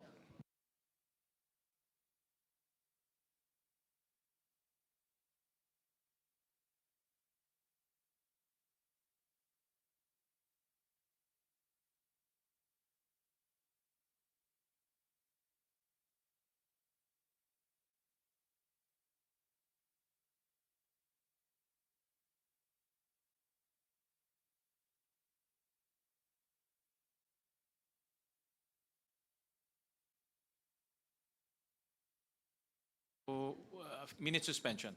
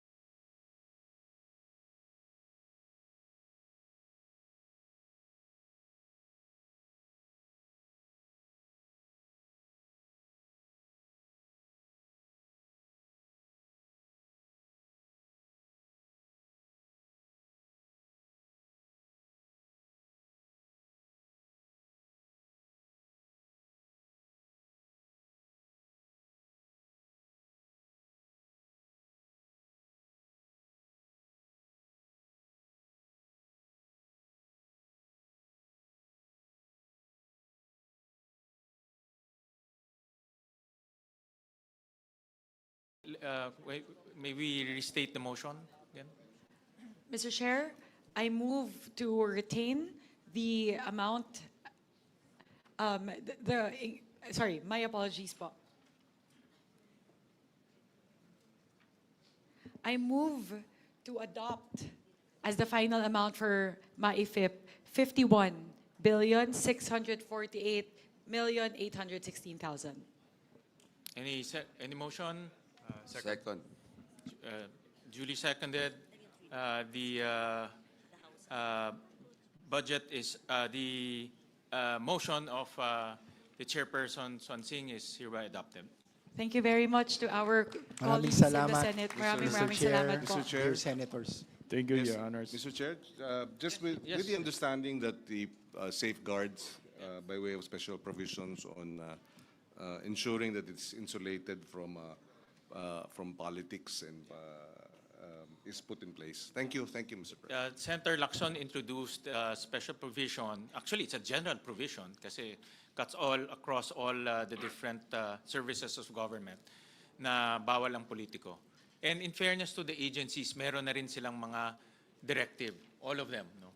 So that's already in place. But of course, we need to be vigilant and also active to implement that. Mr. Chair, if I may add, hindi naman po kasi itong MAIFIP, hindi po kagaya ito ng AIX at saka tupad na binibigay mo cash, di ba? This is like just a referral letter na binibigay ng sa tao na bibit-bitin doon sa ospital or yung ospital already informed kasi may mga politicians na sabihin, pumunta ka na lang sa ospital doon. Tsaka doon na nababayaran. Wala siyang nahawakan na cash like AIX, I like tupad, yung kinakatakot natin. Na, so, that's a fact. So, hindi talaga mahawakan ng politiko yun.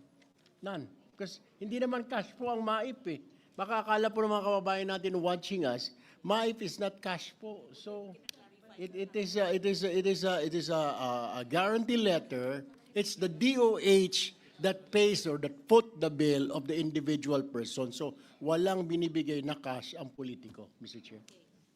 Thank you, Senator Erwin, for mentioning that, because not everybody who is probably watching now has ever witnessed a bicameral conference committee. And when they see numbers by the hundreds of millions, if not billions, they might think that the additional 20 billion, which the Senate is agreeing with the House, will be money that will be lodged in congressmen's offices or in senators' offices. Ang MAIFIP, yes, gumagano si Governor Alvarez. O siyempre, kaya nga pinapaliwanag ko po, para lang po, we're on the same team. Okay, anyway, I'm just trying to explain.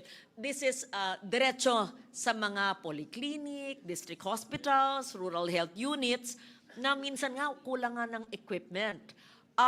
Ang ideal, sana wala ng guarantee letter. In fact, pag sapat, ang tanong ko rin, pag sapat na ang binibigay ng MAIFIP, ng DOH ang MAIFIP, hindi naman kailangan ng guarantee letter mula sa senador na minention ni Senator Marcos o sa inyo. Pagpasok nila, pag sapat ang pondo ng rural health unit or polyclinic, umiikot na yon sa pondo nila libre, hindi kailangan mag-antay ng pirma ng congressman o ng staff ng congressman, di ba?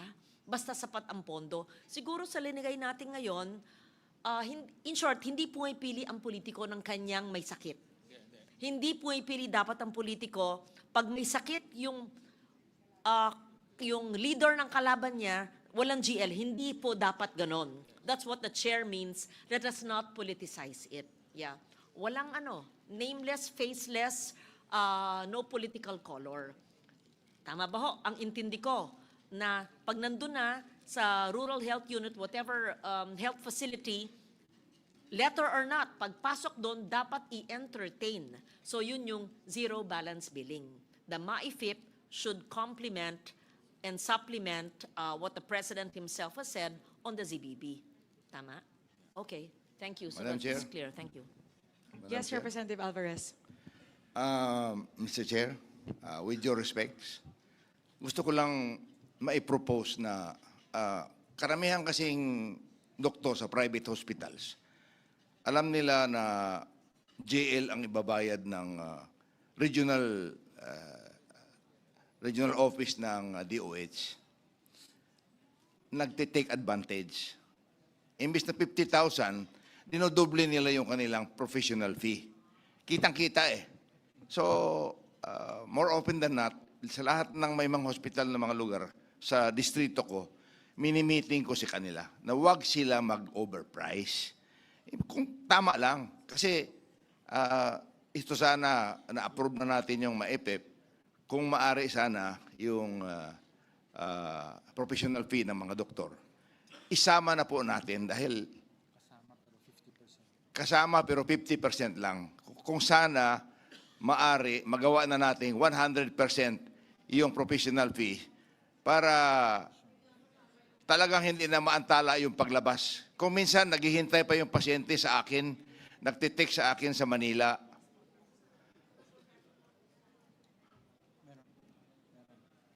Professional fees now, they accept 50%. So I suggest, Madam Chair, Mr. Chair, na kung maaari, gawin na natin 100%. With the provision na kausapin natin ang mga doktor na huwag mag-overcharge. Ginagawa ko po yun sa lugar ko, especially in Brooks Point, 3 private hospital doon, miniting ko sila, nakiusap ako dahil nagbayad na nagdala na ng GL galing sa social service office ko, siyempre, ayaw pang palabasin. Dito ako sa Manila, nagte-text, tatawag pa ako sa Puerto Princesa para mag-deliver ng pera doon sa isang bayan, that's 3 hours away from Puerto. Mahirap po na, lalong-lalo na magaling na yung bata, nandoon ang nanay, wala nang makain doon dahil uuwi pa sa kanila. Pati nga pamasahe noon, marami po kami mga indigents sa Southern Palawan, especially mga indigenous people. Kaya hindi naman, wala akong indigenous people nakita na nagluluko doon sa MAIPEP at saka sa mga pribilehiyo eh. So, more often than not, talagang naaantala yung kanilang pag-uwi. Lalo na kung masama ang weather. Hindi bali kung 1 oras lang yung biyahe na magandang weather, simentado yung kwarsada, aakyat pa sa bundok yan. Kaya, kung maaari, propose ko na yun na bayaran na natin 100% ang professional fee, tanggapin na natin na 100% mababayad. Thank you, Madam Chair, Mr. Chair. Senator Amy? Yes, thank you very much, Mr. Chairman and Madam Chair. I'd just like to bring our attention to the general provision referred to earlier by Chairman Gatchalian. It's on IB 683 page between lines 52 and 53. And this refers to the prohibition on political involvement in cash distribution. So, nakikita ko naman na talaga naman maganda ang mithiin nito. Subalit, sa kabila niyan, kinakailangan basahin natin ng maigi. Unang-una, wag natin limitahan sa cash. Kasi yung MAIP nga, tulad ng pinaliwanag ni Senator Erwin, talagang hindi naman cash. Pero, dapat, sakop pa rin ito. Pero, medyo mabigat rin ang wording kasi walang politikong present to participate in, to influence, or otherwise take part. Medyo mabigat kasi alam naman natin ang trabaho natin, taga-endorse, taga-recommend, lahat ng request natin sa tambak, siguro naman hindi mamasamain. Kaya gusto ko sana na i-review sana itong general provision, palawakin siya kasi magandang mithiin na hindi lang cash assistance kundi lahat ng assistance. Tapos wag naman na sakop lahat na halos may penalty pa.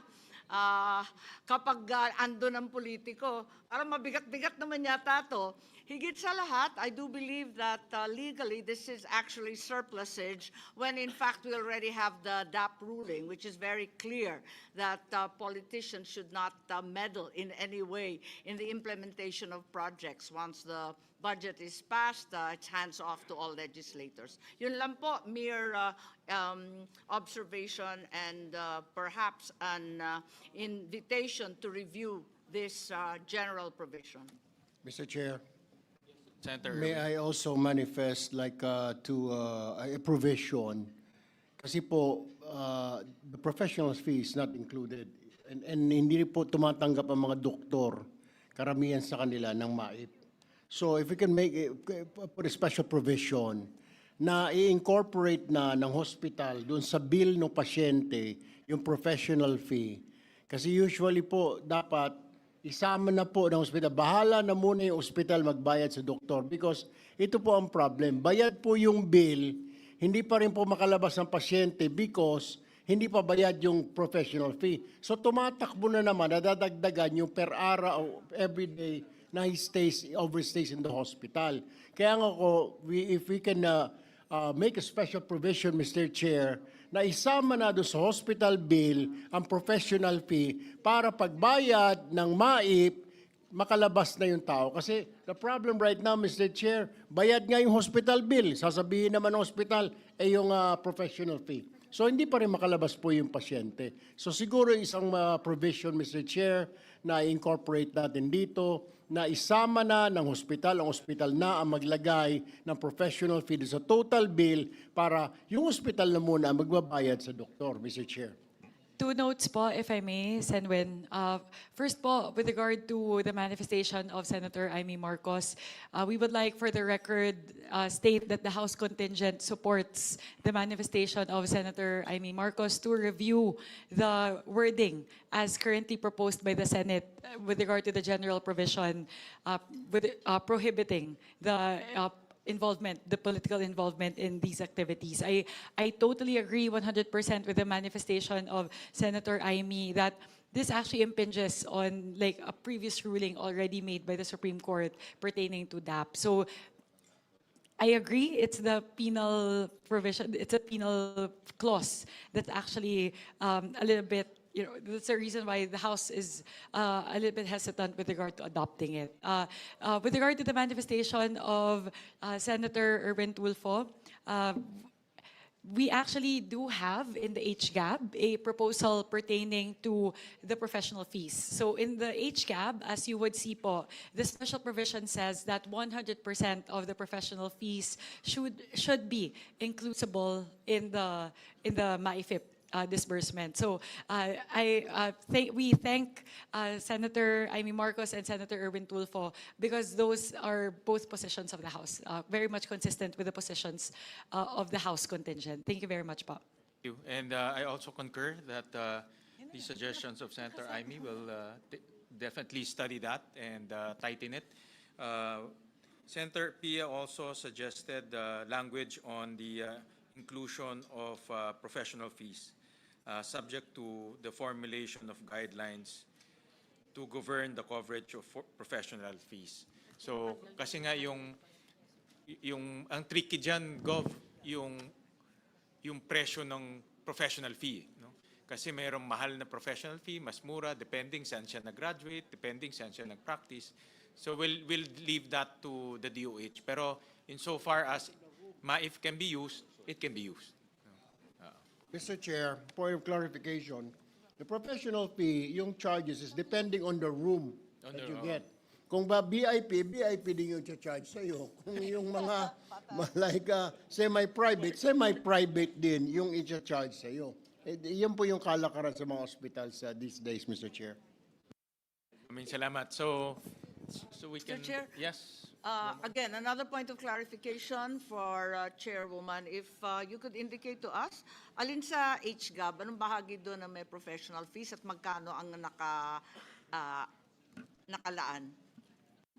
In the HGAP po, we have a special provision under MAIFIP, which says the amount appropriated herein under medical assistance to indigent and financially incapacitated patients shall be used for hospitalization and medical assistance to indigent or financially incapacitated patients, included but not limiting to, including but not limited to inpatient services, outpatient services, comprehensive checkups, emergency services, dental services, ambulatory care services, ophthalmology services, drugs, and medicines as approved by the FDA. And 100% professional fees, subject to the guidelines issued by the DOH. In no case shall more than 1% of said amount be used for administrative expenses. So in the version po of the HCAB, it clearly states, it expressly states that 100% of the professional fees should be covered by MAIFIP.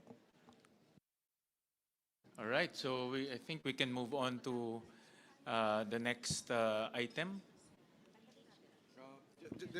Madam Before we Chair. proceed, just on the earlier manifestation of the chairperson of the House panel, perhaps we can include another phrase after 100% fees, professional fees. Well, I'm thinking of the language, but that the fees should be commensurate or should be commensurate to the indigent patient's ability to pay or something to that effect. No? But precisely, it's for indigents. And then you're going to charge, you will overprice your fees because ang alam ng doktor, gobyerno magbabayad. It defeats the whole purpose of us providing precisely the medical care that an indigent is entitled to. So maybe we can, Mr. Chairman, we can probably include an additional phrase to qualify, to put a qualification on the fees precisely that the doctors can charge, given that this is a program that's meant for indigents. Thank you, Senator Kiko. That is actually something that we've discussed earlier when we did our huddle. That maybe a qualifier that we can put is that only those in the charity ward would be guaranteed the 100% coverage of professional fees under MAIFIP. Pwede po yun para ma-insulate din naman po yung mga, baka naman po sobra yung charge as mentioned earlier, baka sa VIP room or sa private room. So maybe that's something we can explore, putting in a caveat saying that it only covers, that the 100% professional fee coverage for MAIFIP only pertains to those in charity wards. Thank you, Senator Kiko, for those interventions. So we move on to the next item.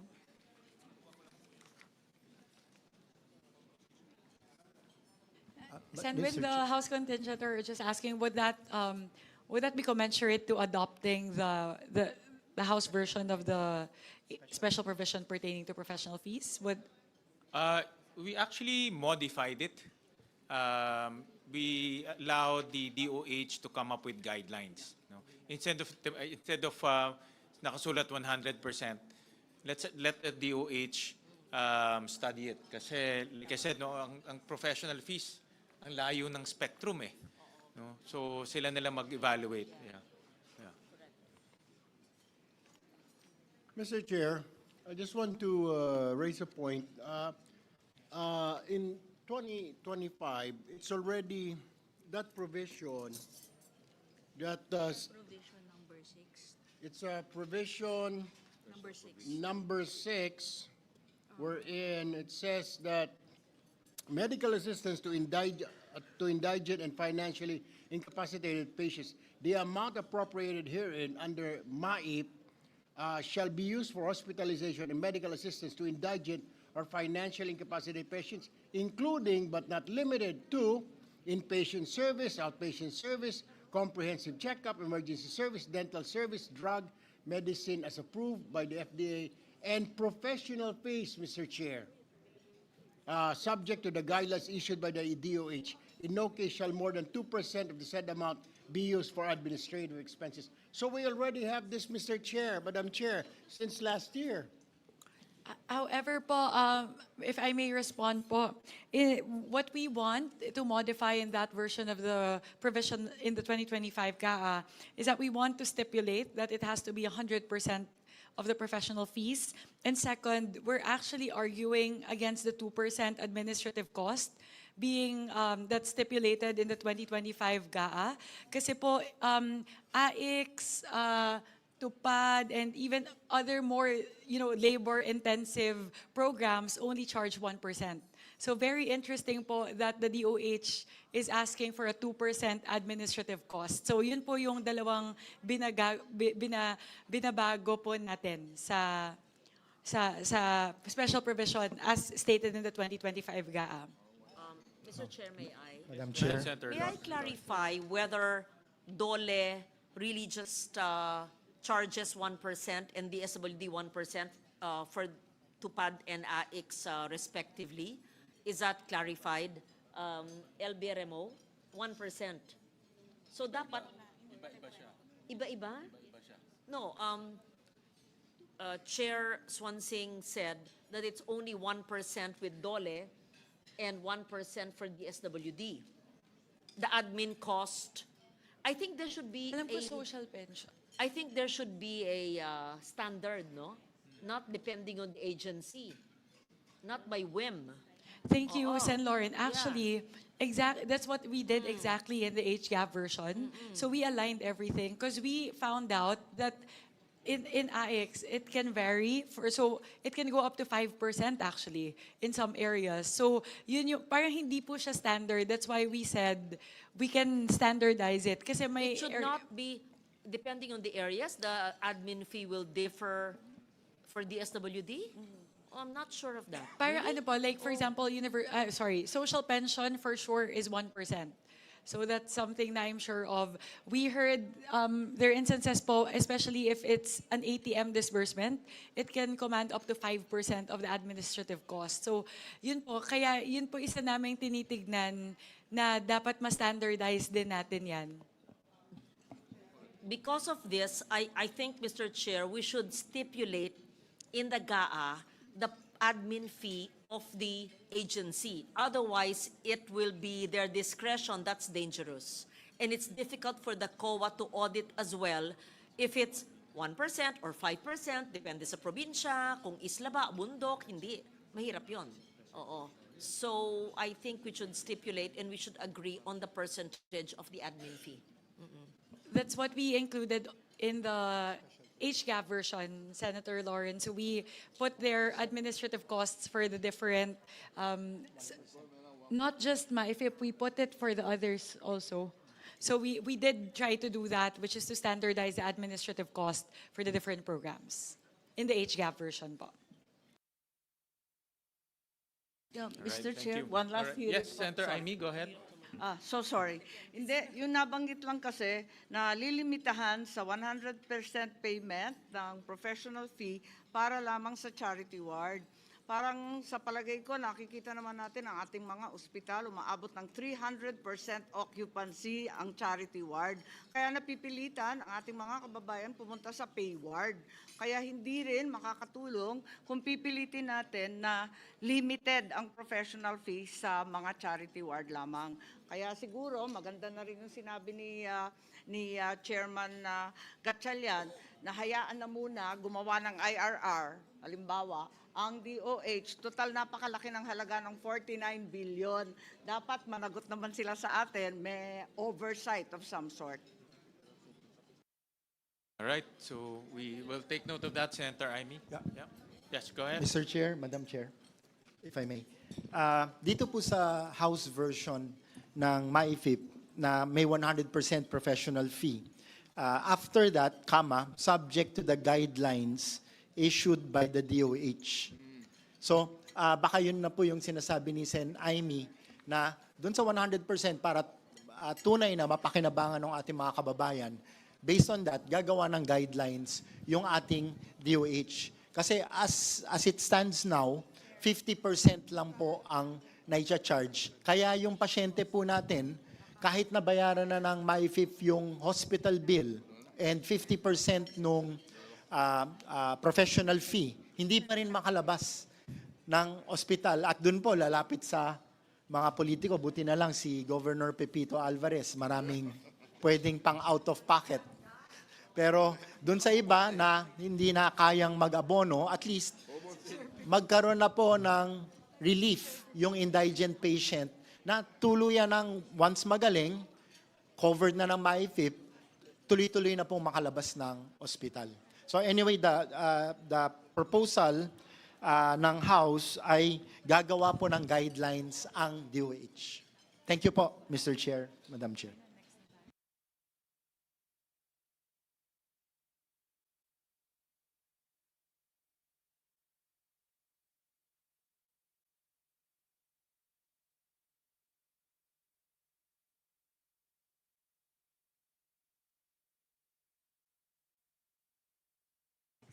Good evening. Just a quick response. Let me recognize you first. Let me recognize the presence of Senator Pia Cayetano. I feel I've been present because I was monitoring in the 1 hour that I was in traffic. Anyway, on that note, let me just give a quick comment. Congressman Abet, good evening. I think it's been said, so I won't take up everyone's time, that the concern is there are overpriced. No, I think all of us can understand it happens in some places. So if we just say guidelines without saying 50% or 100%, and we will express to DOH this forms part of the record that we're not objecting to 100%. It can be anywhere between the current 50 and in the 2026 budget, it could go up to 100%, but they have to provide the proper guidelines. So if I don't know, if it's in a private hospital and they know that 100% is way above the average price for such a procedure, I think they can provide limits. So that's my recommendation, so that we give DOH that leeway. Thank you.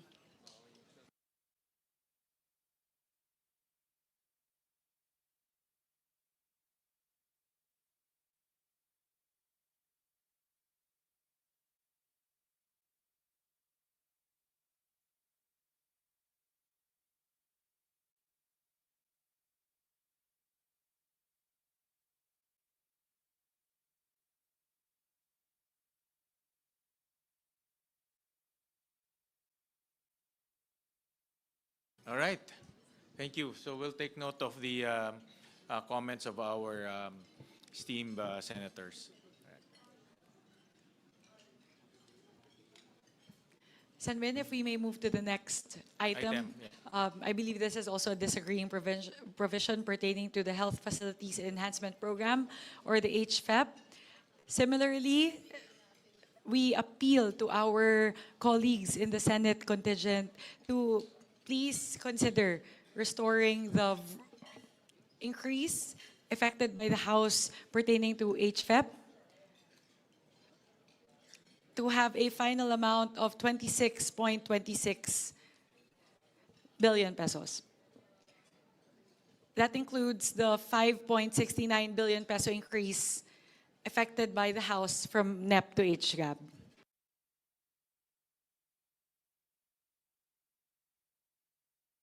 Chair. Madam Chair. Yes, Representative Rufus Yeah, Rodriguez. just like to support the plea of our chairperson, because our rural health units, which are usually the beneficiaries of this HFEP, are our first line of defense on diseases and medical attention. And if we do not have sufficient funds for health facilities enhancement program, expansion of rural health units, expansion, the purchase of equipment, and also to have medical care available to our people, then we will fail in making sure that at the frontline level, we are enhancing the ability of our health units to respond to health needs. So I would support our chair in appealing that we retain the 20 or increase it to 26 billion pesos. Thank you, Mr. Chairman. Thank you, Representative Rodriguez. I would like to further clarify that the proposed increase of 5.69 billion pesos includes the completion of legacy hospitals.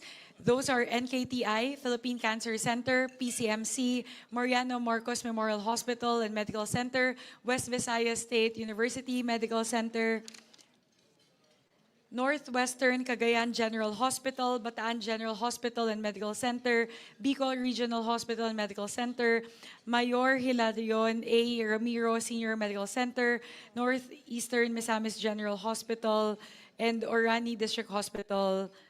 In Bataan, there's also the Senator... Oh. So ano po to? It's a lot of different HFEP facilities subsumed under the proposed 5.69 billion increase.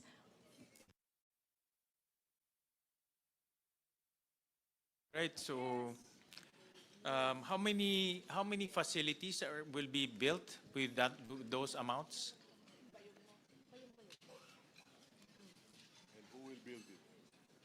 And who will build it? Mr. Chair, Madam Chair. Tungkol doon sa Senator Win, question while mo, I how retrieve many- the data, I'll first like to recognize Representative Pepito Alvarez. How many facilities? Kanya-kanya po yung submit ng hospital facilities. Meron silang 8 hospital doon. Tinamaan ng bagyo. Kaya sa latest inventaryo namin, nangangailangan sila ng mga 300 million. But total Palawan, including those na mga sira-sira ng hospital, kailangan namin at least 500. Minimum yun for next year. Para ma-upkeep yung mga hospital na yun, there are 16 LGU-owned hospitals all over Palawan. And there are 2 DOH-owned hospitals. The one in Colyon, which is the Colyon General Hospital, and the one in Puerto Princesa, which is the hospital ng Palawan. Before that was owned by the LGU, it was reverted back to the DOH. So all in all, we have 18 hospitals there na government and LGU owned. Yun po. So sa kalahatan, nangangailangan kami for next year. Minimum po yung talagang nasagad na. Maski na bagyo yung sa norte, we only need about 500. But every year, yung maintenance, meron yan. So the next 2027, 2028 might not be that amount. Kaya yung 26 billion na yan, Palawan pa lang yun.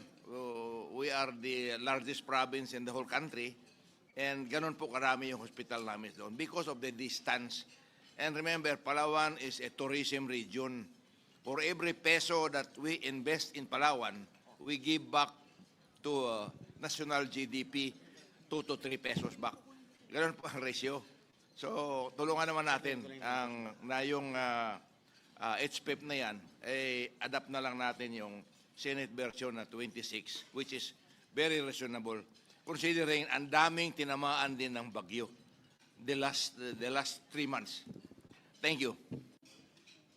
Mr. Chair, I will just, I want to say, like, tama po yung sinasabi po ni Congressman Alvarez from Palawan.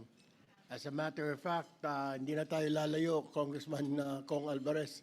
Yung ospital ng Palawan pala sa city, kailangan na mag-expand, kailangan ng tumaas kasi punong-puno na po ng tao at hindi na magkasya.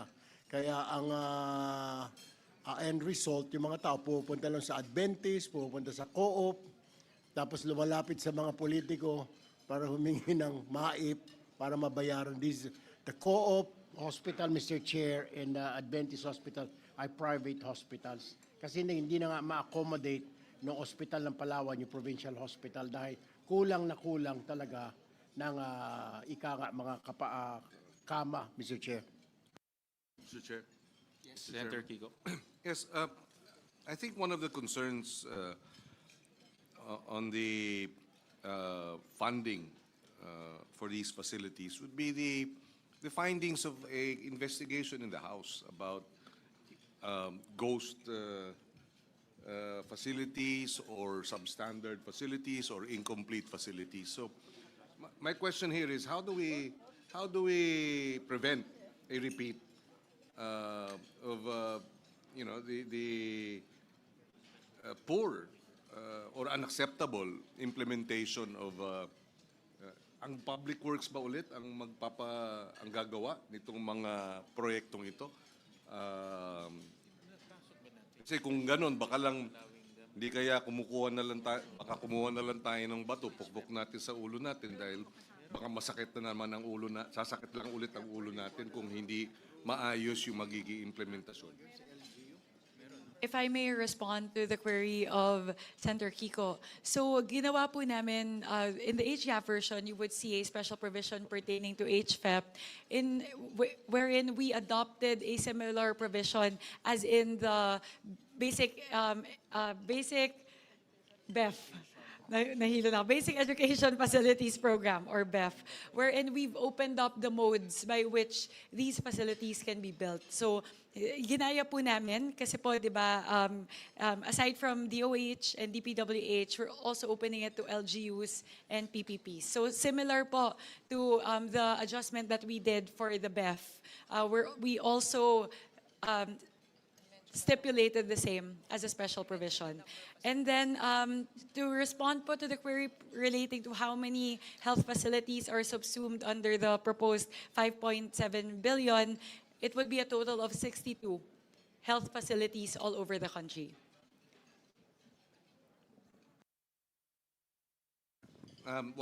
Yes, Mr. Chairman, just to follow through on that, and I recall now when we were hearing the classroom acceleration program. It was mentioned earlier, but I just like to stress that point, that when you have the private sector PPP program in place, and you have local matching between the local government and or getting the local government to be a partner in the infrastructure, at one point,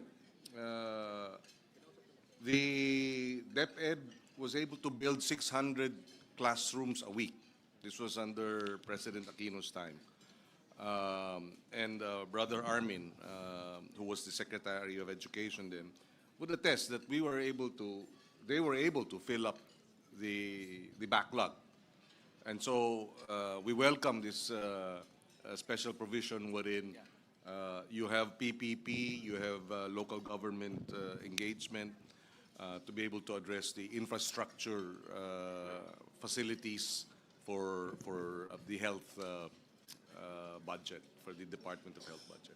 Thank you. Thank you. Thank you very much, Senator Kiko. Actually po, that also doesn't preclude the need to talk to Secretary Ted Herbosa because as we all know, the reason for the huge delay in the implementation of HFEP and the very low utilization rate for HFEP, not only in 2025 but in previous years, is the very delayed release of their guidelines. Meron din pong problema administratively within the DOH relating to how they're implementing this program. So aside from opening up the modes, we're also doubling down on ensuring that the DOH releases the HFEP guidelines in a timely manner. Kasi may iba po nagsasabi, March pa lang nag-release ng guidelines for HFEP, tapos may delay pa further in terms of the bidding and everything. So halos hindi na po siya talaga nasisimulan before the end of the year. So we intend to do that as well po.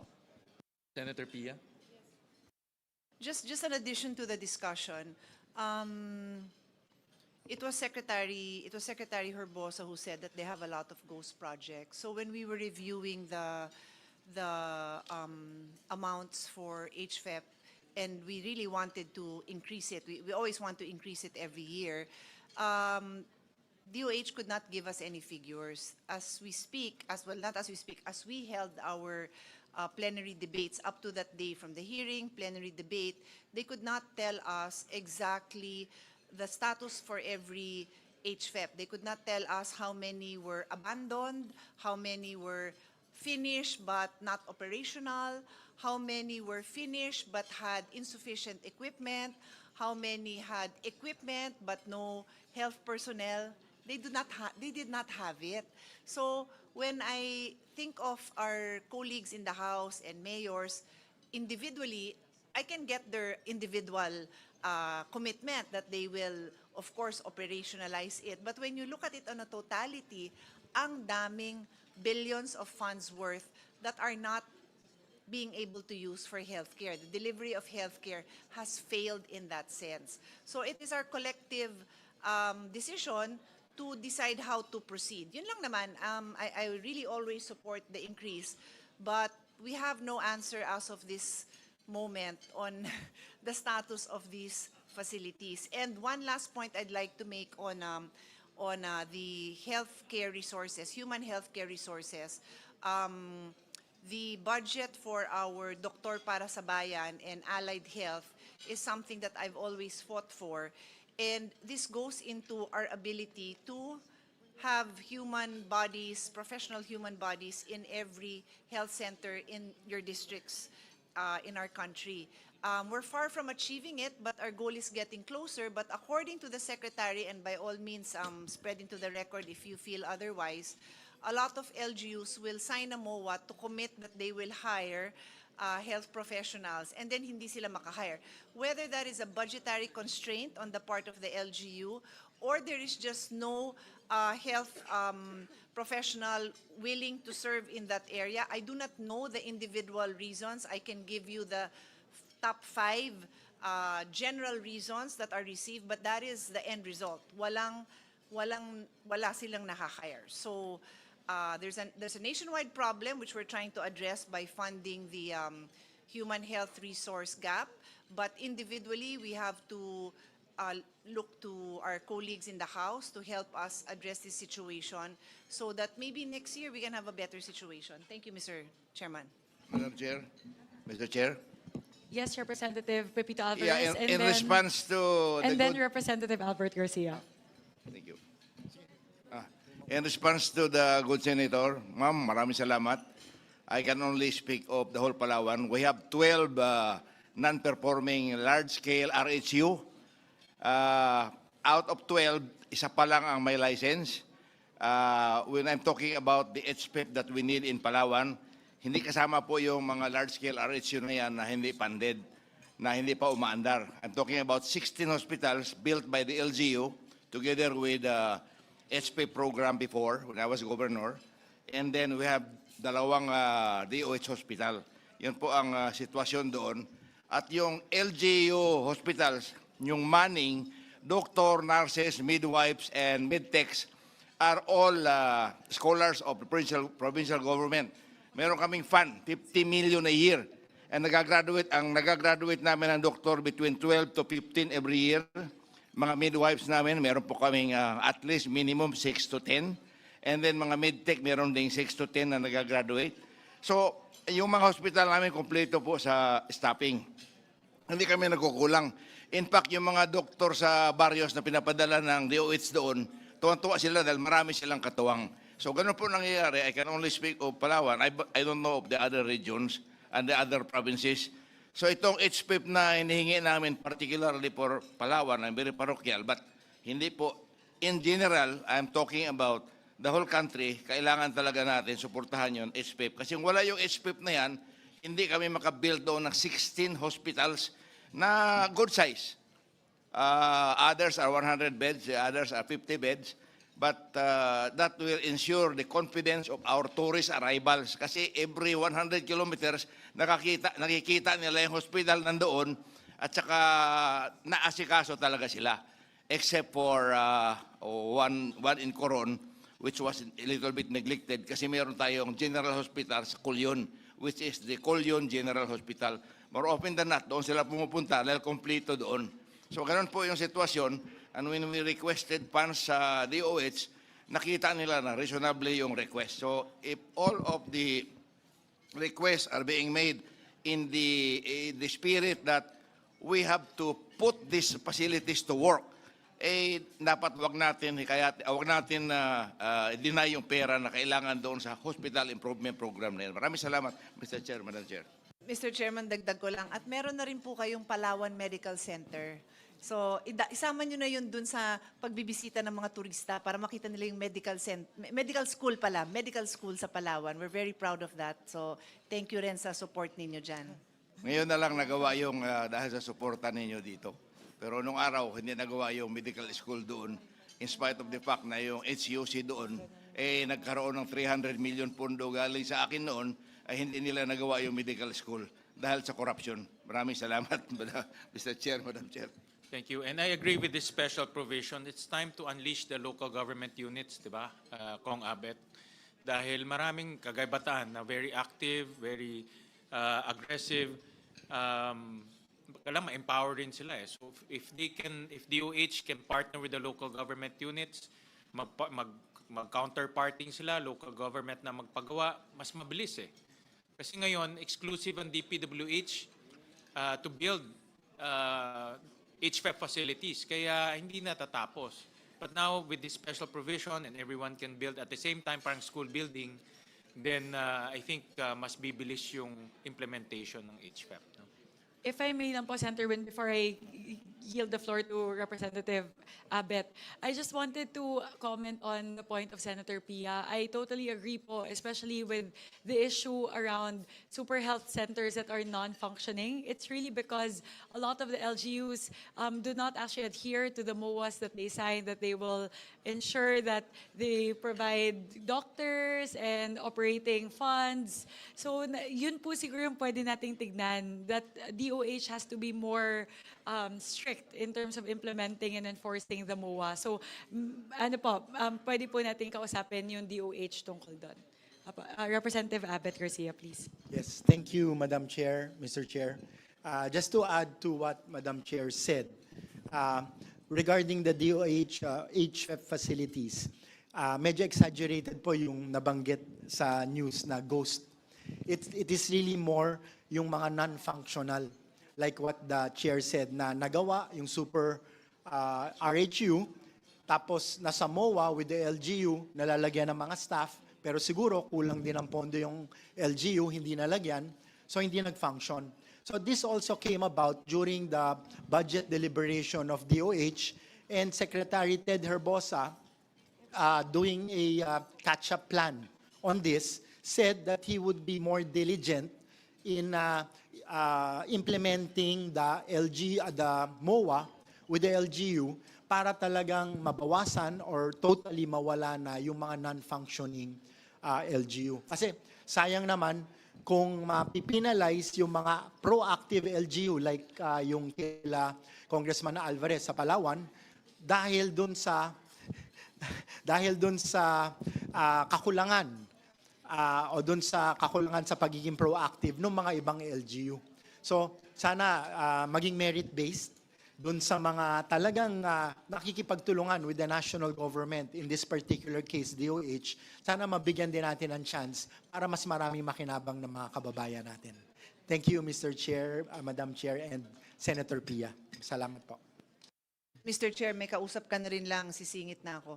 Very quickly lang, not for our colleagues, kasi I agree 100% with what Congressman Abit said, but for the listening public, the viewing public, when we checked during the hearing, wala naman talagang lumabas na ghost HFEP. Walang ghost, yung binayaran, tapos hindi na itayo. Yung katulad ng sinabi ko and emphasized by His Honor, Congressman Garcia, yung mga non-functioning for the reasons I mentioned. So for the public to know, kasi baka mamaya ma-headline dyan, sinabi ko may ghost. Pareho tayo ng observations, yung mga non-functioning for various reasons. Thank you. Senator Amy? Mr. Chair, allow me to be the devil's advocate in the optimism that we all share, that broadening the modes of construction of RHUs, of public schools, and so on, will be hastened and expedited by bringing in LGUs, NGOs, CSOs, etc. Totoo nga, nakakatulong yan. Pero nakita naman natin ang karanasan ng late great nating Bayani Fernando, hirap na hirap siya. At ang katotohanan, ang talagang nangangailangan ng mga LGU, ang sila rin ang walang kakayahan. Yan ang problema. The ones most needy are also the least capable in terms of finances, technical, and so on. Kaya may hangganan rin itong pagpapartner. Kaya medyo minsan hindi ako masyadong gung-ho dyan dahil alam naman natin yung mga 4th and 5th class and 6th class municipalities kung meron pa, talagang hindi nila kayang gawin. Kaya sila, ang pinakamalalayo, sila pa talagang hindi makapagbayad. Wala talagang kakayahan. Kaya yun ang tanong ko kung puros partnership ang inaasahan natin, baka yung mayayaman, masigasig ang mga LCE, yung magagaling ang kanilang mga doktor at engineer, kakayanin yon, pero hindi lahat. Ikalawa, magtatanong lang ako sa ating chairwoman ng appropriations kung tama ba yung narinig ko na kalakip nitong HREP sa meron rin tayong mga ospital na legacy hospital na andito yung mga kidney center at iba pa. Tinatanong ko lang for accounting purposes and perhaps in the interest of tidiness, would it not be better to directly release them to the large hospitals who are in any case government enterprises and in fact chartered corporations? Hindi ba dapat diretso? Bakit ilalagay pa sa DOH? Tatagal din lang yan.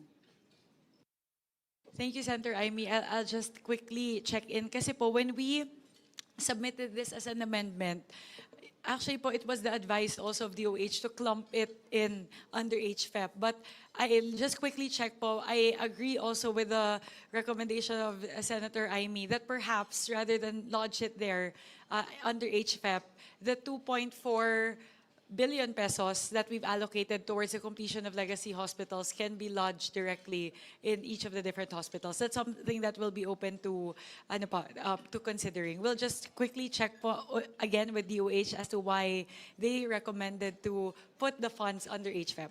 Yes, they haven't had an exactly stellar performance, and as a result, it's perhaps faster and cheaper to simply endow the hospitals concerned.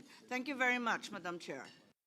Thank you very much, Senator Amy. We'll look into this and we'll get back to you po as soon as we're able, because there's a possibility of moving it out from HFEP and lodging it towards the different hospitals. All right. Can you restate the motion? Yes. With what was shared, wherein we ensure that the implementation of HFEP will hopefully be a lot better in 2026, given the special provision increasing the modes by which these health facilities can be implemented, meaning aside from DOH, DPWH, you can also enlist the help of LGUs and PPPs.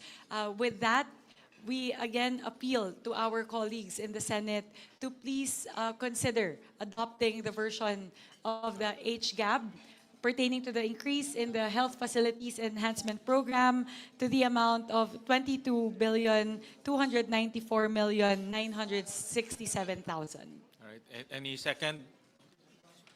Julie seconded the motion of Chairperson Mika Swansing. It's hereby adopted. Thank you. Again, thank you very much to our colleagues in the Senate, and we assure that we will work with you in making sure DOH performs better in implementing the Health Facilities Enhancement Program. Maraming salamat po. Thank you for that. We'll move on to the department budgetary support to government corporations, Department of Health, and yes, Senator Amy. Sorry, Mr. Chair, sorry to interrupt, but there is an unmentioned and unlisted item which occurs actually in the budget.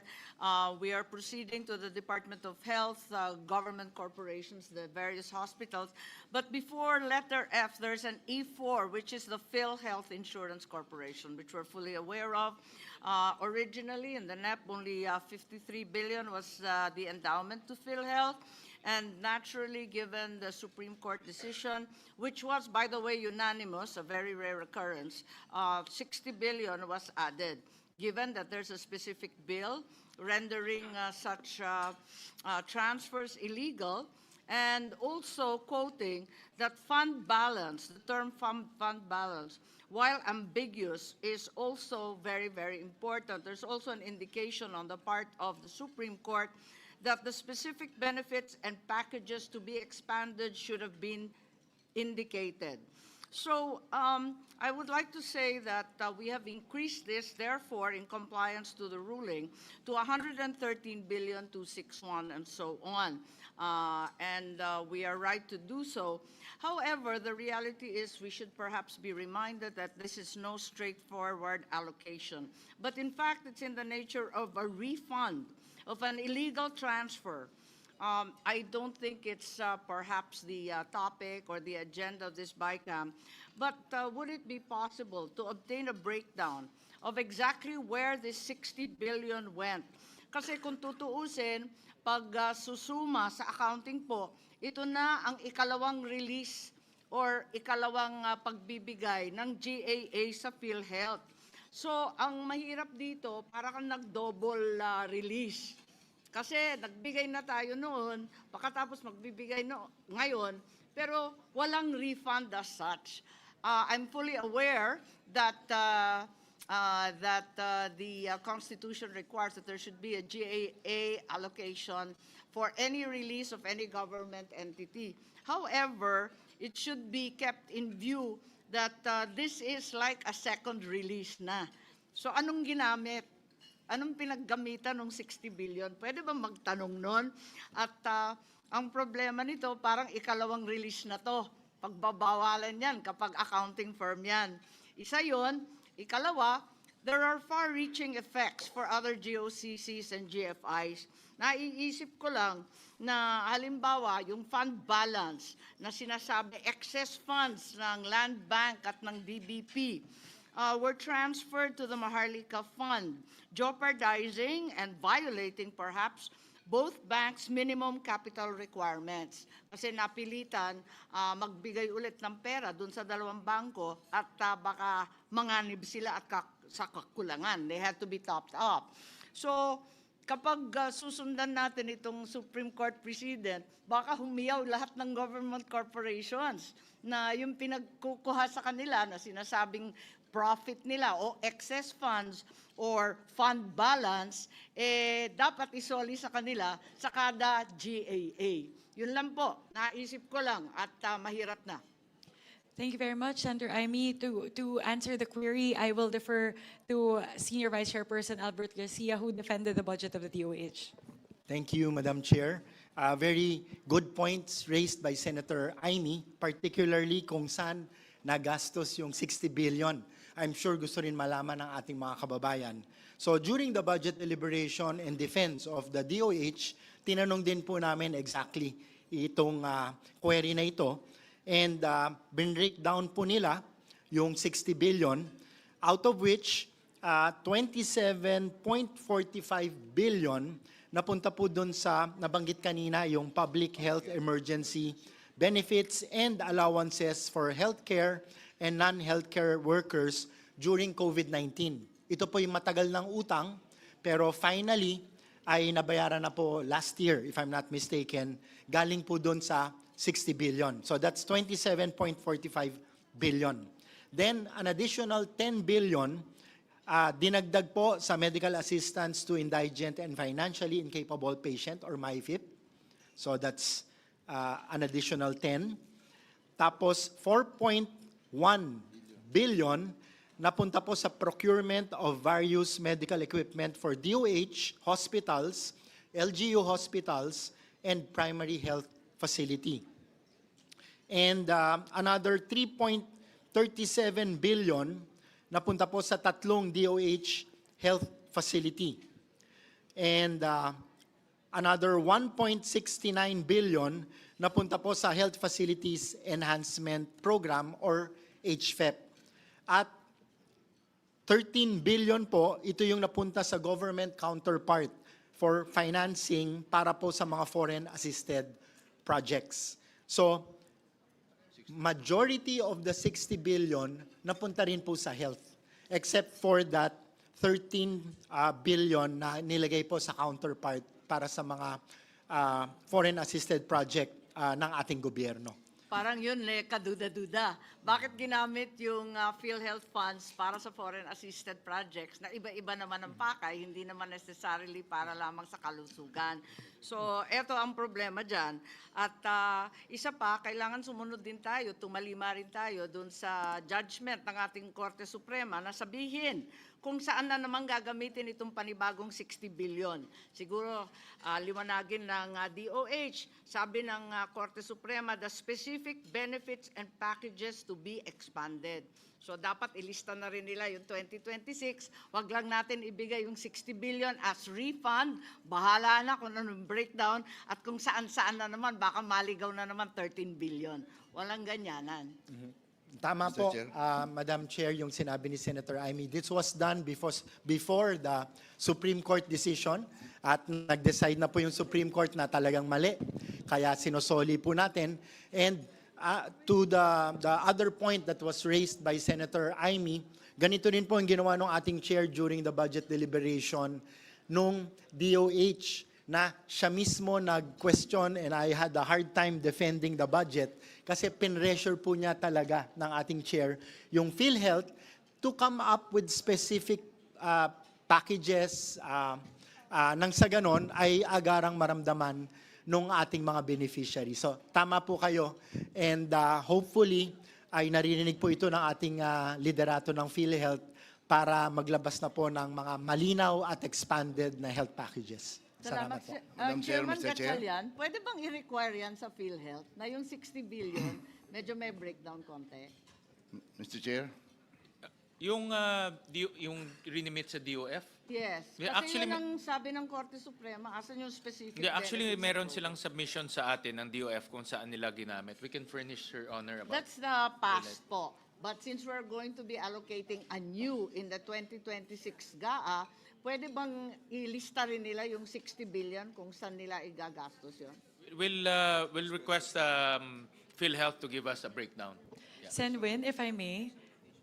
If I may respond, Senator Amy, actually medyo grinil ko po yung PhilHealth with regard to that. Nagkainitan nga po kami at around 12 midnight during the deliberations.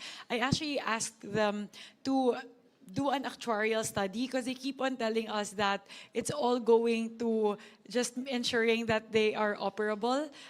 Sabi ko, hindi. Dapat i-expand nyo yung benefits package ninyo, dapat gamitin yan para ibaba yung premium contributions ng members, dapat bayaran ninyo yung accountability ninyo sa hospital, hindi po sila makakommit. So, ano po, I've been asking for that data po from PhilHealth for the last, since September actually, since mid-September, and until now po, they're not able to give that information. Salamat, Chair.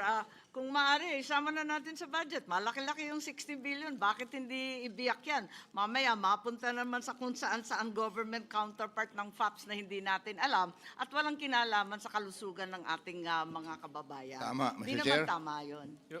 We'll recognize Senator Pia. Yeah. Merong special provision actually to kung saan paggagamitan yung 60 billion, but we'll allow Senator Pia to elaborate on that and also on the PhilHealth issue. Mr. Chairman, just a very short response on that matter. The health advocates would actually prefer that there are no specifics on how that would be used. That the PhilHealth board would be able to make that determination. We do have a special provision which is still very general in nature. It's a continuous implementation of the zero balance billing, introduction and scale-up of benefit packages for catastrophic and high-cost conditions, expansion of coverage for outpatient and YACAP, and implementation of the DRG. Ito yung DRG yung papalit na sa case rates. So, ganun ka-general naman yung special provisions natin. And to be clear, it says including but not limited to. We just want these provisions, which are already programs of PhilHealth, to be implemented. Anyway. Gusto ko lang maliwanagin dahil mabuti na nakikinig yung taong bayan na yung 60 billion ng PhilHealth na yan, this conference will deny exactly where it went yung pera. hindi po sa Facebook na babasa mo na itong 60 billion ginamit sa flood control. Yan lang po ang gusto kong idagdag, na hindi po ito pumunta sa flood control. In fact, 79% of which was used in health facilities and yung mga salaries ng back wages ng mga health workers. Only 21.6% was used doon sa foreign funded project, which the executive will have to explain. Thank you very much. Madam Chair? That was to be clear, what His Honor is referring to is the 60 billion that was removed. Yung binabanggit ko naman is the 60 billion that we are now appropriating. I'm making it very clear that pursuant with the Supreme Court ruling na ibalik sa PhilHealth, nasa PhilHealth yon, and then we put a few guidelines na gastusin ito ng PhilHealth not limited to the following. Yung binanggit ko ng mga zero balance billing, yung papalit sa case rates, yung DRG. Pero tama naman po kayo, yung dati, yun ang hindi natin kagagawan, doon nila ginastos. Madam Chair? Yes, Representative Brian Yamsuan. Tingin ko ang PhilHealth din, kailangan magkaroon sila ng malawakang information drive. Kasi madalas, hindi alam ng mga tao, kahit PhilHealth member, kung ano yung mga pwede nilang makuha ang mga benepisyo. Minsan hindi nasasabi sa ating taong bayan. Gaya nung yakap, 20,000 worth of free medicines for PhilHealth member. Pero walang nakakaalam. Pag binabanggit, kunyari kami, bilang mga representante ng distrito, babanggitin namin sa aming mga constituents, doon lang nila malalaman. Pero yung PhilHealth itself, wala silang conscious effort to promote and to say all the programs that are available for PhilHealth members. And I think yun ang kailangan nating i-push din sa kanila, to have that honest-to-goodness information drive that people will really know kung ano yung mga benepisyo na talagang makukuha nila sa kanilang ahensya. Mr. Chair, let me add to Senator that. Erwin, The problem with PhilHealth, Mr. Chair, with all these benefits, they do not have this information drive. Hindi po nakakarating sa mga kababayan natin, ika nga, dahil kulang po sila. I don't know why. We have been proposing that since I was still in Congress last year, talking to the different PhilHealth chairmen, pero hindi po nila ginagawa. So that is the problem. Hindi ho, alam ng mga kababayan, kagaya yung mga i-consulta na yan, at saka yung mga hospitals, kung ano yung mga pwede silang pumunta roon, but they don't know. Kailangan pa, tama naman na, Mr. Chair, si Congressman Yamsuan, kailangan pa sabihin kung saan sila pupunta.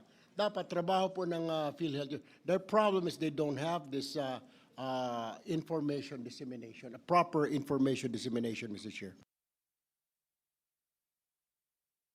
All right, thank you. Thank you for those comments. So we move to the next. So, Mr. Chairman, can yes. I now take the floor? Because I was just responding. All right, I okay. want- yeah, Yes, thank we you. recognize Senator Pia. Thank you. I just wanted to take this opportunity because Senator Amy already mentioned that 60 billion. So I will just take this opportunity to once again, and to my colleagues who have heard me speak about this so many times, you can take a break, you can take a bathroom break, you can tune out, you can use your cell phone, because I am saying this for the 100th time for the sake of the public, kasi I think all of our colleagues here have the same position. This is about the sin tax collection. So by law, under the sin tax law, there is a mandate that the collection be earmarked for PhilHealth. Ang ibig po sabihin nun, mga kababayan, earmark, unlike karamihan ng revenue ng gobyerno, walang earmarking yun, pupunta lang yun sa treasury. So lahat ng nakukuhang revenue, treasury. Pero itong revenue na nanggagaling sa sin tax, yan po ay earmarked. Ang ibig sabihin nun, nakaisang tabi yun in a separate fund, merong specific na paggagamitan. Ang paggagamitan nun is PhilHealth. So, in 2023, I'll just go back, kasi we passed the law in 2022, it became effective by way of the sin tax collection in 2023. In our General Appropriation Act, itong budget na pinapasa natin in 2023, 79 billion yung na-appropriate sa sin tax. and it is lacking of it is lacking by 4.9 billion because the total sin tax earmark in 2023 was 83.90 billion. Kulang ng 4.9. Nasaan? Hindi ko alam. Nalunod, na flood control, hindi ko alam. 2023 po yun. In 2024, the sin tax earmarked amount was 79 billion. What was in the NEP was 80.28, so nadagdagan pa ng konti. And what was in the General Appropriations Act was 40.28 na bawasan. So ang deficit is 38.73 billion. I repeat, this is earmarked. There is no basis in law for this amount to be used anywhere else, even if it is for a legitimate purpose. Walang naka-earmark na sin tax para sa ibang purpose. Ito po ay dapat nasa PhilHealth. Kulang ng 38.73 billion in 2024. In 2025, the sin tax earmarked amount was 69.81 billion. Ang nasa NEP is 53.13 billion. Ang nasa GAA is 0. So ang kulang is the whole amount, 69.81 billion. Nawawala, nasaan? Nasaan? So yung mga tanong natin, makasamahan natin, Senator Amy, na 60B, yung dun pa lang sa tinanggal, pero before that, 4.9, 38.73, 69.81, where is it? It is earmarked for PhilHealth. So, in the earlier discussion where pinag-uusapan ng MAIP, ang dami nating pambayad. We would not have to have this discussion because the funding is available by law.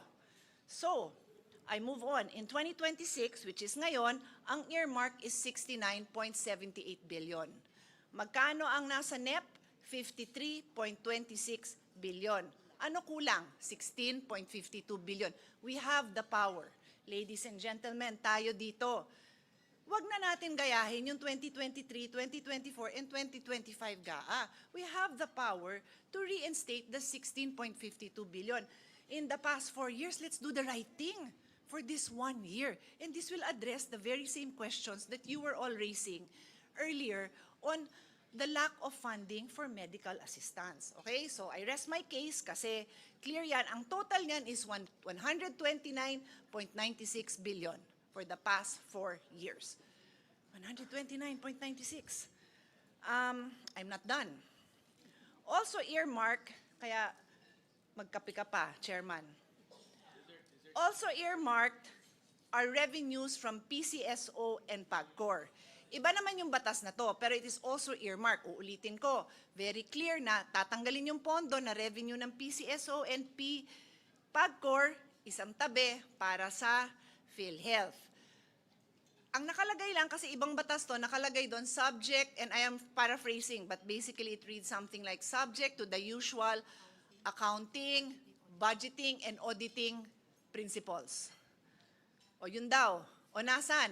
Wala, zero. Ibig sabihin sa since 2019 pa ang PCSO, 2019, 2020, 2021, 2022, 2023, 2024, 7 freaking years. Walang pumasa sa auditing ni piso. That amount, dear colleagues, is 106.95 billion. Earmarked. Where is that? Where is it? It's floating with the flood control projects. Now, what year was that? 2022? Yung 2 years na nasa GAA? There were 2 years, I think it was 2022 and 2023, basta, there were 2 years, wow, nakapasok sa GAA yung earmark ng PCSO and PAGCOR. So pinasa natin. Guess what? Never na-release. That amount was 21.17 in 2024 and 21.17 in 2023. Never released, but it was in the GAA. So, dear colleagues, that is our situation, and I will now wrap it up. That total amount plus the diverted funds, so 129 billion is the sin tax collection that was never, the sin tax deficit. 106.95 is the earmark for PCSO and PAGCOR for 2019 to 2025. And then the diverted funds of 60 billion, if you add that all up, it's 296.91 billion, almost 1/3 of a trillion. But of course, we will now reduce 60B because for all intents and purposes, we have all agreed that yung 60B ibabalik. So 236.91 billion ang kulang, Mr. President. So lahat ng diskusyon natin, kulang ang Medical Assistance Fund, yung ZBB na nagugulat yung mga tao, yung ating kayo po, mga colleagues natin who are very active on the ground. Ang dami siguro mga mayor nyo, mga barangay captain nyo na nagtanong, bakit yung LGU hospital ninyo, walang ZBB, bakit may balancing hinihingi sa kanila? And it was only later na ipapaliwanag ng DOH sa atin na it is only DOH hospitals, if you recall that explanation. But with this kind of funding, we can do more. What we did was we put 1 billion for DOH to give LGUs, but you know that that won't go that far. But with 236 billion, that will go far. That will reach the far areas of your barangays.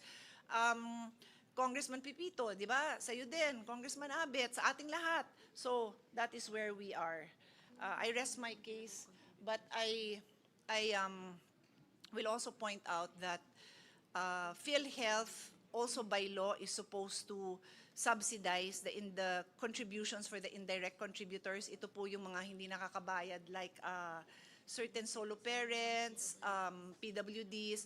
So walang nabigay na pondo dyan. Eh, magagamit na talaga itong earmarked amounts specifically for this purpose. So, what is my appeal? Why not the whole amount? O sabihin yung sobrang laki, then in the Senate has been discussing possibility of a 3-year plan. Maybe the chairman can expound on that. But for me, let's do the right thing this year.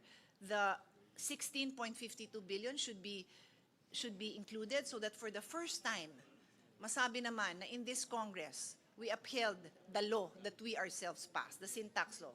So 16.52 billion yung kulang po this year. Yun lang po, Mr. Chairman. Thank you very much to everyone for your patience. I know all of my colleagues here, they have participated in our discussions on this. So kasama na sila dyan, seconding, thirding the motion on this. Thank you. Mr. Chair, yes, short lang. Mr. Chair, can I be recognized? Yes, Senator Lauren. Thank you, Senator Pia, for putting that on record. Yes, we discussed that in plenary, and I was hoping that at least a 16B would be completed and we could find it in the Bicam.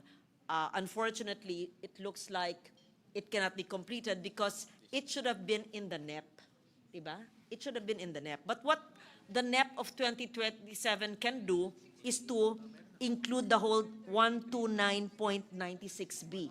I hope, and we're serving notice to the executive to put that in the president's budget of 2027 so that yung kulang sa NEP as discussed by Senator Cayetano would be complete. So thank you for putting that on record. I'm sure our colleagues in the House agree. And kung ganyang karami ang pondo ng PhilHealth, hindi na kailangan mag-beg ang mga ma-IFIP o pagpasok sa ospital at yung 10% na tinatawag na indirect members or the invisible sector, lahat na ng facilities sana libre na lang. Hindi na kailangan pipila pa sa guarantee letter. Yun naman ang gusto natin lahat mangyari, di ba? Oo. So, Mr. Chairman. That's it. Madam Chair, Mr. Chairman, I agree with Senator Cayetano. This is law. And law, under the rule of law regime, we should follow the law. So first, but what has happened before, because of fiscal space, may be difficult. But what we would like to agree to and propose is what Senator Cayetano is saying, that at least for this year, we do it right. And how much is that again? Senator? We add 16.52 billion. 16.52. And I therefore so move that we will do it right this time following the earmark amounts which can never be given to other purposes but should always be to PhilHealth. And so therefore, that is what we would like to do, Mr. Chairman, to make the right thing at this moment. Now, for 2027, let us see if we have fiscal space for 126 back amounts of the amounts earmarked by law, not given to PhilHealth. But this year, I think we should do this, Senator Pia, is urging us to do what is right. I support the good senator. Thank you. Thank you. Thank you for that very important discussion. So we move to the Department of Health. These are the budgetary support to government corporations. Thank you very much, Sen Win. On the part of the House, under the Long Center of the Philippines, we move to retain, the HGAB version retains the NEP levels at 918.8 million. For the National Kidney and Transplant Institute, the HGAB reflects the same amount as the NEP at 1.51. For the Philippine Children's Medical Center, the House proposes to increase it by 150 million pesos, thereby increasing the amount to 1.8 billion pesos. And for the Philippine Heart Center, the HGAB reflects the same amount as the NEP at 2.42 billion. And for the Philippine Institute of Traditional Alternative Healthcare, the HGAB reflects the same amount as the NEP at 174 million pesos. Thank you, Chair Mika. For the Senate, and I'm pleased to inform everyone, these are all the interventions of our Vice Chairperson, Senator Pia Cayetano. So I'll just mention the proposals from the Senate. Lung Center of the Philippines, 2.7 billion pesos, broken down as follows. Hospital Services Program, 1.7 billion pesos. Implementation of Advanced Lung Integrated Interventions and Networking for Comprehensive Endoscopy, Alliance Care Program, 50 million pesos. Establishment of the Integrated Robotic Surgery, IROS, and Endoscopic Center, 200 million pesos. Advancement of Biobanking Phase 3, 50 million pesos. Procurement of Linear Accelerator, LINAC, 400 million pesos. Procurement of Position Emission Tomography, Computed Tomography, PET CT Scanner, 320 million pesos. For the National Kidney and Transplant Institute, 3.2 billion pesos, broken down as follows. Hospital Services Program, 2.3 billion pesos. Construction of an outpatient services building capability, 400 million pesos. Tama. For Philippine, tama ba? Parang dalawa ito. Sorry, there's a misprint. I think for the construction of an outpatient service building is 500 million pesos. Ano itong isa? Yeah, merong isa pa. Hindi na print mabuti. Linear, tama? Ayan, the procurement of a linear accelerator with stereotatic body radiotherapy. Tama ba? 400 million pesos, no? All right. For the Philippine Children's Medical Center, 3.5 billion pesos, broken down as follows. Procurement of medical equipment, 200 million pesos. Construction of a new building phase 200 million pesos. Renovation of old building phase 200 million pesos. Completion of Eskwelahang Munti, 10 million pesos. Harmonization Initiative, MITHI, 595 million pesos. Hospital Services Program, 2.2 billion pesos. Training and Research Program, 215 million pesos. For the Philippine Heart Center, 4 billion pesos. Hospital Service Program, 3.2 billion pesos. Procurement of various medical equipment, 863 million pesos. For the Philippine Institute of Traditional Alternative Healthcare, 206 million pesos, broken down as General Management and Supervision, 152 million pesos. So any questions, any motion? Just check lang. I don't know if my record is wrong. I only have old building, walang new building. Which one? Which Children's Hospital? Yeah. New. Old building eh. Meron ba tayo? Renovation of building phase 2. Hindi, old meron, new wala. New ito. Kaya nga meron? Ayan, no? New building phase 2. Meron tayong pinasok? Yes, Meron. Galing to sa'yo eh.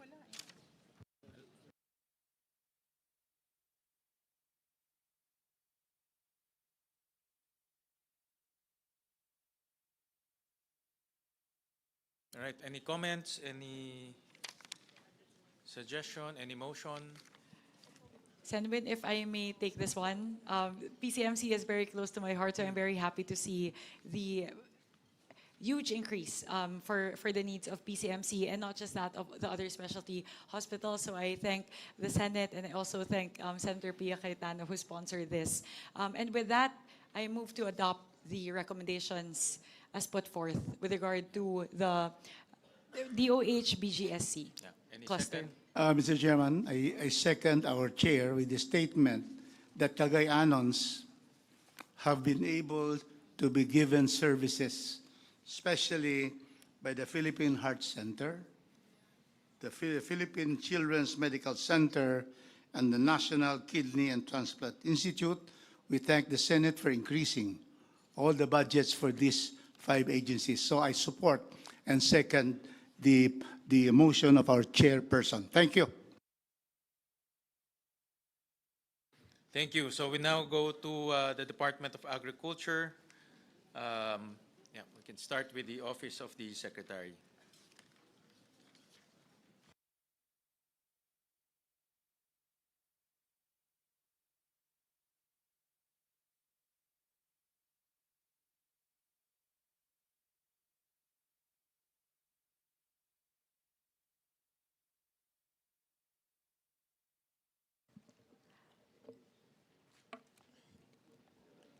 For the department, yun po, napapagod na yung mata ko, lumiliit na, hindi ko na mabasa yung maliit, sandali lang po.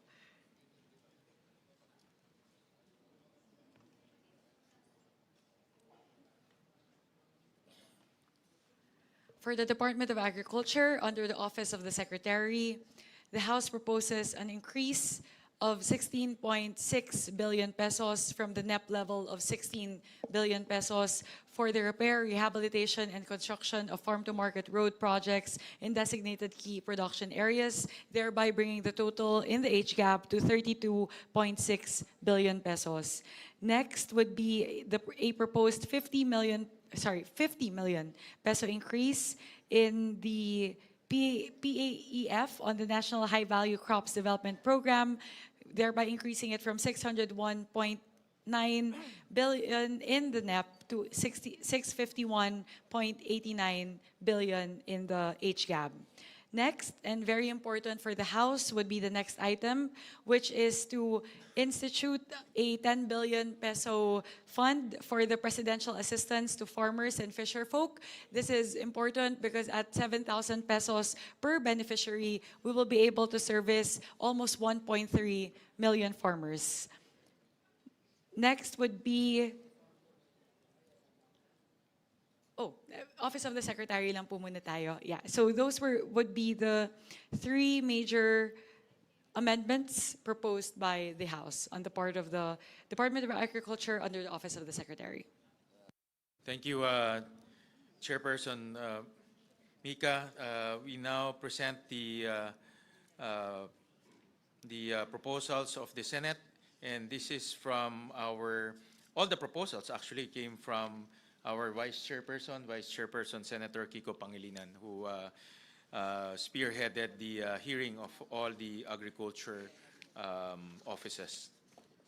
So, for the implementation of Kadiwa ni Ani at Kita program,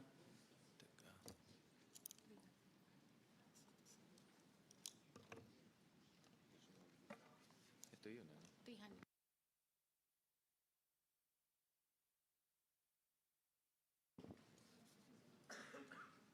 First Office of the Secretary is 160 billion pesos. Implementation of Kadiwa, Ni Ani at Kita Program, 300 million pesos. Young Farmers Challenge Program, 120 million pesos.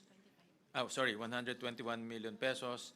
Rehabilitation, repair, and construction of farm-to-market roads in designated key production areas, 16.3 billion pesos. Other extension, support, education, and training services activities, 650 million pesos. Building sustainable agricultural and fisheries enterprises safe through the Farmers and Fisherfolk Enterprise Development Program under Republic Act number 11321 or the Sagip Saka Act, 500 million pesos. The Digital Agriculture Project, 600 million pesos. Establishment of Agricultural Food Hub Project, 2.6 billion pesos. Biosecurity for Agriculture and Fisheries Enforcement Project, 1 billion pesos. PSS on the National High Value Crops Development, 1 billion Development Program, 1 billion pesos. Assets on the National High Value Crops Development Program, 519 million pesos. PAEF on the National High Value Crops Development Program, 867 million pesos. INS on the National High Value Crops Development Program, 108 million pesos. Presidential assistance.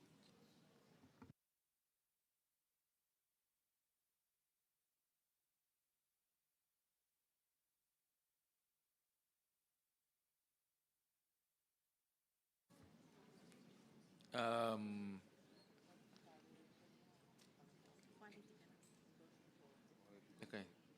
Yes, quality control and inspection and insurance of regulatory documents, 766 pesos. Animal welfare supervision and accreditation program, 10 million pesos. That's it, Mr. President. Mr. President, Mr. Chairman, that's the end, Yes, as you mentioned. yes, No? yes, Just to mention, the very last one was this representations amendment. And I just want to mention, because it's a first of its kind, it's animal welfare to provide assistance to private animal shelters that have demonstrated exemplary performance in delivering care, protection, and rehab services to animals. This is the usual domestic animal situation where they're abused, walang matakbuhan yung mga tao, walang tumutulong, walang financial assistance. So this is a first small pilot project that will put under DA the responsibility to vet these shelters and then to provide them with the financial assistance to help them do the job that many of them are already doing very well. Yun lang, Mr. Chairman. Thank you, Senator Pia. So, Mr. Chairman. comments? Yes. Yes. Mindanao, Mr. Chairman, has a population of 26 million Mindanaonons, comprising 22% of the 119 million Filipinos. Mindanao contributes to our GDP in the tune of 18 to 19%. But this and the net that was provided to us only gave Mindanao, out of the total pie for the DA, 15.2%. So I asked Secretary Laurel on this, and he said that there are also funds lodged in the office of the Secretary to be able to give justice to Mindanao. Imagine 15.4, and we are the breadbasket of our country. 50% of the corn, Mindanao. Coconut, 50%. Rubber, almost all from Mindanao. So, Mr. Chairman, I would like to know whether the Senate has considered you being the representatives of the entire Filipino nation in general. Have you been able to see how Mindanao as a region, 6 regions in the island of Mindanao, how we are able to give to our farmers and fisher folks more than the 15.4%? So I would like to ask that here in this forum, because we are now in the Bicam. And so therefore, we cannot continue to have this kind of an inequitable distribution of the DA pie to only have 15.4%. for Mindanao. So we would like to know from our chairman whether that was also taken by the Senate and whether there are also moves to be able to give justice to Mindanao because we have the most number of farmers and also fisher folks. So therefore, those are the things that I would like to bring to this August Assembly of the Bicam. It is not really equitable to only have 15.4. So therefore, NCR gets 11%. And where can we plant in NCR? At Luneta, Mr. Chairman? So yun lang Mindanao talaga ito yung land of promise. And yet, 15.4% lang. So yan talaga ang aming hinaing sa from Mindanao to consider Mindanao, agriculture na ito All the others are okay. Pero agriculture is really what we are all about, Mindanao. Mr. Chairman, can we have a response on that? We recognize Senator Kiko. Yes, with the permission of our chairman. While it is true that the budgetary appropriations are identified as NCR, these are actually national offices who are headquartered in NCR. But their programs and their infrastructure projects are nationwide. One case in point is the National Irrigation Administration. While it is based in NCR and therefore the budgetary allocations would be NCR-based because they are headquartered in NCR, the projects of the NIA are nationwide. So having said that, it is not exactly accurate to say that because the allocations are for NCR and the programs therefore will be implemented in the National Capital Region. So, but having said that, we understand the concern. In fact,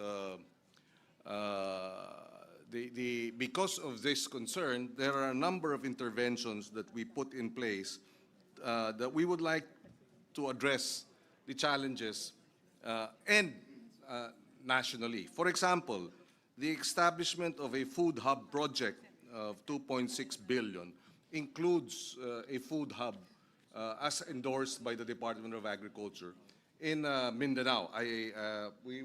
Where is it? Cagayan de Oro, Mr. Chairman. There you go. The biosecurity for agriculture and fishery enforcement, we asked for 1 billion. This would be the first border control for agriculture products being brought in. And if I'm not mistaken, actually the original request was for 3 billion or 2 billion, but one of the projects for biosafety, first border control facility would be also in Mindanao. So there are a number of other items here that are actually for implementation nationwide. And Mindanao will have a fair share of these projects. Thank you. But Mr. Chairman, the best way to do, for example, irrigation is not to lump it up in the head office. It should already be pushed down to the regions already. After all, the NIA the NIA has already identified what are these projects, line item ngayon So ano talaga? I mean, we cannot therefore just depend on being given lump sum to Manila. NIA. Then it should go to the regions, including Mindanao. So that is what we are asking.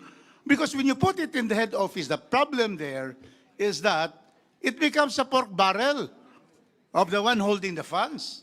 And you have to plead to them. And we are very far from Mindanao. So that is what we should do. Probably how we can do that this time, Mr. Chairman, so that we will be able to have affirmative action to the needs of Mindanao, its farmers, and its fisher folks. So that is what I would like to appeal to our senators.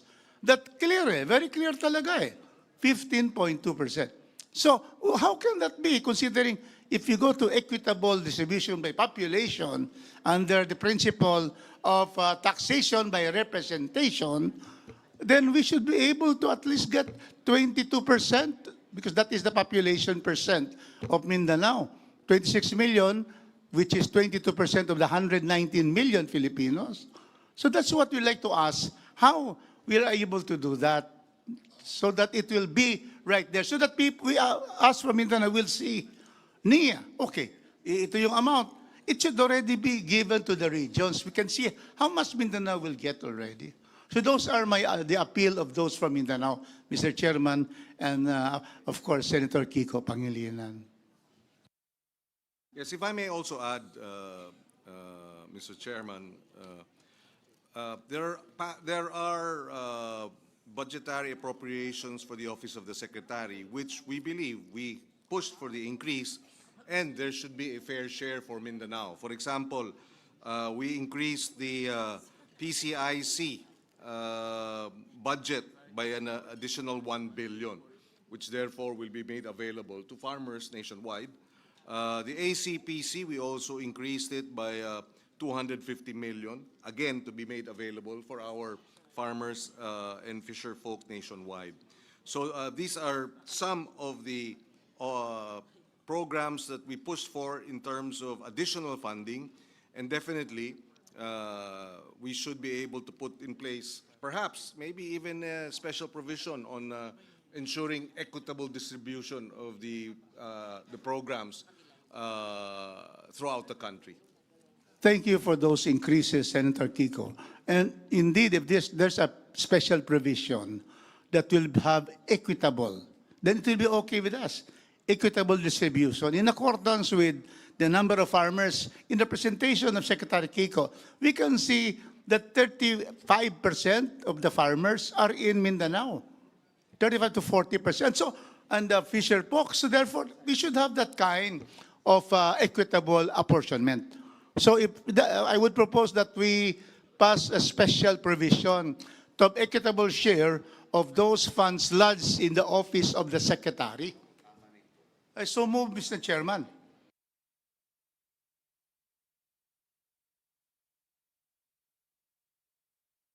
Subject to the wording, so that we don't, so we can also give the Secretary some flexibility. We agree in principle to the special provision. Thank you. Let's have a special provision subject to the consultation with the Secretary. Because actually the Secretary realized this when I brought this up in the House, and he pledged, in fact, that there will be more in addition to the 15.2%. He will be giving more. But in the special provision provides so, with a language that is acceptable to the Secretary, then we are very thankful to the Senate and the House for having that provision. Medyo equitable naman ang distribution.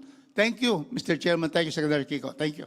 Thank you, Congressman. Mr. Chair, Yes. Senator Lauren. I would just like to express my agreement with the points of Congressman Rodriguez. And I'm also wondering why the lump sums are big. In fact, moving forward in the coming NEPs, coming years, it should be disaggregated. And the more disaggregated it is, equitably distributed in the different regions, even down to the provinces or districts, it's better rather than it's lump sum and it's subject to patronage politics o kung sino ang sinasabing malapit sa kusina. So I agree with you, and especially now with the effects and the impacts of climate change, our farmers and fisher folks in Mindanao need all the support needed. So we would be happy with the permission of the chair to receive a special provision that could guide the funds that are lodged presently in the office of the Secretary. Thank you. Mindanao would like to thank Senator Ligarda for supporting us, the chair, because you were the one who said to support immediately. But of course, together with the chairman, Senator Kiko. Yeah. So thank you very much for that. And we hope to have that provision, Senator Kiko. You're in charge of agriculture, and we really would like to get your support. Thank you so much. You have it, Congressman. Actually, Congressman. So Mindanao thanks Senator Kiko Pangilinan. Now we wait for the chairman to also pledge. No, I think that concept should be spread out in various agencies, not only in DA, but also, let's say, in the PWH or in DOTR, so that development will spread throughout the country, not centralized in Metro Manila or just Luzon. So that's something that we will be looking at in the next budget cycle or in any discussions. Thank you. Mindanao, thanks, Chairman, Senator Yun Gatchalian. Thank you. Maraming salamat, Kong Rufus. So, any comments? To continue, Mr. Chairman, on another matter. This is regarding our proposal for the farm-to-market road. This is affirmative action, especially in Mindanao, where we have already highways. But the problem is how our people in our far-flung barangays will be able to bring their produce to the city, lowering costs and enabling them to bring their products. So I have been requested by the chair, and I always obey my chair. So whatever the chair would want. Thank you very much. Thank you for indulging me, Representative Rufus Rodriguez. Before we go to the question on the farm-to-market roads, I would first like to focus the matter on something of great importance to the House, which is the funding for the presidential assistance to farmers and fisher folk. In the HGAB, there is a allocation of 10 billion pesos for this program, and we appeal once again to our colleagues in the Senate to please help us fund this in the final version of the GAA. The reason being that this is a critical program, one of the flagship programs of the President that enables him to provide assistance, enables the administration to provide assistance to farmers and fisher folk all throughout the country. Several instances where it has been given in the past, in Navotas when there was an oil spill, in Cavite as well, I believe, also due to the oil spill, when there in Camarines and in other areas when there were times of calamities, especially when typhoons would strike, and this would damage the crops of the farmers. And finally, in cases wherein crop prices are so low that farmers get prices below their investment. So siguro po yun po yung hihingiin namin. Napakahalaga po kasi ng programa na ito para po sa ating mga magsasaka at mangingisda. At I will also personally advocate for this as a representative from the 1st District of Nueva Ecija, which is the rice granary of our country. And it is very important for us to be able to have this fund to help our farmers. Siguro po, more recently, siguro po gusto ko pong banggitin yung nangyari nitong nakaraang cropping cycle na napakababa po ng presyo ng pagbili ng palay. At napakalaki po ng nalugi sa ating mga magsasaka. At ito po sana, itong PAF na to ay posibleng maging susi. Malaki po yung papel na gagampanan nito para matulungan po yung ating mga magsasaka na una po kahit papaano ay makarecover doon sa nawala nilang puhunan sa nakaraang cropping cycle at magkaroon din po sila ng puhunan para naman po sa susunod na pagtatanim. Napakahalaga po nito. At siguro po nung isa-cite ko na din po yung nakaraan, nung natamaan po ng Bagyong Carding, yung aming distrito, halos higit 1 bilyon po yung nasalanta na mga pananim at mga bukirin. At kung meron po sanang PAF nung mga panahon na yon na agad-agad po na pwedeng ma-disburse para po matulungan yung ating mga magsasaka, napakalaking tulong po sana nun para sa mga nasalanta ng bagyo. And sa parte naman po ng mga magsasaka, napakalaki po na itinulong nito doon po sa mga natamaan ng oil spill. Kasi hindi po sila makapagpangisda. Kaya po ilang buwan po, mahina na yung ilang buwan na hindi sila makapamingwit.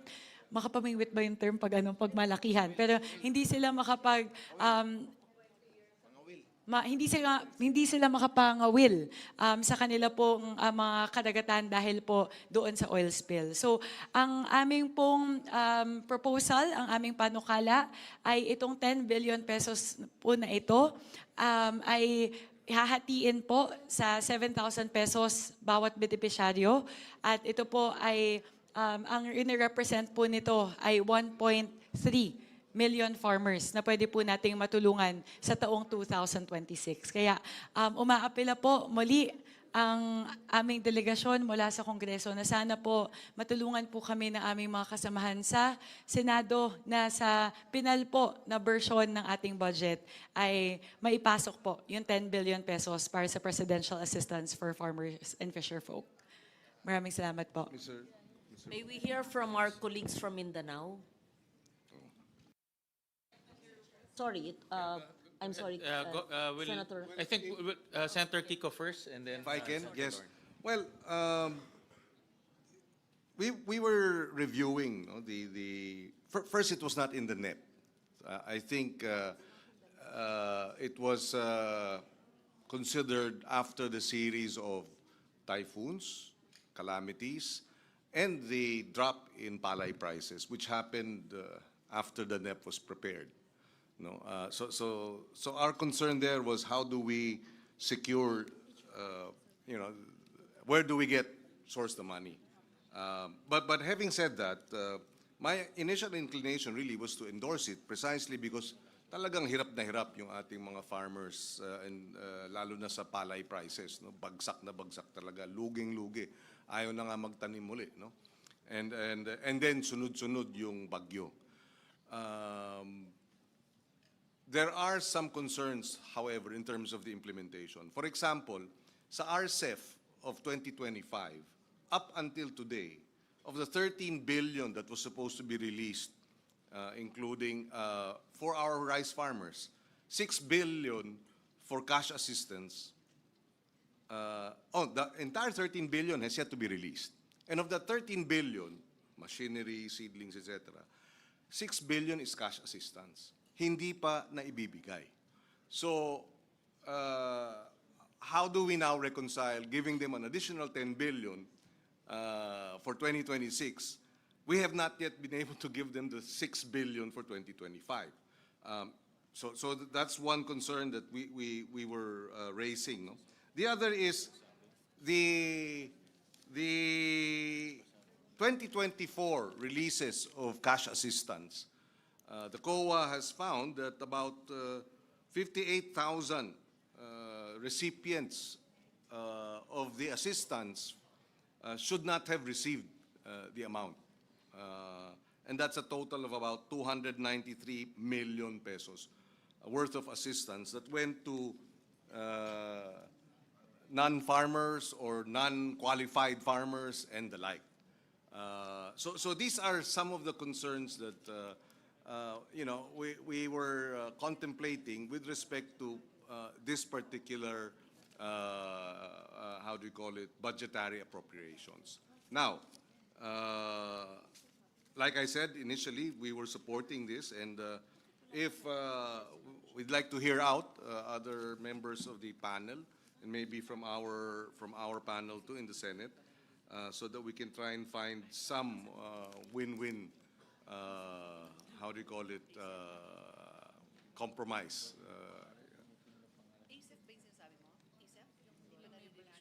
No, the RCEF. RCEF. The Rice Competitiveness Enhancement Fund, 30 billion should be allocated. 13 billion has not been released for 2025, and of the 13 billion that has not been released, that includes seedlings, fertilizers, farm inputs, equipment, and 6 billion pesos worth of cash assistance.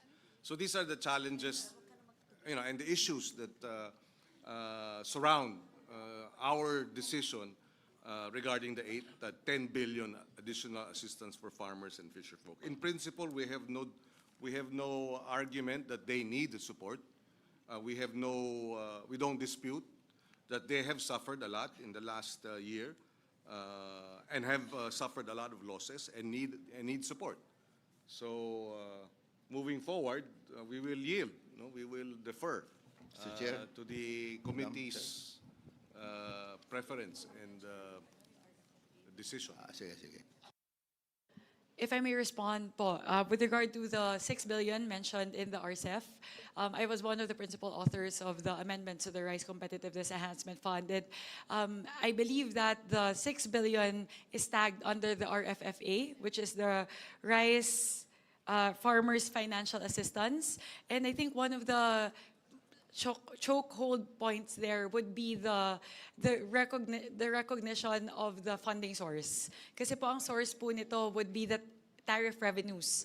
And yun po yung isa sa mga naging problema. Nagkaroon po ng late recognition, late reporting from the part of the BOC. Kaya nagkakaroon po ng delays kasi hindi po natin nakikita kung ano yung excess tariff revenues. And yun din po yung isa sa mga dahilan kung bakit in general, since RCEF was implemented in 2019, mabagal po yung disbursement. And I believe with the amendments that were introduced was it December of 2024 when it was signed? Hopefully po maayos na po yun. But I believe it's tagged, it's linked to the funding source in the case of RCEF kasi it's a SAG-F po. That's why it might be that. So it's not really the disbursement, it's the source of fund that may be the chokehold point, the choking point for RFFA. With regard to the actual identification of beneficiaries, siguro po pwede po nating kausapin yung DA patungkol dyan. Mas paigtingin po yung guidelines. We have to be more stringent with the guidelines to ensure that only farmers and fisher folk affected by calamities, either calamities or very low palay prices or oil spills and the like would be eligible to receive the PAF. So we can put in those safeguards po just to ensure that this program will be implemented correctly. And with that, I would like to to yield the floor to Representative Pepito Alvarez.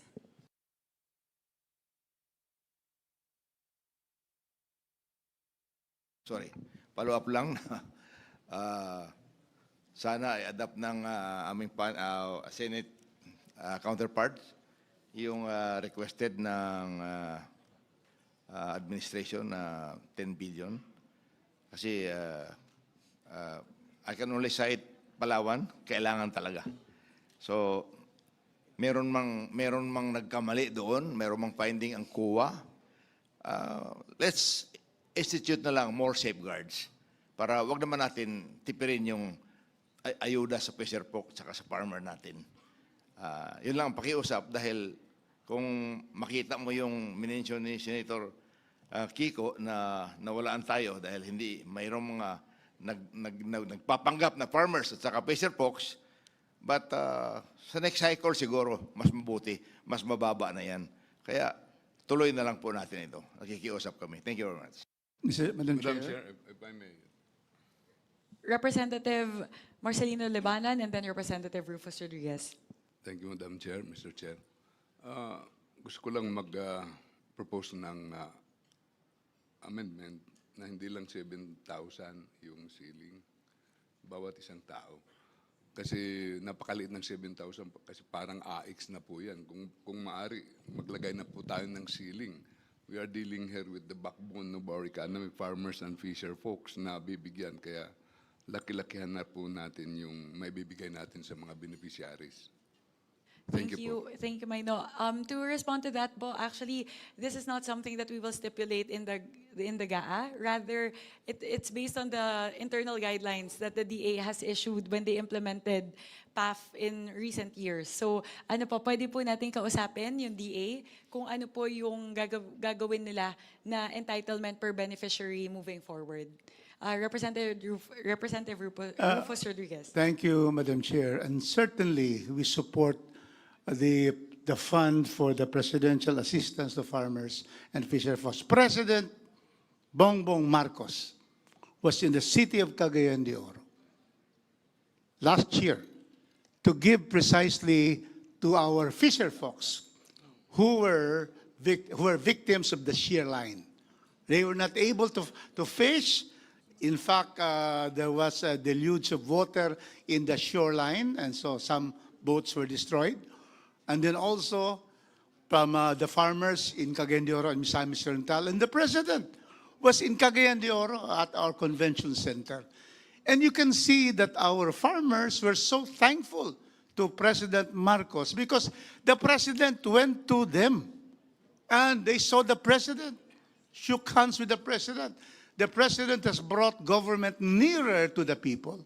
And so therefore, these are the kinds of immediate assistance that the office of the president can already give when there is a calamity, when there is a typhoon, there are earthquakes, and so which affects farmers and fisher folks. So I appeal to our Senate colleagues to be able to give this 10 billion so that there will be an immediate assistance to farmers and fisher folks all over the country. Thank you, Mr. Chairman. Madam Chair? Thanks, Representative Brian Yamsuan. Yes, as former chairman of the Committee on Aquaculture and Fisheries in the House of Representatives in the 19th Congress, I really say, kailangan talaga, the need for additional funding for especially our fisher folks. Sila yung madalas tamaan, bagyo, sila yung laging nawawalan, and of course, dwindling pa yung population ng ating mga fisher folks. Almost 70% ata ng ating fisher folks ngayon, 50 years old and above na ang mga edad nila, at konti na lang po ang talagang pumupunta dun sa sektor na yon. And I think with this additional funding, we can, kumbaga, give them a lease on life doon sa kailangan nila para sa pang-araw-araw. And I support my colleagues, especially the move of our chairman, Mika Swansing, to really give this a additional funding kasi talagang kailangan nila. And we also ask for your consideration for the approval of this budget. Senator Amy? Yes, Mr. Chair.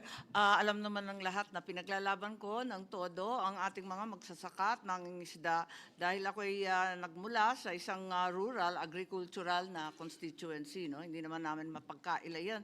Subalit, tinatanong ko lamang, ang pangalan nito, Presidential Assistance to Farmers and Fisher Folk. Kung tunay nga na prioridad dito ng administrasyon at presidential assistance pa ang pamagat nito, bakit hindi sinama sa NEP, which is otherwise known as the President's budget? Go ahead, Senator Kiko. Yes, allow me to explain what the Secretary shared with us. No? Precisely because of the impact of the drop in palay prices and then the series of typhoons, calamities, floods that happened after the NEP was submitted. My understanding is Malacanang felt the need to allocate this additional budgetary support. So it came after the DBCC had submitted the draft? Yes, And, because the typhoons came after and the drop in palay prices came after. well, that being the case, therefore, why did our committee report not include it? Well, the subcommittee of which I chaired endorsed it, but because of fiscal space and the discussions were the discussions were such that may AX na, no, hindi na implementa ng tama yung pag-distribute ng assistance and a number of other considerations. The committee, I deferred to the chairman, but now we're discussing it again, and he's open to my previous suggestion that we include it and endorse it, Mr. President. Okay, nagtatanong lang naman at alam naman ninyo mas radikal ang aking panukala para rito, kundi ang akin hindi yung one-shot deal na 7,000 na sa pakiwari ko, hindi naman magtatagal ng 1 buwan para sa pamilya ng 5, no? Hindi naman magtatagal yan, hindi talagang solusyon. Ang akin nga para magkaroon ng national wage, farmers' wage ang marginal farmers kasi hindi yung one-shot deal ang makakatulong sa kanila, kundi malawakan at mas mahaba, sustained support dahil ang layo-layo na natin. Ganun pa man, tignan natin kung saan kukunin ni Chairman Gatchalian. Magmamagic pa tayo para magkaroon ng fiscal space. Mr. Erwin? Thank you, Mr. Chair. Mr. Chair, the problem here is, bottom line, we don't have funds for this because it is not, number one, in the NEP. Pangalawa po, saan ho natin huhugutin to? Saan tayo magbabaklas? Ilalagay natin dito. Pero may mga options po tayo kasi when I was with the DSWD, may mga programs po ang DSWD dito. Yung Kalahi Seeds for One. Nandyan din po yung Sustainable Livelihood Program para sa mga kooperatiba. Nandyan din po yung AIX. Pag may mga bagyo, they continue to do this. So may options actually. May alternatibo na po pwedeng pumasok, tumulong ang DSWD through doon sa Kalahi Seeds nila. It's a community-based program to alleviate poverty in that community. Number 2, yung Sustainable Livelihood Program. Usually, ang ginagawa dito ng DSWD, cooperative, encouraging mga fisher folks, mga farmers, to create a cooperative or to build their own cooperative, then lalagyan ng pondo yung kooperatiba na yun.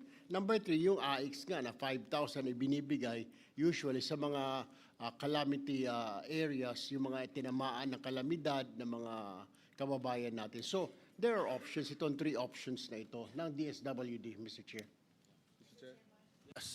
Senator Pia and then Senator Kiko. Actually, Mr. Chairman, my intervention is similar to Senator Tulfo's.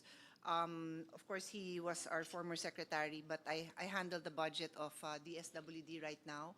So, Mr. President, let me start with another committee that I chair, the Committee on Sustainable Development Goals, Innovation and Futures Thinking. The number 1 SDG is no poverty, and the Filipino farmers are the poorest sector in the entire country. So there is no argument that we need to support them, and it is well worth our time to spend more than a 10-minute exchange on ideas on how we can provide more funding for the farmers. I think it is worth having this discussion.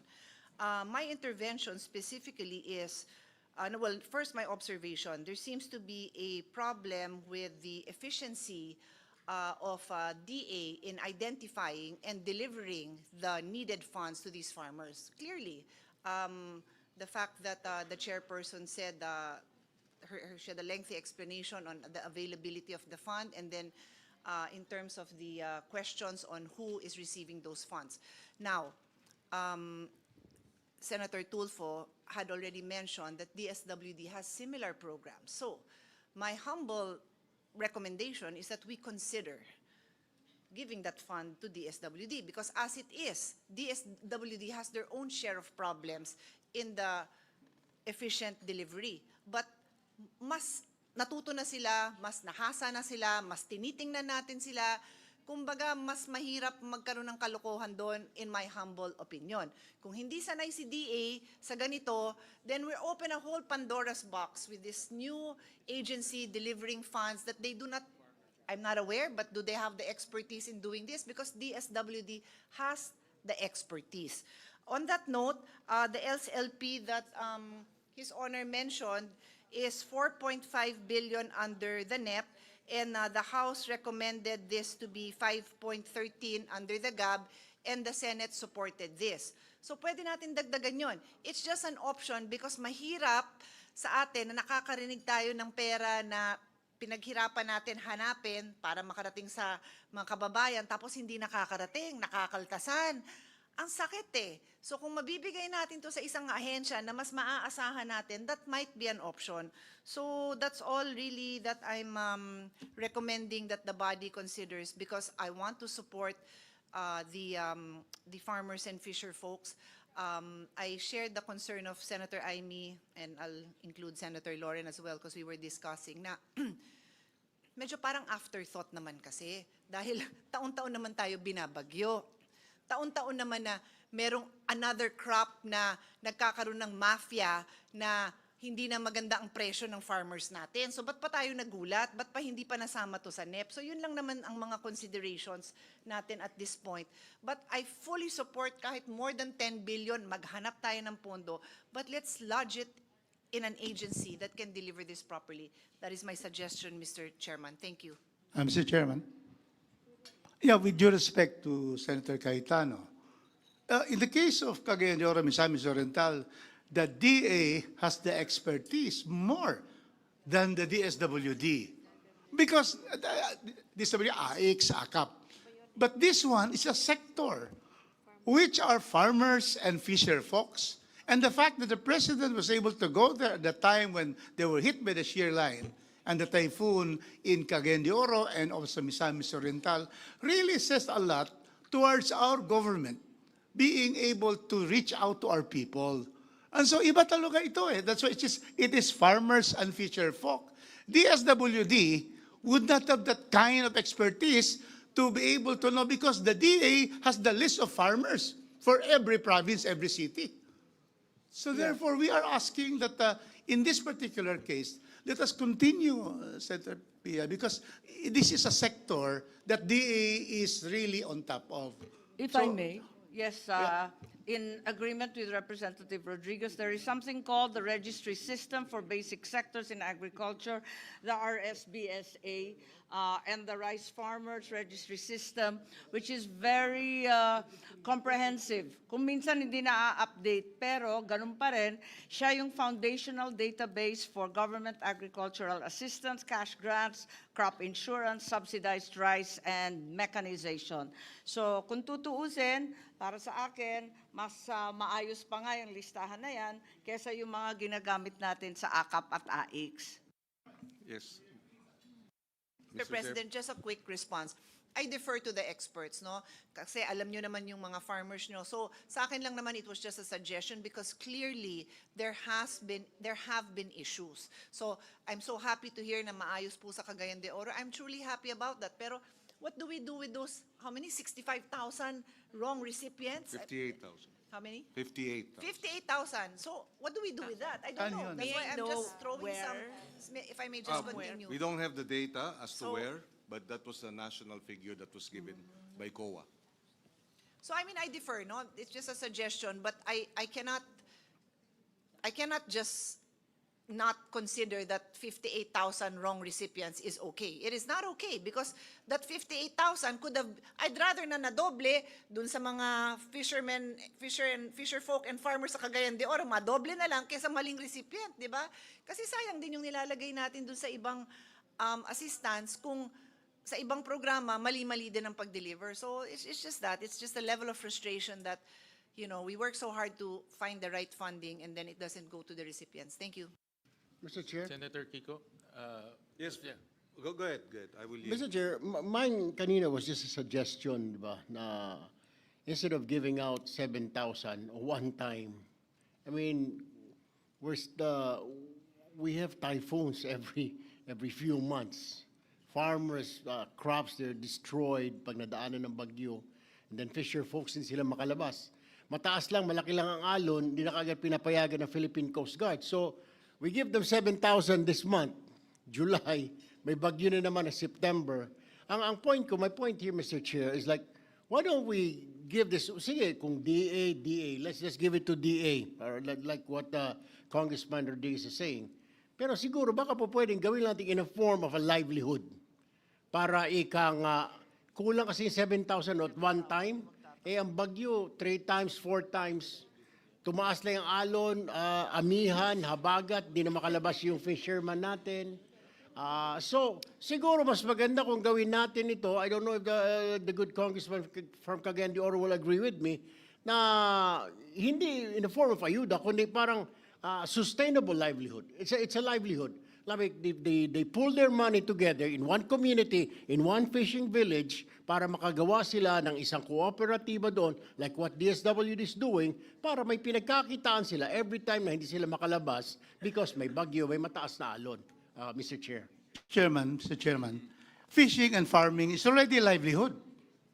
And precisely because it's a livelihood, they need already, when there's an emergency, they need to buy fishing nets because, it was destroyed, the boats have been dilapidated. So in other words, these are immediate assistance.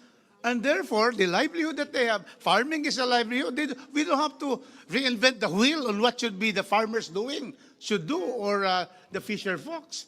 And that is why I'm saying that probably let us continue with this and probably just have, make the DA probably be more attuned to really singling out and getting who are really qualified so that your 58,000 will not follow. But the concept itself is an immediate need for the livelihood of farmers and fisher folks. Thank you, Mr. Chair.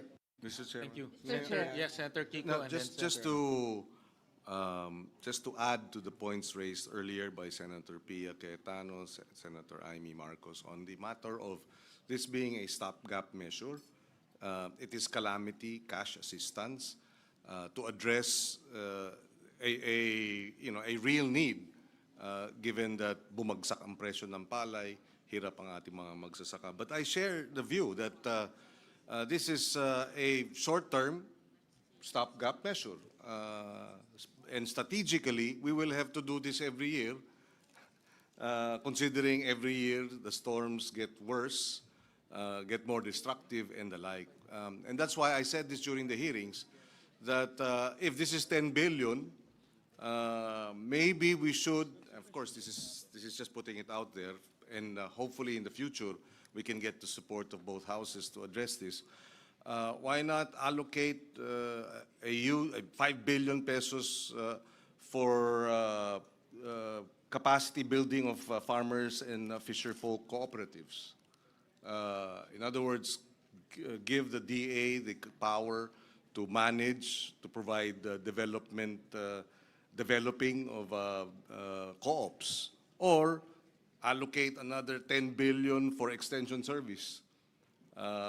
In other words, expand the extension service capacity of our DA, not in the regional level. Bring them down to the municipal level so that extension service funded by the national government will reach our farmers down to the grassroots. This, I think, in the long run, we're putting money for strategic, sustainable interventions. This is a stopgap intervention. But anyway, having said that, it is still needed anyway, but I think if we wish to address the challenges of agriculture in a strategic and sustainable manner, we have to put more money into organizing them, building their capacity, put more money in extension service so that government can be with them in the grassroots, put more money in, yes, mechanization, but what use is mechanization if they're not organized? What use is all the other interventions, drying facility, if they're not organized? And therefore, strategically, we'd like to see that. And yes, the poorest sectors are the farmers and fisherfolk. Ang national poverty incidence natin is 16%, but in the sector of farmers and fisherfolk, it's 27%. It's pretty much double the poverty incidence in both farming and fishing. And unless we secure our producers, our food will always be expensive. And therefore, well, for the record, Mr. Chairman. Senator Amy? Yes, thank you very much, Chairman Gatchalian. Papayag ba kayo kung i-transfer ang 10 billion mula sa AIX o di kaya iwanan sa AIX at lagyan lang ng stipulation na para sa farmers yung 10 billion since we cannot find fiscal phase? Pwede ba yun? Kasi ang nangyari ngayon, pumasa yung free funeral. Yung free funeral services papasok sa AIX yun. Walang bagong pondo yun kasi wala ngang pera for the free funerals. So it's a part and parcel of AIX now. So I'm wondering if perhaps you would like to just carve out a 10 billion from the AIX program and identify it strictly for farmers who are facing calamities or are victims of all sorts of natural and man-made calamities.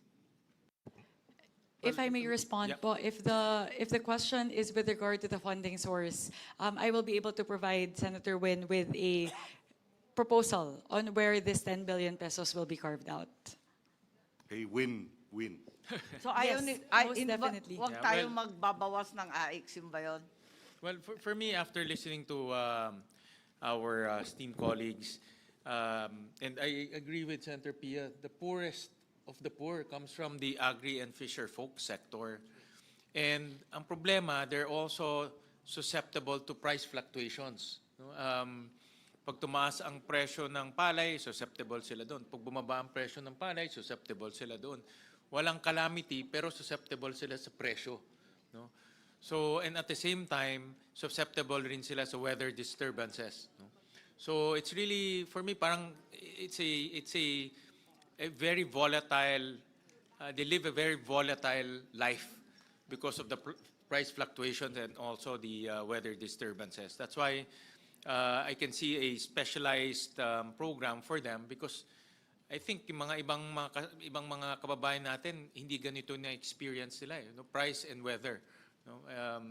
And these things cannot be predicted, no? Maya pakahirap i-predict yung ganito. So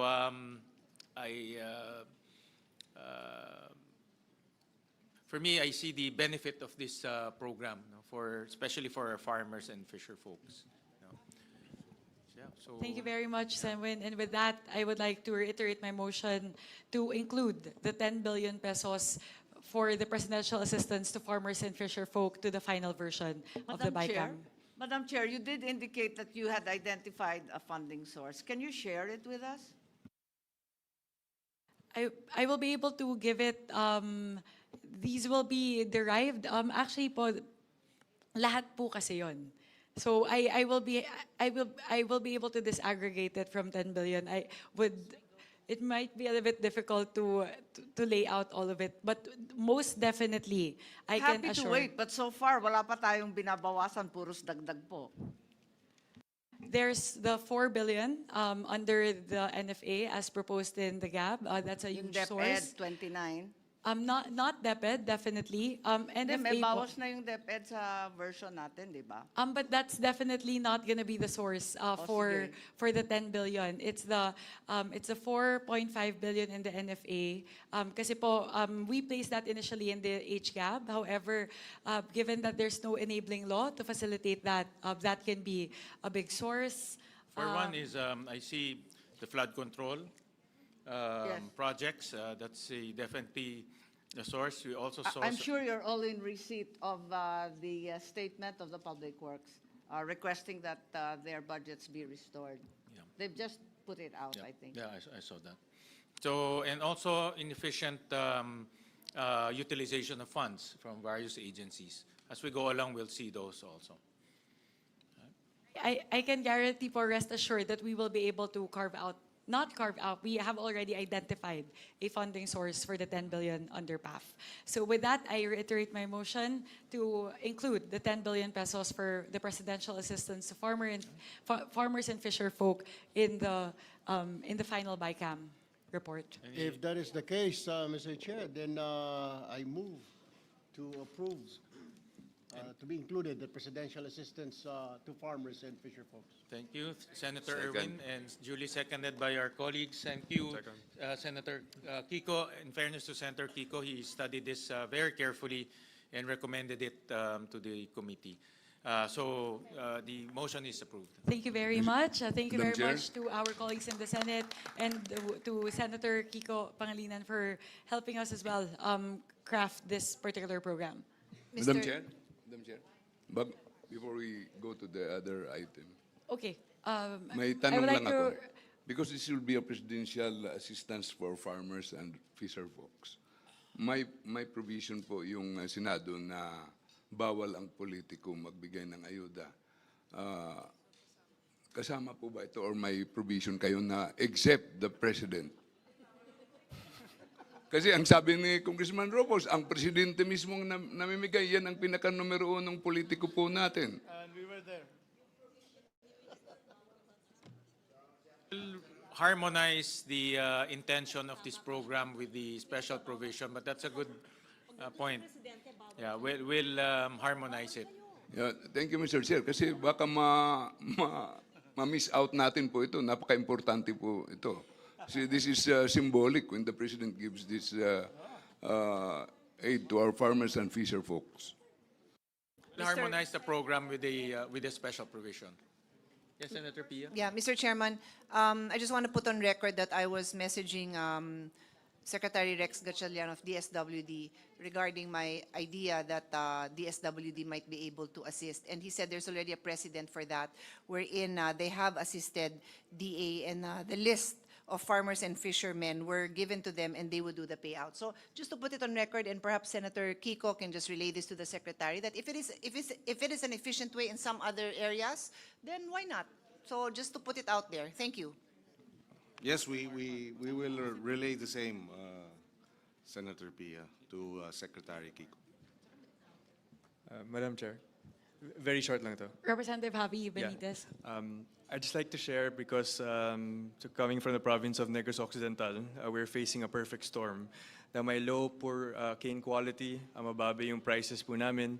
We've been hit by the calamity. So I hope na hindi lang sa palay farmers but dito rin po sa ating mga sugar farmers. At hindi natin pwedeng sabihin na they can do other things because they've been doing this for many years. So kailangan po nila yun.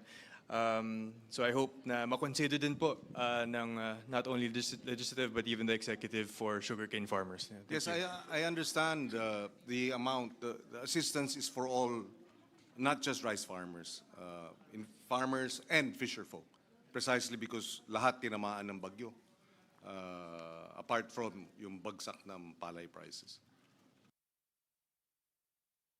Thank you very much. May I now move to the next topic? So this is with regard to the farm to market roads. In the House version, the total for FMRs was 32 billion pesos, and we would like again to once again appeal to our colleagues in the Senate to restore the 32 billion pesos for farm to market roads. Mr. Chairman, may I? The Chair. Okay, May I just second the motion because this is an affirmative action for our poor farmers and people at the areas of our far-flung barangays. The highways are okay. Mostly those who will use them are those in the cities and municipalities.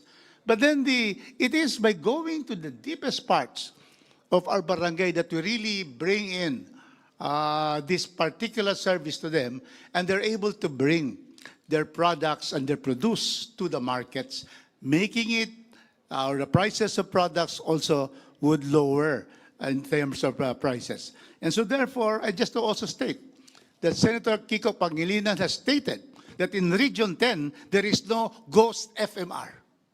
And I think mostly all over the country, there are no ghost FMR because it is shown to the people and brought to the people in the countryside. So we'd like to ask that we are able to have the 32 billion and make sure that our farmers, our people in the far-flung barangays will have the benefit of good roads. Thank you, Mr. Chairman. Representative, my apologies, Sen Kiko po or Representative Marco Zamora? Yes, just a rejoinder, Madam Chair. The increase of the proposed increase for the farm to market roads is recognized being the most cost-effective intervention to address food prices and food security.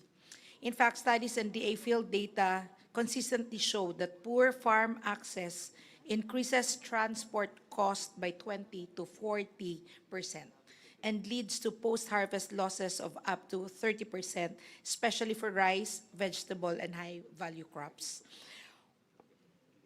While we understand, Madam Chair, Mr. Chair, that there are FMR projects that are under deeper evaluation, investigation, or show how low utilization, largely due to implementation capacity constraints. But I believe that these are isolated cases and should not be used to penalize an entire program that directly supports over 10 million Filipino farmers. And to correct this response is to strengthen oversight and implementation and not to reduce funding. And so we appeal, I join the other members to appealing to maintain the proposal of 32 billion, Mr. Chair. Representative Alan T. Thank you, Madam Chair. Based on the Department of Agriculture's data, 61,000 kilometers of farm-to-market roads are still unpaved. With the 32.6 billion farm-to-market roads, it will only able to construct at base price of 15 million per kilometer, around 2,175 kilometers. So we are still far away from from 61,000 kilometers that are unpaved road. Thank you, Mr. Chairman. Thank you. Senator Kiko? You have- Yes, may I respond? When we received when we were hearing the DA budget, there were a lot of discussions about the farm-to-market road programs, and it was in the background, in the backdrop of the flood control scandal, and therefore we were very mindful. And again, the 32 billion from the House was not part of the NEP.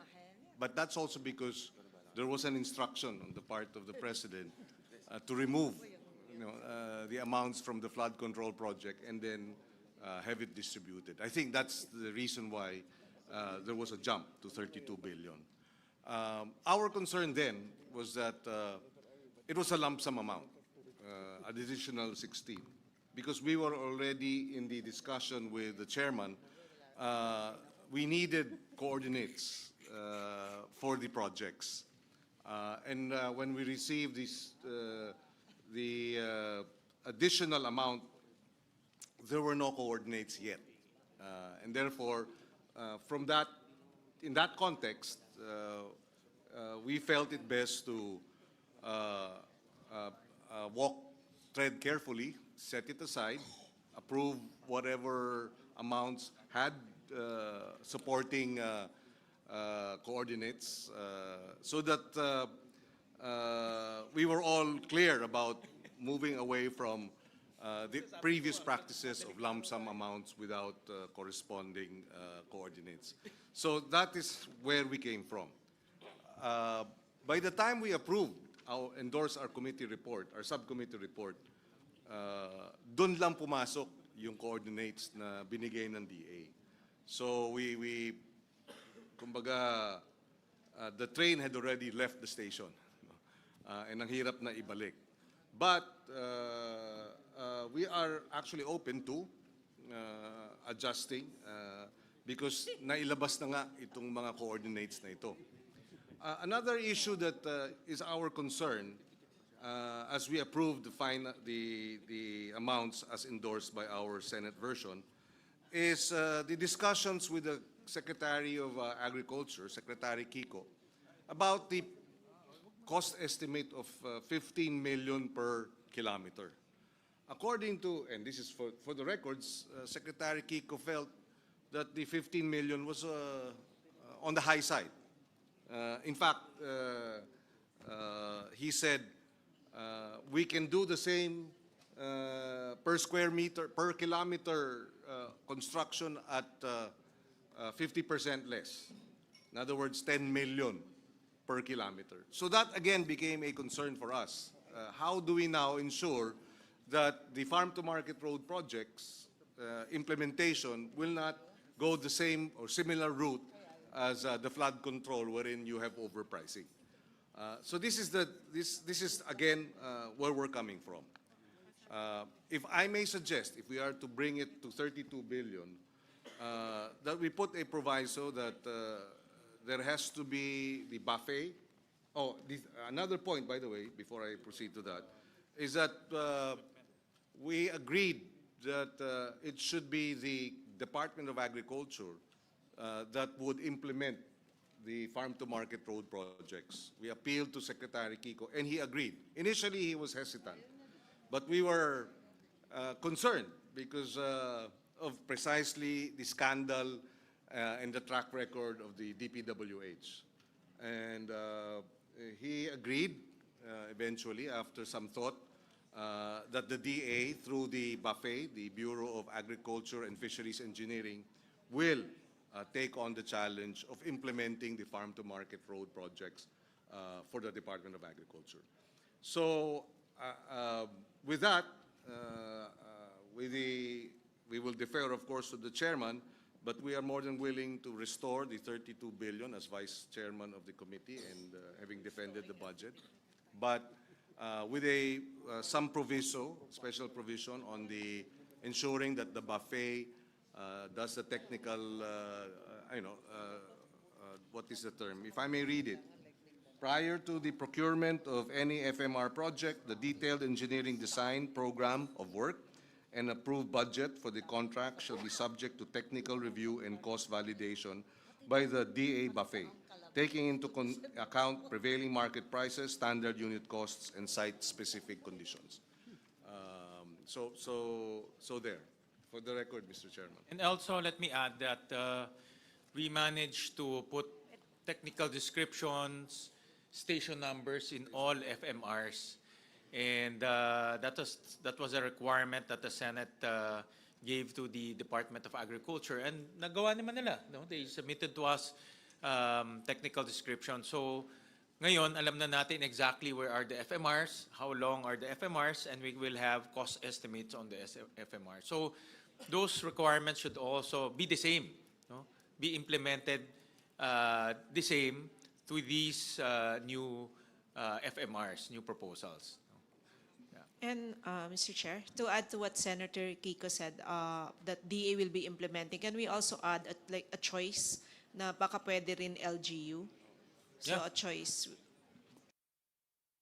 I think that's also, we can also, I remember talking to Secretary Tiu Laurel about that during the hearing, and he also agreed. No? That is possible. Mr. Chair. In fact, with the permission of the chairman, we actually tackled that, that the DA could look at the template of the school building acceleration program of getting PPP, as well as local government participation in the farm to market road infrastructure project implementation. Mr. Chair, in relation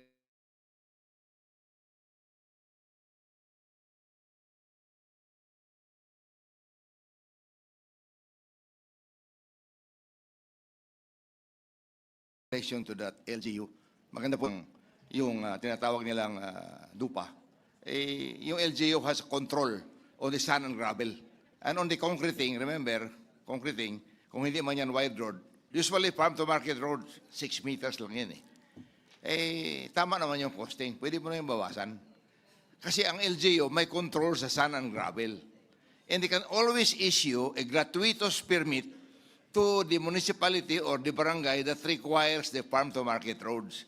So, tulong-tulong na lang ito. Pag in-involve mo yung LGU, makakasiguro tayo na magagawa talaga yung project dahil sa kapasidad ng LGU to give the gratuitous permit. Yun lang po, magdagdag ko. Kaya maraming salamat, Mr. Chair. If I may also add, part of the discussions for the farm-to-market road projects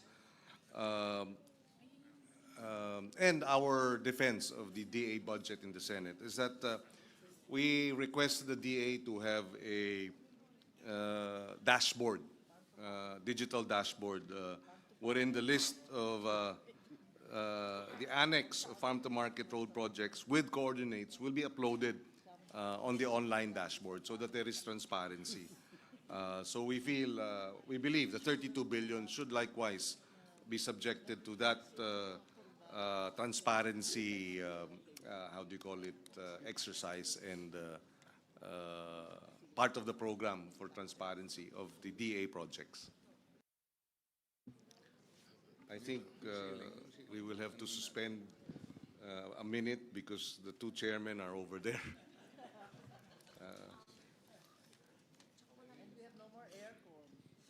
And the aircon is no longer functioning. Pinasara ata ni Senator Legarda. Meeting suspended.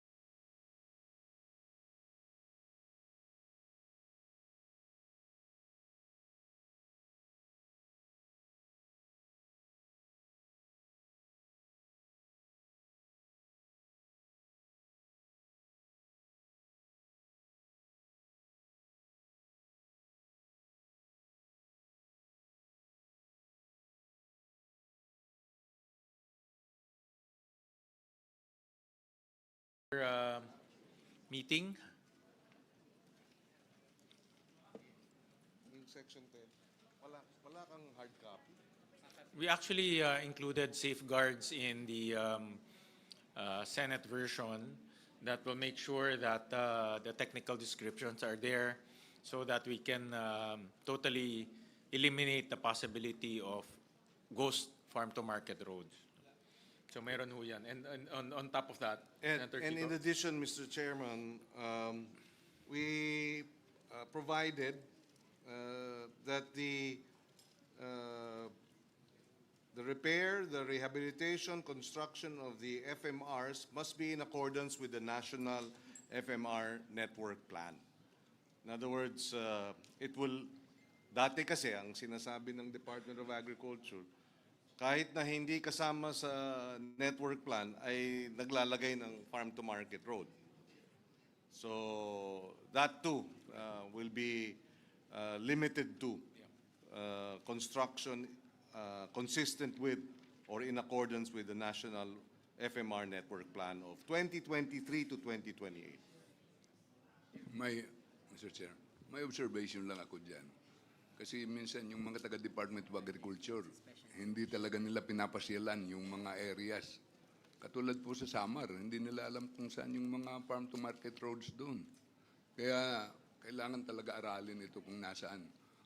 Nasa libro lang nila yung listahan ng farm-to-market roads, pero sa totoo hindi nila pinupuntahan. In-interpolate ko po yung in-charge po doon at hindi nga niya alam. Well, we will have to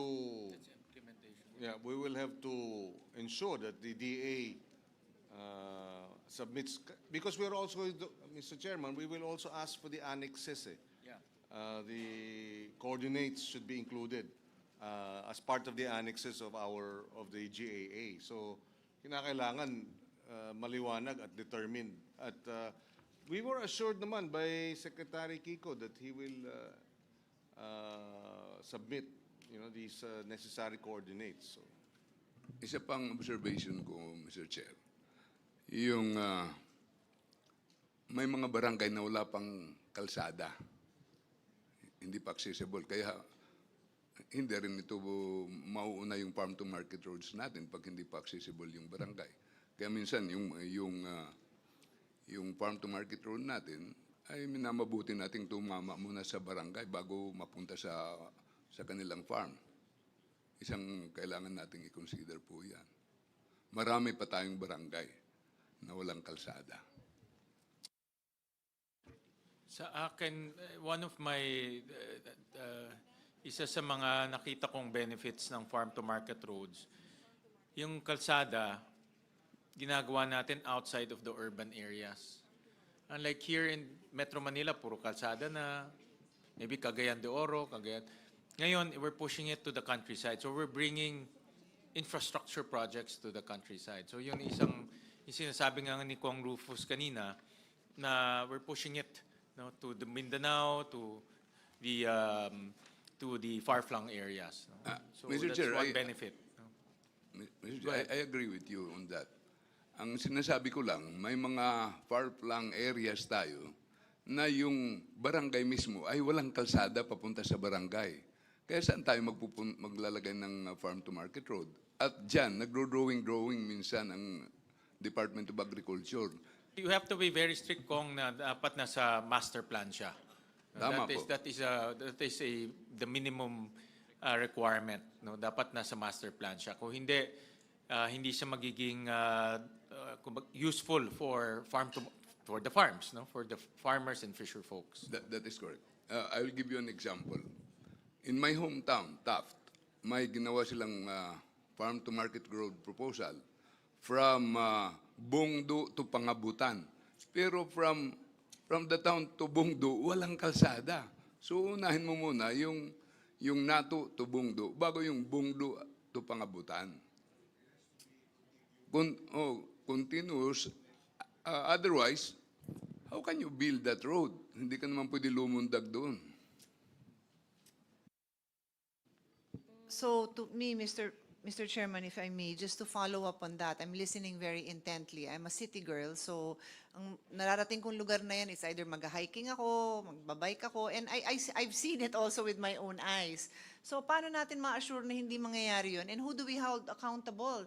We are already living in a time that billions of pesos have been wasted on what we now call this flood control scam. So we cannot sit here and just say we all support this worthwhile project, because of course it's worthwhile to build farm-to-market roads. Nobody will say that the people who live in these far-flung areas do not deserve a road, do not deserve access. Pero no less than the House Minority Leader is telling us that this exists. How do we ensure, not even on paper, and who do we hold accountable? The barangay captain, the mayor, the congressional district representative, kung may senator man na nalapitan at humingi ng suporta sa project na yon, the senator, paano? Because it's so difficult to sit here and just say, I love this project, let's do it. We are already in this stage where we know that things happen that we cannot tolerate.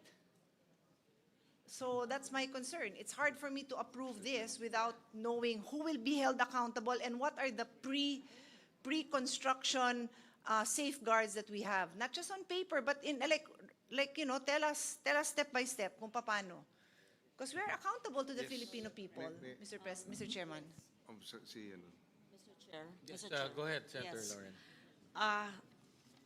Because I come from an agricultural province, I believe in assistance to fisher folks and farmers, farm-to-market roads and all that. So conceptually, of course, we support.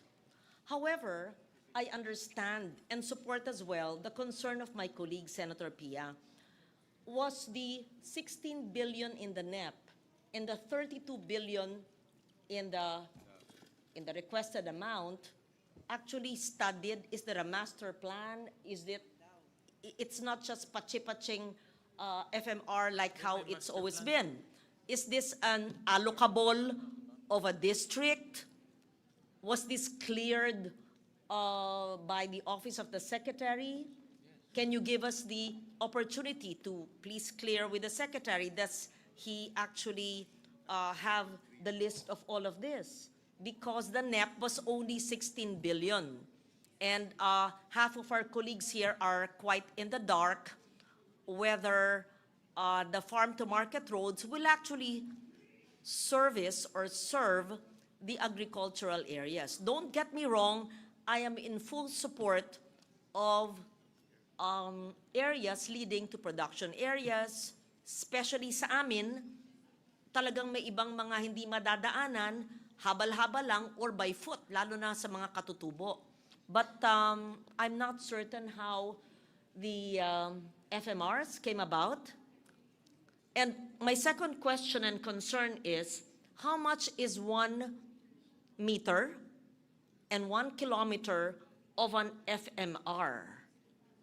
Because in our hearings, some people said 15, the others said 10 million. Especially as we receive now a statement from the Public Works Department, assuming it's DPWH that will implement the FMR, that the cost of materials is being brought back to the overpriced cost.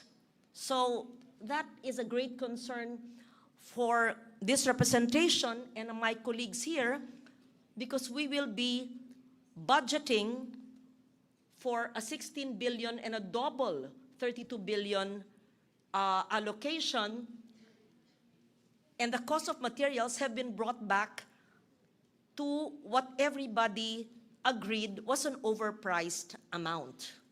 I just read it. There's already a statement. I So read I'm the worried statement. about that. I read the statement also, Senator Lauren, and this is an offshoot of our hearings. Remember, with the DPWH, they actually lowered down the cost of materials price. No? They call it the CMPD cost, construction materials price data. So binabaan ho nila yan, and yun yung kanilang pinablish. In fact, that's the price that they are using right now for all construction projects by DPWH. So binabaan ho nila yon.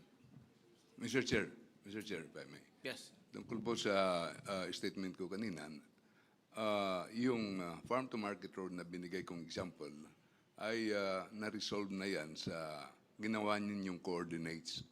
Kaya ang sinasabi ko lang, ituloy natin yung mga coordinates na yan sa implementation at magkaroon talaga ng magandang master planning sa ating farm to market roads.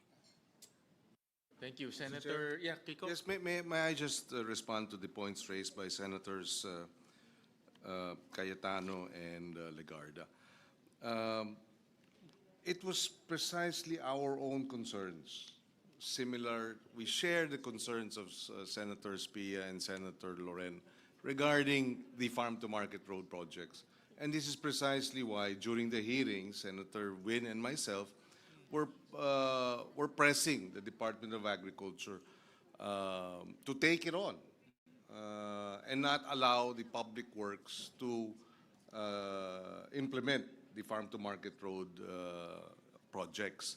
And after some thought, Secretary Kiko Laurel agreed that the buffet and the Department of Agriculture will take on the implementation of the farm-to-market road infrastructure projects, consistent with the farm-to-market road national master plan. Also, we had discussions on overpricing. This too is on record. We expressed our concerns as to whether or not 15 million per kilometer is overpriced. And Secretary Kiko Laurel said if it were, he qualified it. If it were plain, patag, sabi niya, kaya ng 10 million per kilometer kapag patag. So he qualified it. Na medyo mataas, nasa high side yung 15 million per kilometer kung patag ang pinag-uusapan. So of course, there will be magkakaroon ng variation kung hindi patag. Yes. So just to point out that we were also concerned about overpricing. And therefore, and as a result of the discussions, we required that there will be coordinates so that there are, it is clear where the farm-to-market road project will be implemented. It was also made clear that there will be a dashboard so that all these projects will be uploaded. It was also made clear that they will implement a hybrid form of project implementation that would include private sector, PPP, or the local government, similar to the experience with the classroom acceleration program. And therefore, hindi na public works ang magpapatupad nito.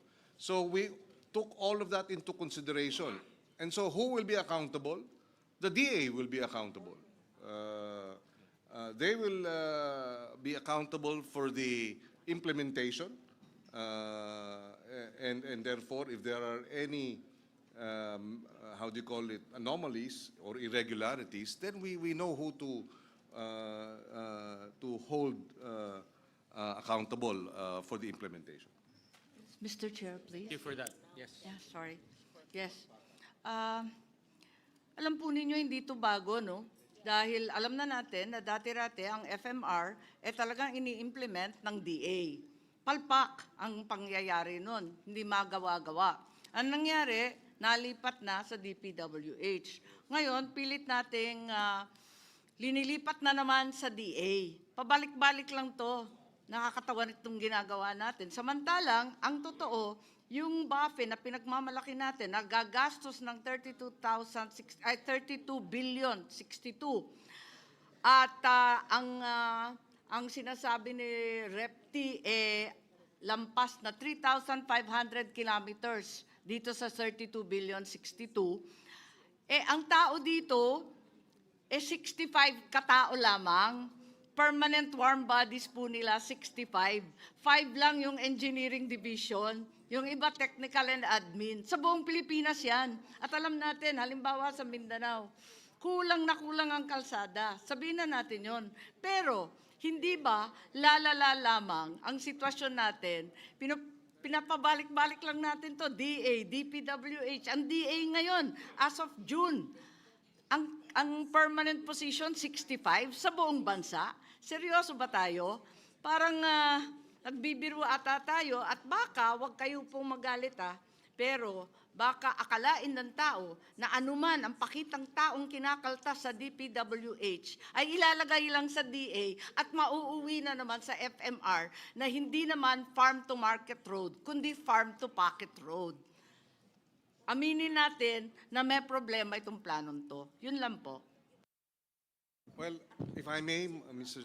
Chair, I share the concern of Senator Amy Marcos, but I'd like to think the current Secretary, Kiko Laurel, will not take on this challenge unless he has thought about it. He was hesitant, that's correct. But, and he said, after some thought, I think a week later, after reflection, he said he will take on the job. And I will give the Secretary the benefit of the doubt. Having come from the private sector, his mindset is different. And hopefully, with the support of the Senate and the House, he will succeed where others did not. Mr. Chair, as much as we would like to ratchet up the implementation of the National Farm to Market Network Plan, which is long delayed, the reality is we've shifted from one department to the next repeatedly with no significant difference. Isn't this the very definition of insanity? Repeating it over and over again and expecting different results. There is nothing that has changed in the BAFE in DA. If anything, it has been downgraded to personnel complement of 65 people for the entire country. I think there is some absurdity in that. I beg to disagree respectfully. If he will take it on, then he has to increase his staff. And I agree. If he stays at 65, then he's bound to fail. But he should be able to increase the number of staff in the buffet between now and first quarter next year. Hindi ba dapat i-pilot muna? Kasi maglilipat na naman tayo, paulit-ulit na ito, palipat-lipat. Pagsabihan na lang tayo ng tao na ito, ayan, magpapakitang tao kayo, kakaltasan yung DPWH. Yung pala, ibabagsak rin sa DA. Linuloko ninyo kami. Mr. Chair, if I may. Discussion, can I, Senator Marcos, are you okay? Yeah, okay. Mr. Chair, yeah. I share the concerns of Senator Marcos. I was actually going to say the same thing na DA, balik sa DPWH, balik sa DA. So may I know if it's with DPWH, 2025 DPWH yan. So when was it last with DA?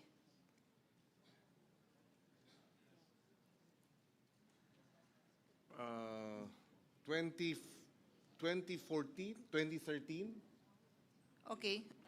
Roughly, so in other words,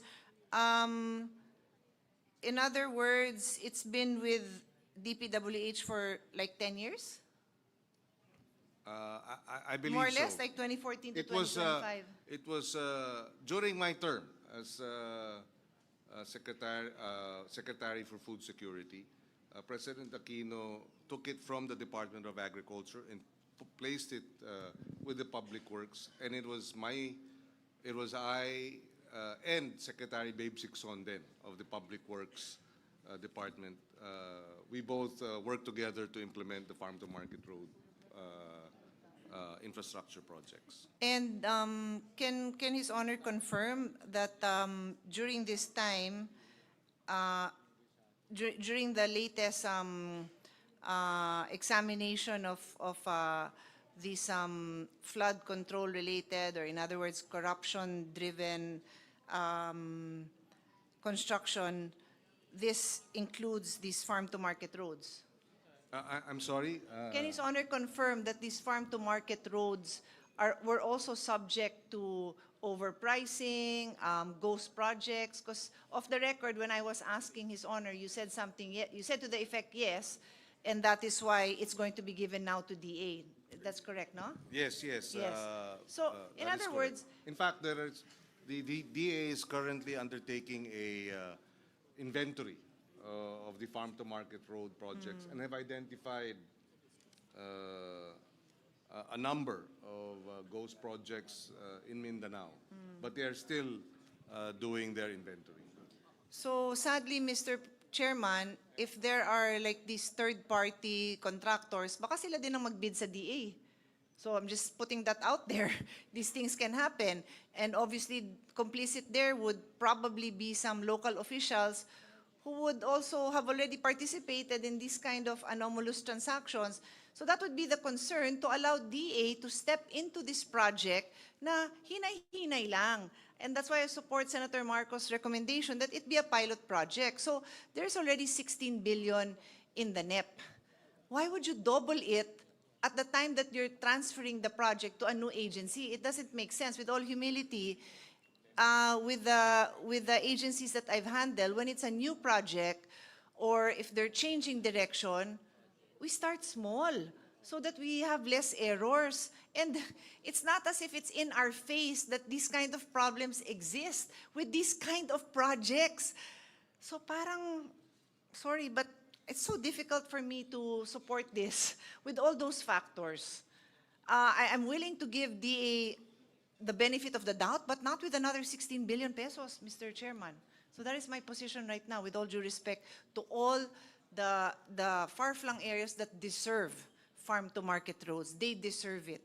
But it is not their fault, and ayokong yung kawawang mayor dyan, barangay captain, madamay pa sa ganitong kalokohan na wala silang kamalay-malay, Mr. Chairman. So, Mr. Well, Chair. one minute suspension.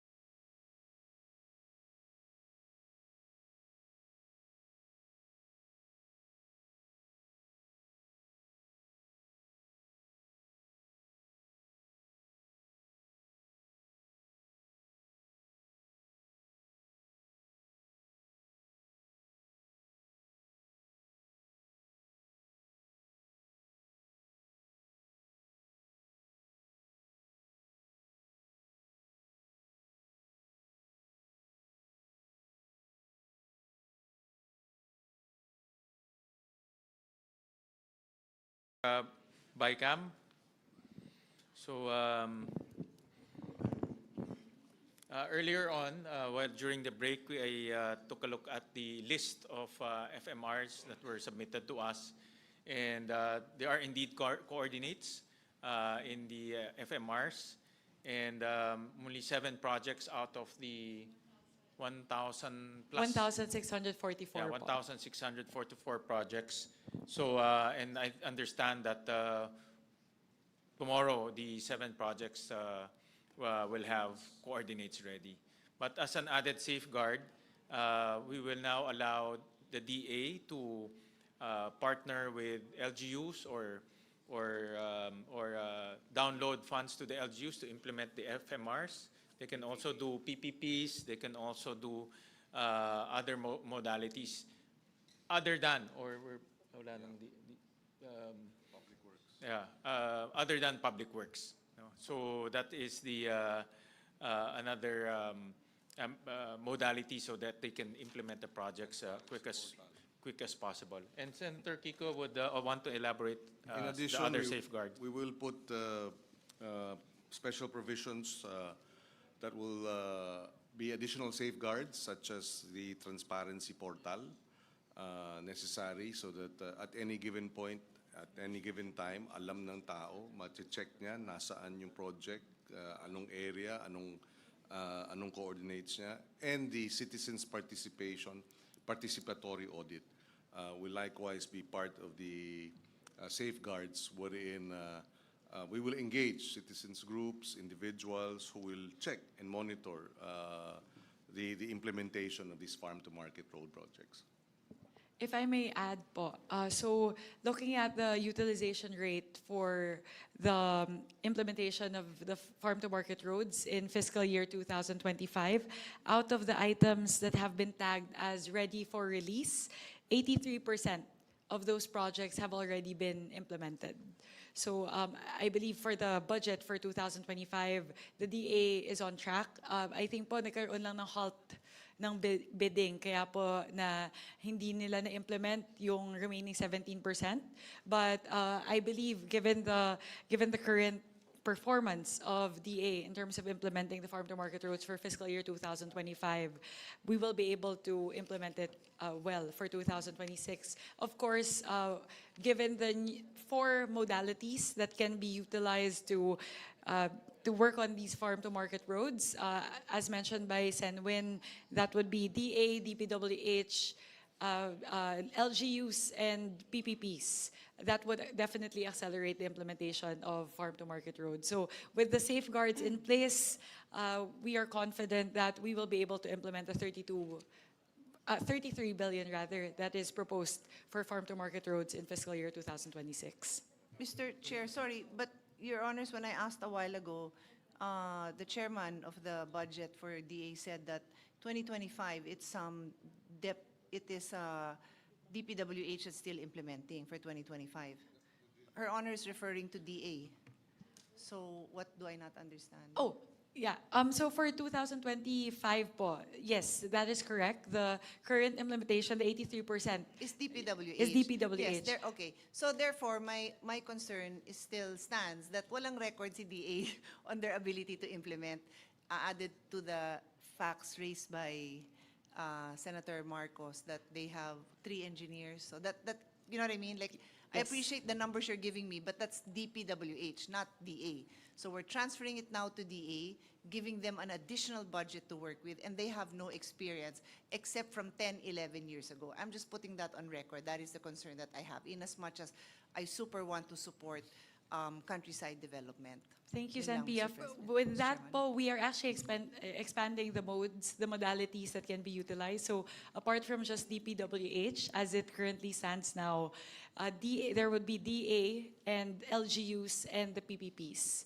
So if DPWH is able to perform at 83%, hopefully with all of the 4 modalities, they would be able to easily hit the 100% target for 2026.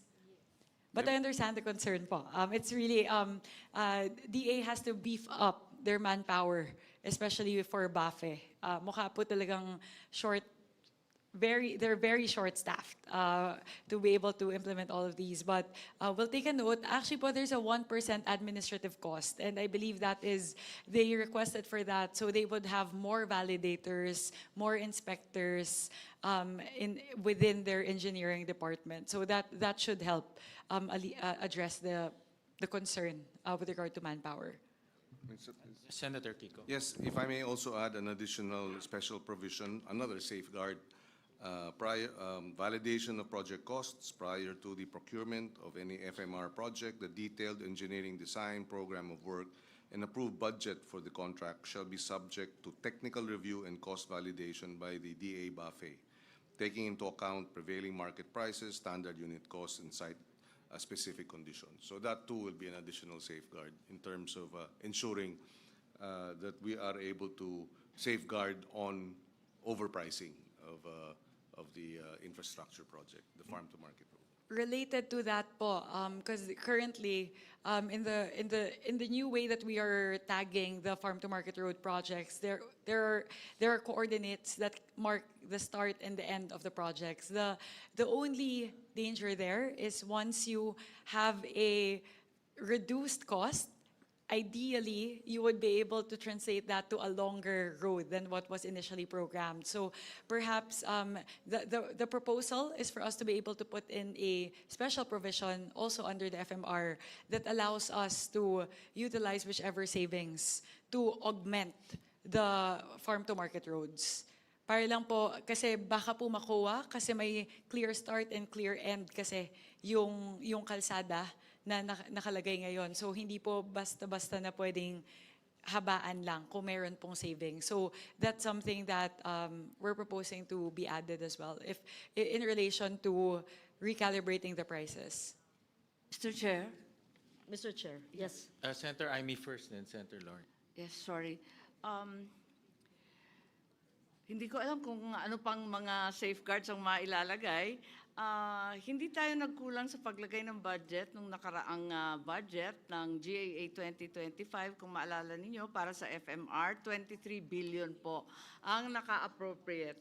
Ang na-release, halos kalahati lamang, 12 billion. 11 billion, puro FLR. So, hindi tayo nagkulang. Ang problema, kahit ano pang halaga ang ilalagay natin, kapag in FLR, ang halos kalahati, lokohan na rin to. Kaya, anong safeguard? Kanina, sinabi nyo, magse-safeguard. Anong mailalagay dyan na talagang i-release yung buong buo yung halaga na ilalagay natin? Kahit napakalaki pa niyan, 32, 40, kung anong gusto ninyo. Hindi naman pala rin i-release Anong silbi niyan? Yan ang nangyari last year. Yun lang. So if you will have a look, the appropriations in GAA 2025, 23 billion, actually released was a mere 12 billion. For later release was almost the same amount, 11 billion.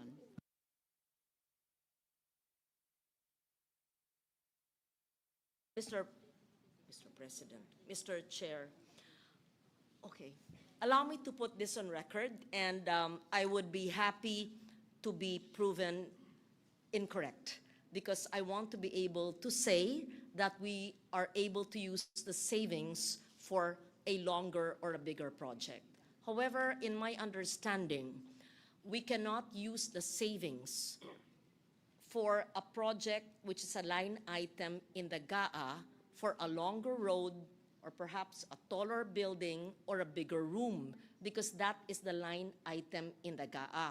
And so the savings will have to either return to Treasury or second, be put together, and that can be a fund where you still have to go to the Office of the President for approval, whether it will be for an extension of the road project or another line item. For example, if it is a 1 kilometer road and it was bid for X amount, pero nakatipid, magaling yung district engineer at yung congressman hindi tatanggap ng anuman.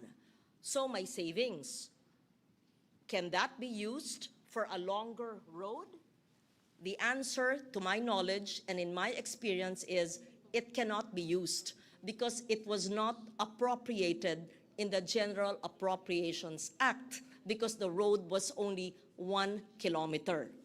I put that on the table, Mr. Chair, because that is the concern of everybody.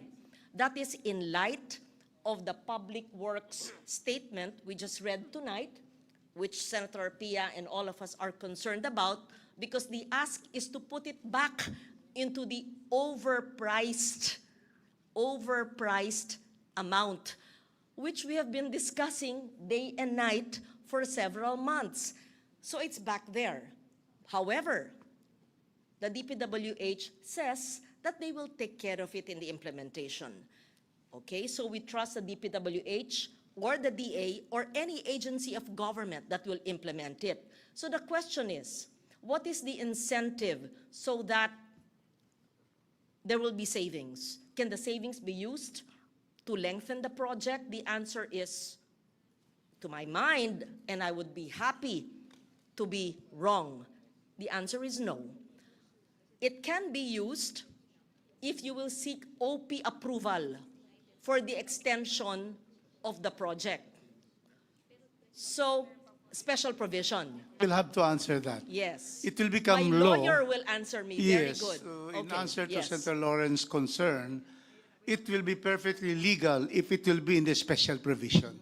Because the special provision is also law part of the GAA. So that can be done.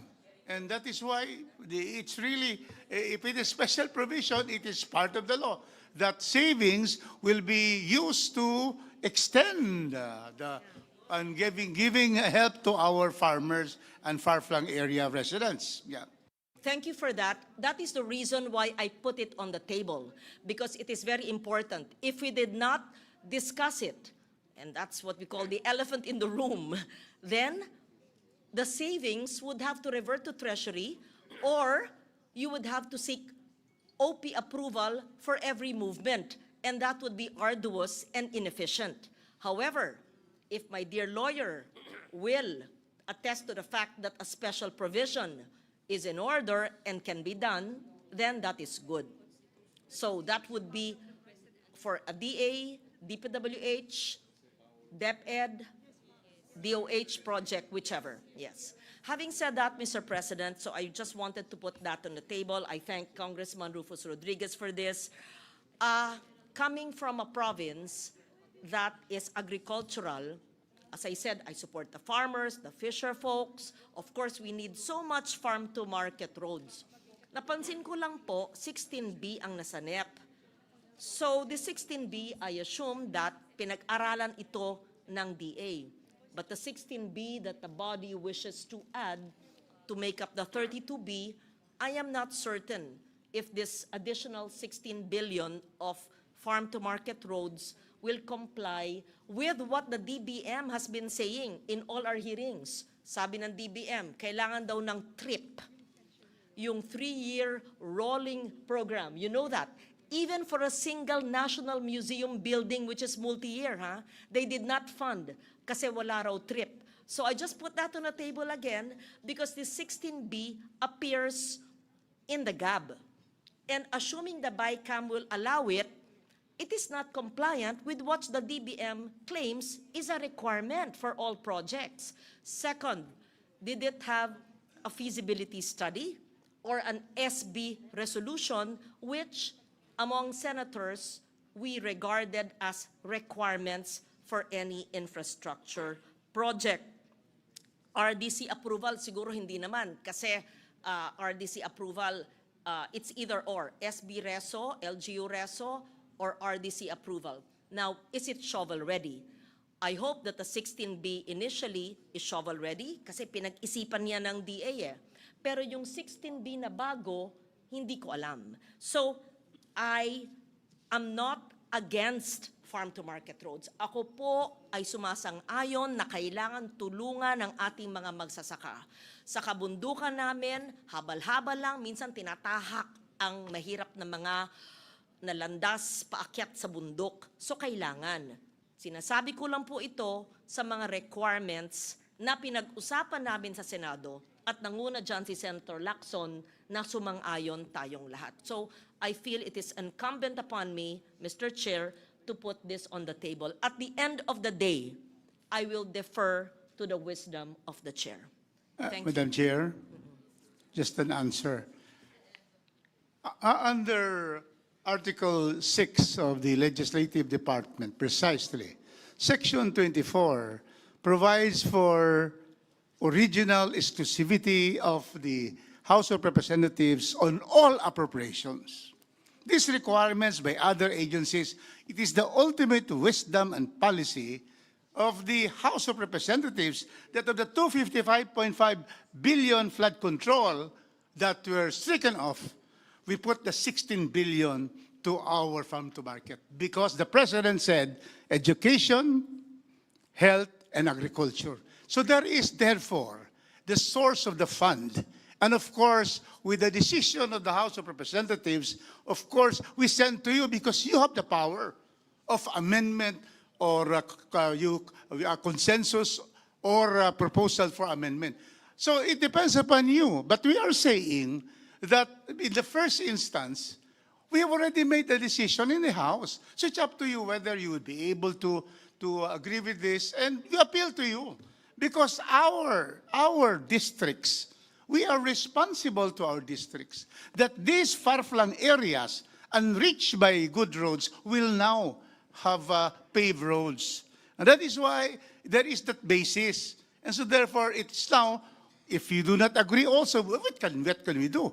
But precisely we are asking and appealing to you to be able to approve this because it complies with everything under the Constitution. Thank you for that, my dear lawyer, my friend, Congressman Rodriguez. Gaya ng sinabi ko, ako isang-ayon sa farm-to-market road, basta sumasang-ayon sa requirements. And I have expressed my concerns, my reservations, and I understand the needs and the requirements of district representatives, especially those coming from the Visayas and Mindanao. Yes. Mr. President. Session suspended.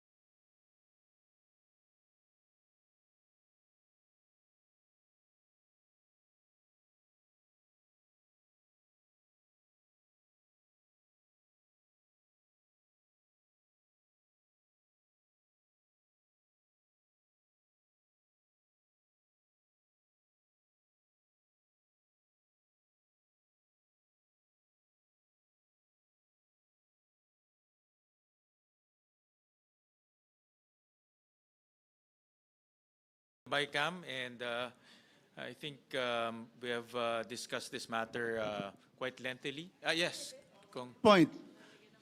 The panel, Senate panel, was using Section 70, authority to use savings. No, it is Section 81 on the general provisions. Let me read now. It is augmentation, not use of savings. And what is Section 81?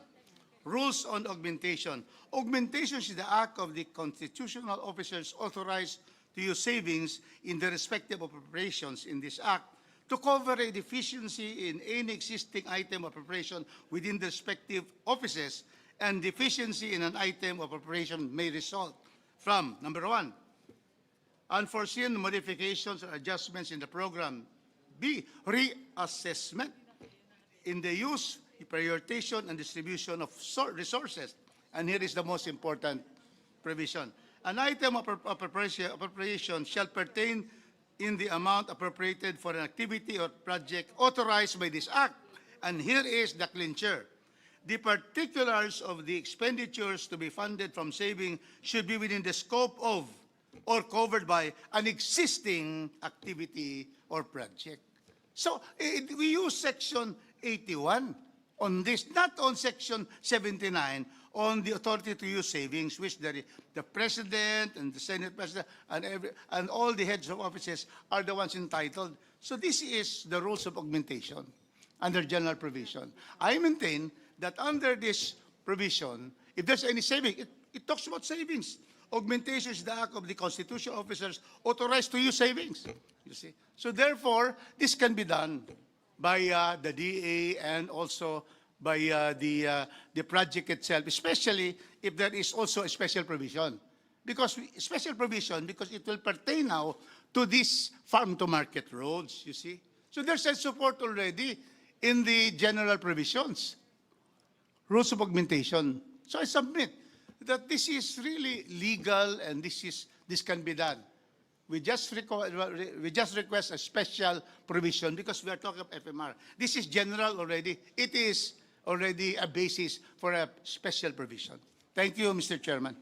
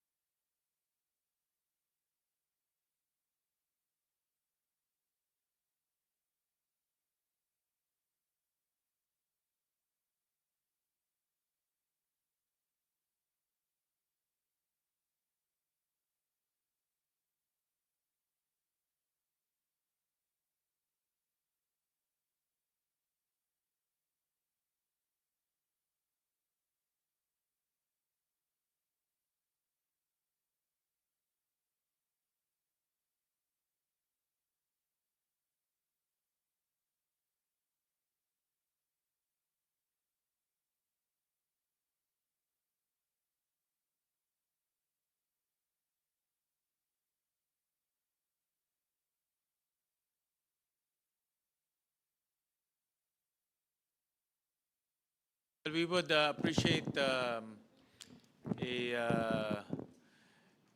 actual language from a legal guru like yourself, a legal luminary. So, Kong Rufus, if you can help the committee craft that language, and we would really appreciate it. And then we can also have something to hold on and study. Thank you, Mr. Chairman. We'll do that, Mr. Chairman. Okay. We will defer, Senwin, to our Chairman of Constitutional Amendment. Correct, So yeah. our legal We also luminary have in the our House. chairman. pa rin, no? Chairman of Constitutional Amendments here, so both chairmen can work together to Perfect. craft that provision. I'm a little bit younger than Congressman Rodriguez, so I will defer to him. All right. So again, let me reiterate. We have mentioned safeguards to implement infrastructure projects this time in this budget, making sure that the budgets are line item in the budget, together with technical descriptions, station numbers, and we made sure that all of these projects are identifiable. No? And that includes farm-to-market roads. No? And Senator Kiko also provided more safeguards. Number one, for LGUs to implement PPP, also uploading the technical description through a dashboard. I saw that special provision. And they also added citizens participatory audit in this in the implementation of these projects. Validation of project costs. And the validation of project costs. So all of these will be embedded in the General Appropriations Bill. So with that, I think, is there any motion? With that, the very extensive discussion, I think that lasted for 2 hours, close to 2 hours. We've put in the necessary safeguards to ensure that the farm-to-market roads for next year will be implemented well. And with that, I once again put forth the motion to adopt as the amount for repair, rehabilitation, and construction of farm-to-market road projects in designated key production areas to be 33,9,763,000. Is there any second? Second. Julie seconded. The motion is hereby approved. Thank you very much. Thank you. Thank you again to our colleagues in the Senate. I believe that with the safeguards that we have, that came out of our discussions, definitely we'll be able to implement the farm-to-market roads next year in a good way. All right. So we go back to... Mr. Chairman, just before you move on, I just want to put on record my standing reservation on this. There's no intention to delay the proceedings. I commit to study this further. All the discussion here I take seriously. Is obviously, I won't even say that, you know, I support the concerns of the congressman because I'm a senator of the whole country. I want to see countryside development. Rest assured, that is what's in my heart. But I cannot stand to see corruption continue to happen. So my job is to continue to read, to study the records, the recommendations, and to really understand it. Because when I read DPWH statement, to be honest, I don't understand it.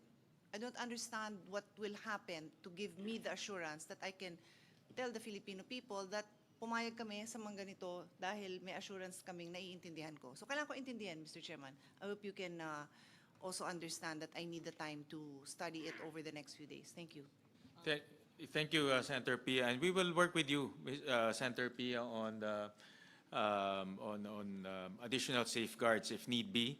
And we can work together in making sure that the projects are implemented without any corruption and also to its fullest intention. So, yeah. Thank you. Mr. Chair. Yes. I wanted to reiterate my reservation, just like Senator Pia, although I explained already some of the concerns. And I strongly feel that farm-to-market roads are needed but must not be distributed according to congressional districts, but must be distributed or implemented according to the need of the area, based on population, based on the land area, and others, not through politically divided districts. So that is my position. I also would like to put on the table my reservation. Thank you. Mr. Chairman, I forget to mention, but we had already previously agreed that the implementation of these farm-to-market projects should be consistent with the master plan of the Department of Agriculture on the farm-to-market road network. So it has to be within and consistent with that network. And the coordinates cannot be produced if those farm-to-market roads are not in the master plan. So it has to be in the master plan first in order for them to produce those coordinates. No, and that is the policy and the procedure of the Department of Agriculture. We'd just like to manifest, so we'll push DA to actually do a more extensive job in developing the master plan. A lot of like the furthest areas are actually not included in the master plan. So kailangan lang po, mas paigtingin lang nila yung punta talaga sila sa mga dulo ng iba't ibang mga lugar para po talaga pag plinot po nila yung master plan. Sigurado po lahat ng mga gida areas, saan po talaga kailangan yung farm-to-market roads, kasama po sa master plan. So just a manifestation po. Thank you. Mr. Chair. Yes. I also would like to say that I also have reservations on this. Kasi po, 33 billion, napakalaki pong halaga. I know, I mean, our farmers need this. Ang problema ho dito, yung mga tao, the people are watching right now, baka isipin, wala nga yung flood control dito naman ngayon sa farm to market. Ito po ang iisipin na dito naman magkakaroon ng problema. I mean, lumipat lang from flood control dito ngayon sa farm to market, magiging source ng corruption. So, ang punto ko lamang, Mr. Chair, is like siguraduhin talaga natin na when we say na may mga safety measures or guards in place, na talagang kailangan ma-implement yung mga safety measures na yun. It's 33 billion, Mr. Chair. Oh. That's not a joke. That's a big amount of money. Wala na pong farm to market, flood control. Baka sasabihin naman tao, dito na naman si itong mga mambabatas natin, nakakita na naman kung saan kukuha ng budget, 33 billion. Yun lang po, Mr. Chair. That's my reservation. Thank you. Mr. Chairman, sorry, I still have addition. Nabanggit po ng kasamahan natin si Senator Tulfo na 33 billion, no? But I was telling Senator Lauren, I think we're talking about 43 billion because there's 11 billion from 2025 that was never released. So what DA will have available to them, or that 11 stays in DPWH, is 44 billion. Wow, that's a lot. And we have to remember that this amount is roughly 16 billion and it's almost times 3. Kasi times 3 is 48. So it's a lot of money that will now be going to farm-to-market roads. And I'm a little bit surprised to hear that i-develop pa yung master plan. So, yes, gusto ko talaga lahat nung geographically isolated areas are covered, but if hindi pa yan updated, kawawa naman, no? Kawawa naman. I mean, I agree with you na dapat i-develop at i-update nila. It's already validated, Sen. Pia. We're just saying that some of the roads that are actually the most far-flung are not yet part of the master plan. So kulang lang po. But That's what I mean. It's So that's a problem It's because- already extensive po. But the tendency po kasi is they're able to first validate those that are closest and the most connected to the markets, to the centers. So meron na po. But it just needs to be totally lahat na i-expand lang po. Oo, Yes.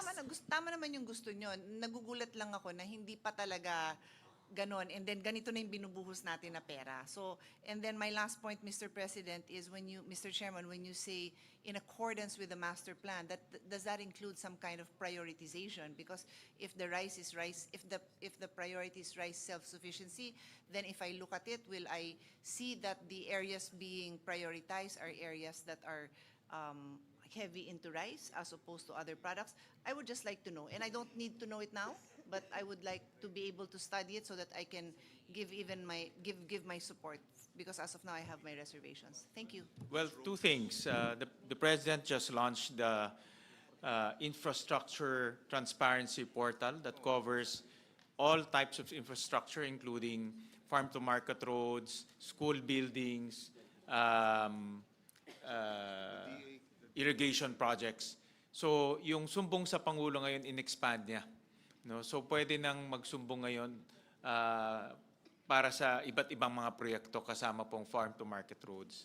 And then number two, since this is an open Bicam, naririnig tayo lahat ng taong bayan kung ano yung ating pinopropose sa budget. So, ibig sabihin, alam nila na merong ganitong farm-to-market road. At pangalawa, ipapublish rin natin to sa website one by one, together with the coordinates. So, sa mga kababayan natin na nanonood, sa Cagayan de Oro, sa Bataan, sa Camiguin, alam nila ngayon na may farm-to-market road na ginagawa sa buong Pilipinas. So masusundan na nila ngayon. No? So hindi ito yung tinatawag na insertion na hindi nila alam. No, ngayon nasusundan na lahat. So with that, If I may likewise add, the DA actually has an administrative order which provides the criteria for validating farm-to-market road projects. The FMR serves a road influence area. It's part of a connected road network system. It's linked to an all-weather road of equal or higher quality and the like. So we will also make sure, by way of oversight, that these are being followed. And both houses should endeavor to make sure that this is the case. and Senator Kiko is the chairman of the Agriculture Committee.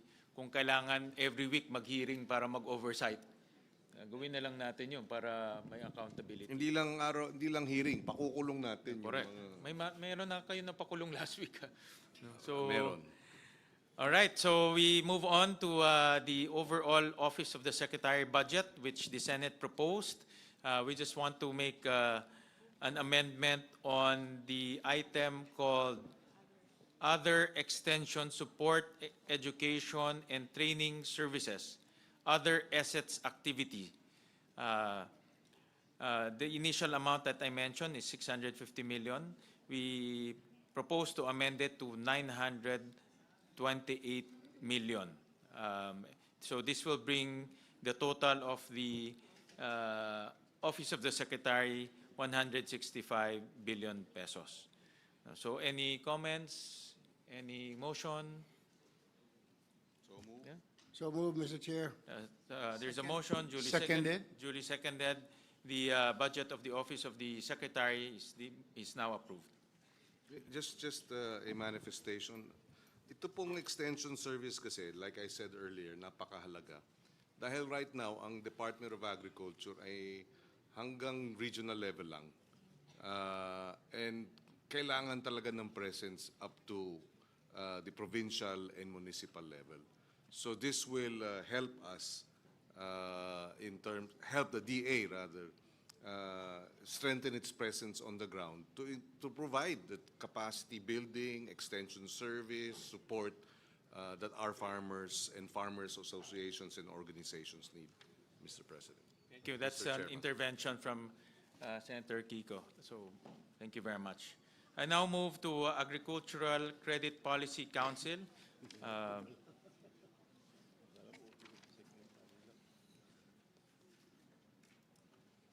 Huwag kayong mag-alala, tapusin na lang ho natin tong Department of Agriculture. Mga 2 hours pa po. No, just kidding. Just 3 more. Just 3 more, A few more. attached Ano agencies. naman to? Wala nang contentious dito. 8 more. 8 more attached agencies. But we'll go through it very quickly po. Agricultural Credit Policy Council, on the part of the House, we propose to, the HGAB reflects the same amount as in the NEP, which is 2.774. 2.7 billion. Thank you. On the part of the Senate, we proposed 3 billion, 24 million from, this is for the Agro-Industry Modernization Credit and Financing Program Administration. Another proposal again from Senator Kiko. So any motion, any comments on this? Without any objection, the House concurs. Thank you very much.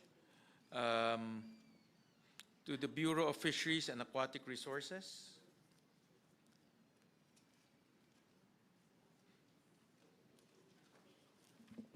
Out of the items, the PAPs under the Bureau of Fisheries and Aquatic Resources, the House GAB, the H GAB, mirrors the NEP values except for one. On the provision of fishery on-farm equipment and post-harvest facilities, there is a proposed increase of 5 million pesos. Thank you. For As for the rest, the rest of the items, the HGAB reflects the NEP amounts. Thank you. On the part of the Senate, for Bureau of Fisheries and Aquatic Resources, we propose 11.7 billion.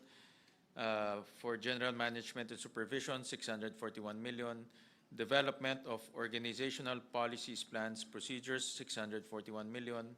Fishing gears / paraphernalia distribution, 296 million.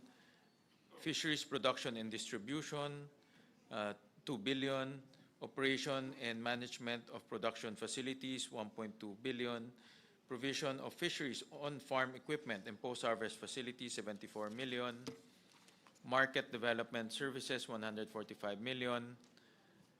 Monitoring, control, and surveillance, 1.4 billion. Quality control and inspection, 224 million.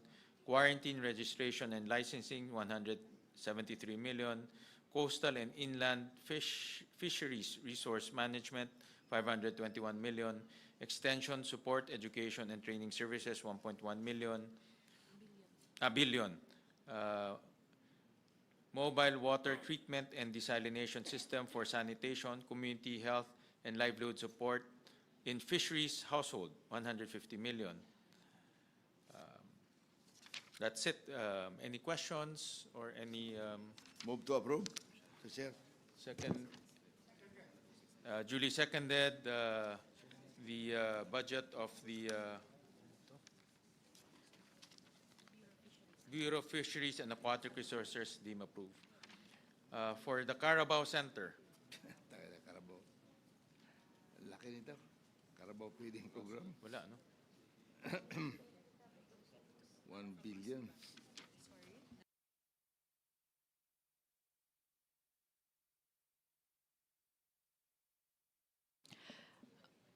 Under Philippine Carabao Center, the amount reflected in the HGAB is the same as in the NEP. Okay. For on the part of the Senate, for the Philippine Carabao Center, the milk feeding component of the Department of Education school-based feeding program is 1.1 billion pesos. This was a realignment from the DepEd, as proposed by Senator Kiko as well. All right. For I move for approval because the Philippine Carabao Center is in Region 10. It is in Maramag, Bukidnon, and they've been giving Carabaos to my constituents. Thank you. Seconded, Mr. Chair. Thank you. The budget of the Philippine Carabao Center is hereby approved. Next will be the National Dairy Authority. Under the National Dairy Authority, the HGAB amount reflects the same as the NEP, which is 531 million. On the part of the Senate, the milk feeding component of the Department of Education school-based feeding program amounting to 1.8 billion pesos. This is a movement from the Department of Education to the National Dairy Authority. Any motion? Mr. Chairman? Yes. I move for approval because the NDA is giving imported cattle, dairy cattle, and also dairy goats to my constituents in the 2nd District of Cagayan de Oro. Second, Mr. Kaya Chair. pala healthy ho sila sa Cagayan de Oro. Second, Mr. Chair. Thank you. The budget of the National Dairy Authority is hereby approved. Mr. President. Yes, Mr. Chairman, just very quickly, one of the reasons why we transferred it to the Philippine Carabao Center as well as the National Dairy Authority from the Department of Education is because this now allows our dairy farmers to be able to sell directly their milk products to the schools and the school-based feeding program, thereby augmenting their income, increasing their incomes, and providing them additional livelihood. This in turn will increase their incomes and will benefit the local economies where the dairy farmers are located. Thank you, Senator Kiko. Next is the National Food Authority.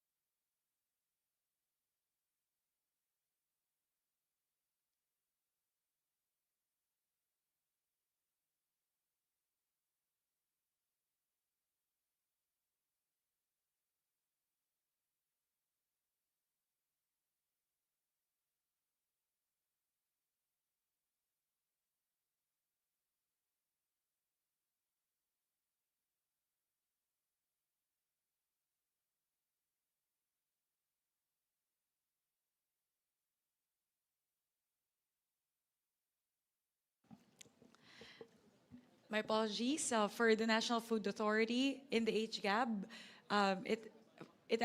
from in the NEP, there's actually no amount for establishment, repair, and rehabilitation of post-harvest.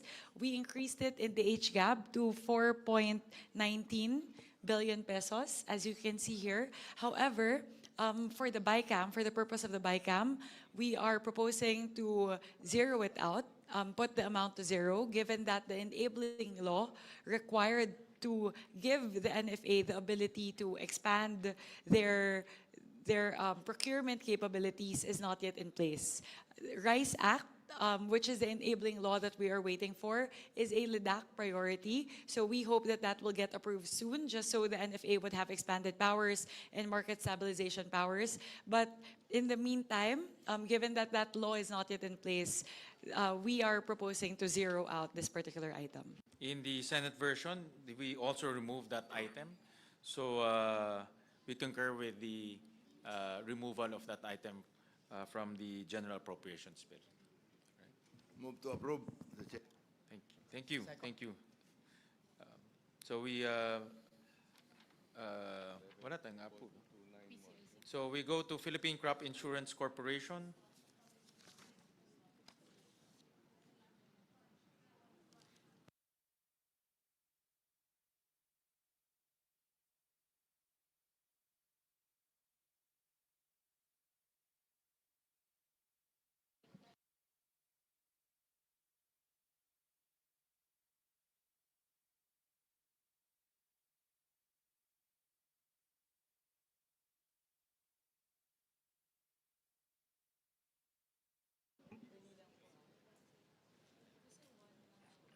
Bakit ang...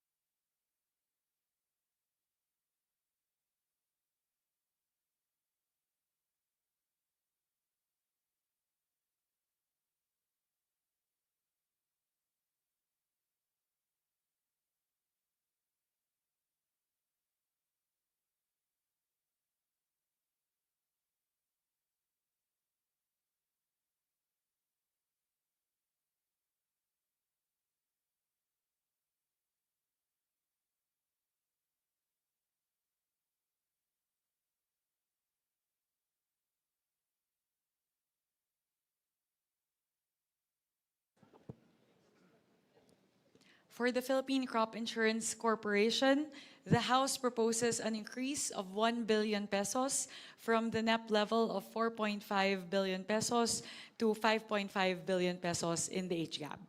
We are doing this so we can provide crop insurance to more farmers, especially in times of calamity, kasi ang nangyayari po ngayon, kahit magkabagyo po or magkaroon ng kalamidad, wala po silang insurance. So kailangan pong paigtingin natin yung pagbibigay ng crop insurance sa ating mga magsasaka. So the House is providing an additional 1 billion pesos for crop insurance. On the part of the Senate, it's we propose for the Philippine Crop Insurance Corporation 6.5 billion pesos. Under it is crop insurance program of 6.5 billion pesos. Any motion? Mr. Chair, that amount, just kind of curious, will that be sufficient enough to cover all the crops for next year that will be damaged by calamities or natural disasters, Mr. Chair? This is an introduction by Senator Kiko, so we... Yes, yeah, well, we recognize it. unfortunately not. In fact, the damage to agriculture this year is about 15 billion already. No? So, hindi siya sapat, but it's a start, and we hope to be able to increase this as, as we go through every budget year. But this the 4.5 billion, in fact, was the amount since 2016, 2015. So it's been 10 years stuck at 4.5 billion. And so now with this additional increase of 1 billion from the House, and then we have another billion from this with the Senate, and this is a significant jump from the 4.5 billion budget last year and the last 10 years. So any motion? I move, Mr. Chair, that we approve the budget of the Philippine Crop Any Insurance second? Corporation. Second. Duly seconded, the budget of the Philippine Crop Insurance Corporation is hereby approved. Last on the list For today. will be the Philippine Fisheries Development Authority. Last for today. Last. For the Philippine Fisheries Development Authority, the House proposes an increase of 2.4 billion pesos for the deep water ports for fish and agri-industrial products projects. Ideally, this is actually a flagship program of the administration. The goal is to be able to establish 10 deep water ports by 2028 at a cost of 800 million pesos each. Given the fiscal space, we are only able to accommodate 3 of those 10, and that would result to a 2.4 billion pesos cost in the budget. So with that, I believe the Senate removed it in the Senate version. So we appeal to our colleagues in the Senate to also restore this amount, given that it's a priority program, it's a flagship program of the administration for the benefit of our farmers and fisher folk. Madam Chair, Mr. Chairman. Yes, go ahead. Yes, we would like to support our chairperson in requesting for the 2.4. We are an archipelago. We want our fishermen to bring to city centers. That is why one of the ports is in Cagayan de Oro, because the city center is Cagayan de Oro, and we bring in fisher folks from Lanao del Norte, Misamis Oriental, not only fish, but also the produce, which can be brought by boats from different municipalities to come to the market. And then they're able to sell their products, and also they will have cheaper prices for Cagayan de Oro, because now it is now clear that there is a port for that. So we appeal, Mr. Chairman, that we restore the 2.4 that was removed by the Senate. So moved, Mr. Chair. Thank you, Cong Rufus. Before that, let me present the budget of the Senate for the Philippine Fisheries Development Authority. That's 2.1 billion pesos, and indeed, we did not carry the deep water ports for fish and agri-industrial products project in the Senate version. So I would like to hear some comments from our colleagues about their thoughts on this. Senator Kiko? Well, as Vice Chairman of the Subcommittee J, we actually endorsed the 2.4 billion. But we were informed by our chairman that because of the fiscal space, it could not be accommodated. So while I am committed to defend the Senate version, I share the concern and the desire of the House to have the 2.4 billion included in the budget of the Department of Agriculture. Thank you very much, Sen. Kiko. My apologies. Thank you, Your Honor. Just wanted to correct myself po, in terms of the breakdown for the 2.4 billion. Actually po, these would actually already start. 7 of the deep water ports,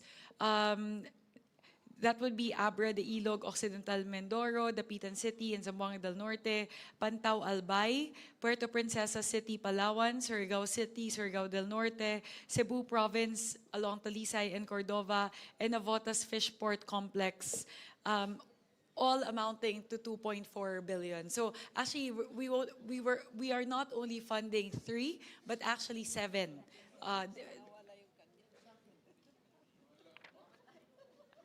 We'll take a look at the Cagayan po. But this is the breakdown that was mentioned. My apologies, Kong Rufus. I actually did not.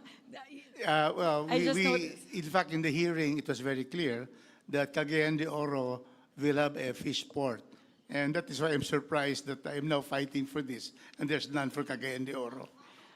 So can you just include that? Because we really need, we are in the Mindanao Sea, very rich, fertile. It was just transferred fisher- to Palawan, compañero. You just add na lang, you just add, because it's not big, it's only 60 m. We'll confer po with the Yes. PFDA as Thank you. this is actually their proposal for the 2.4 billion. So we'll confer po with the PFDA. Thank you, Kong Mr. Rufus, Madam I'm Chair. unable to commit as of now, but I will confer po on your behalf to the PFDA. I may be mistaken, but I think there are appropriations for ports, but there are also appropriations for deep sea ports. So perhaps I could be mistaken, but perhaps the Cagayan de Oro port project is for the fish port, but not the deep sea port. I think it's also deep sea, because Mindanao Sea, when you move a little further from Cagayan de Oro, it's deep.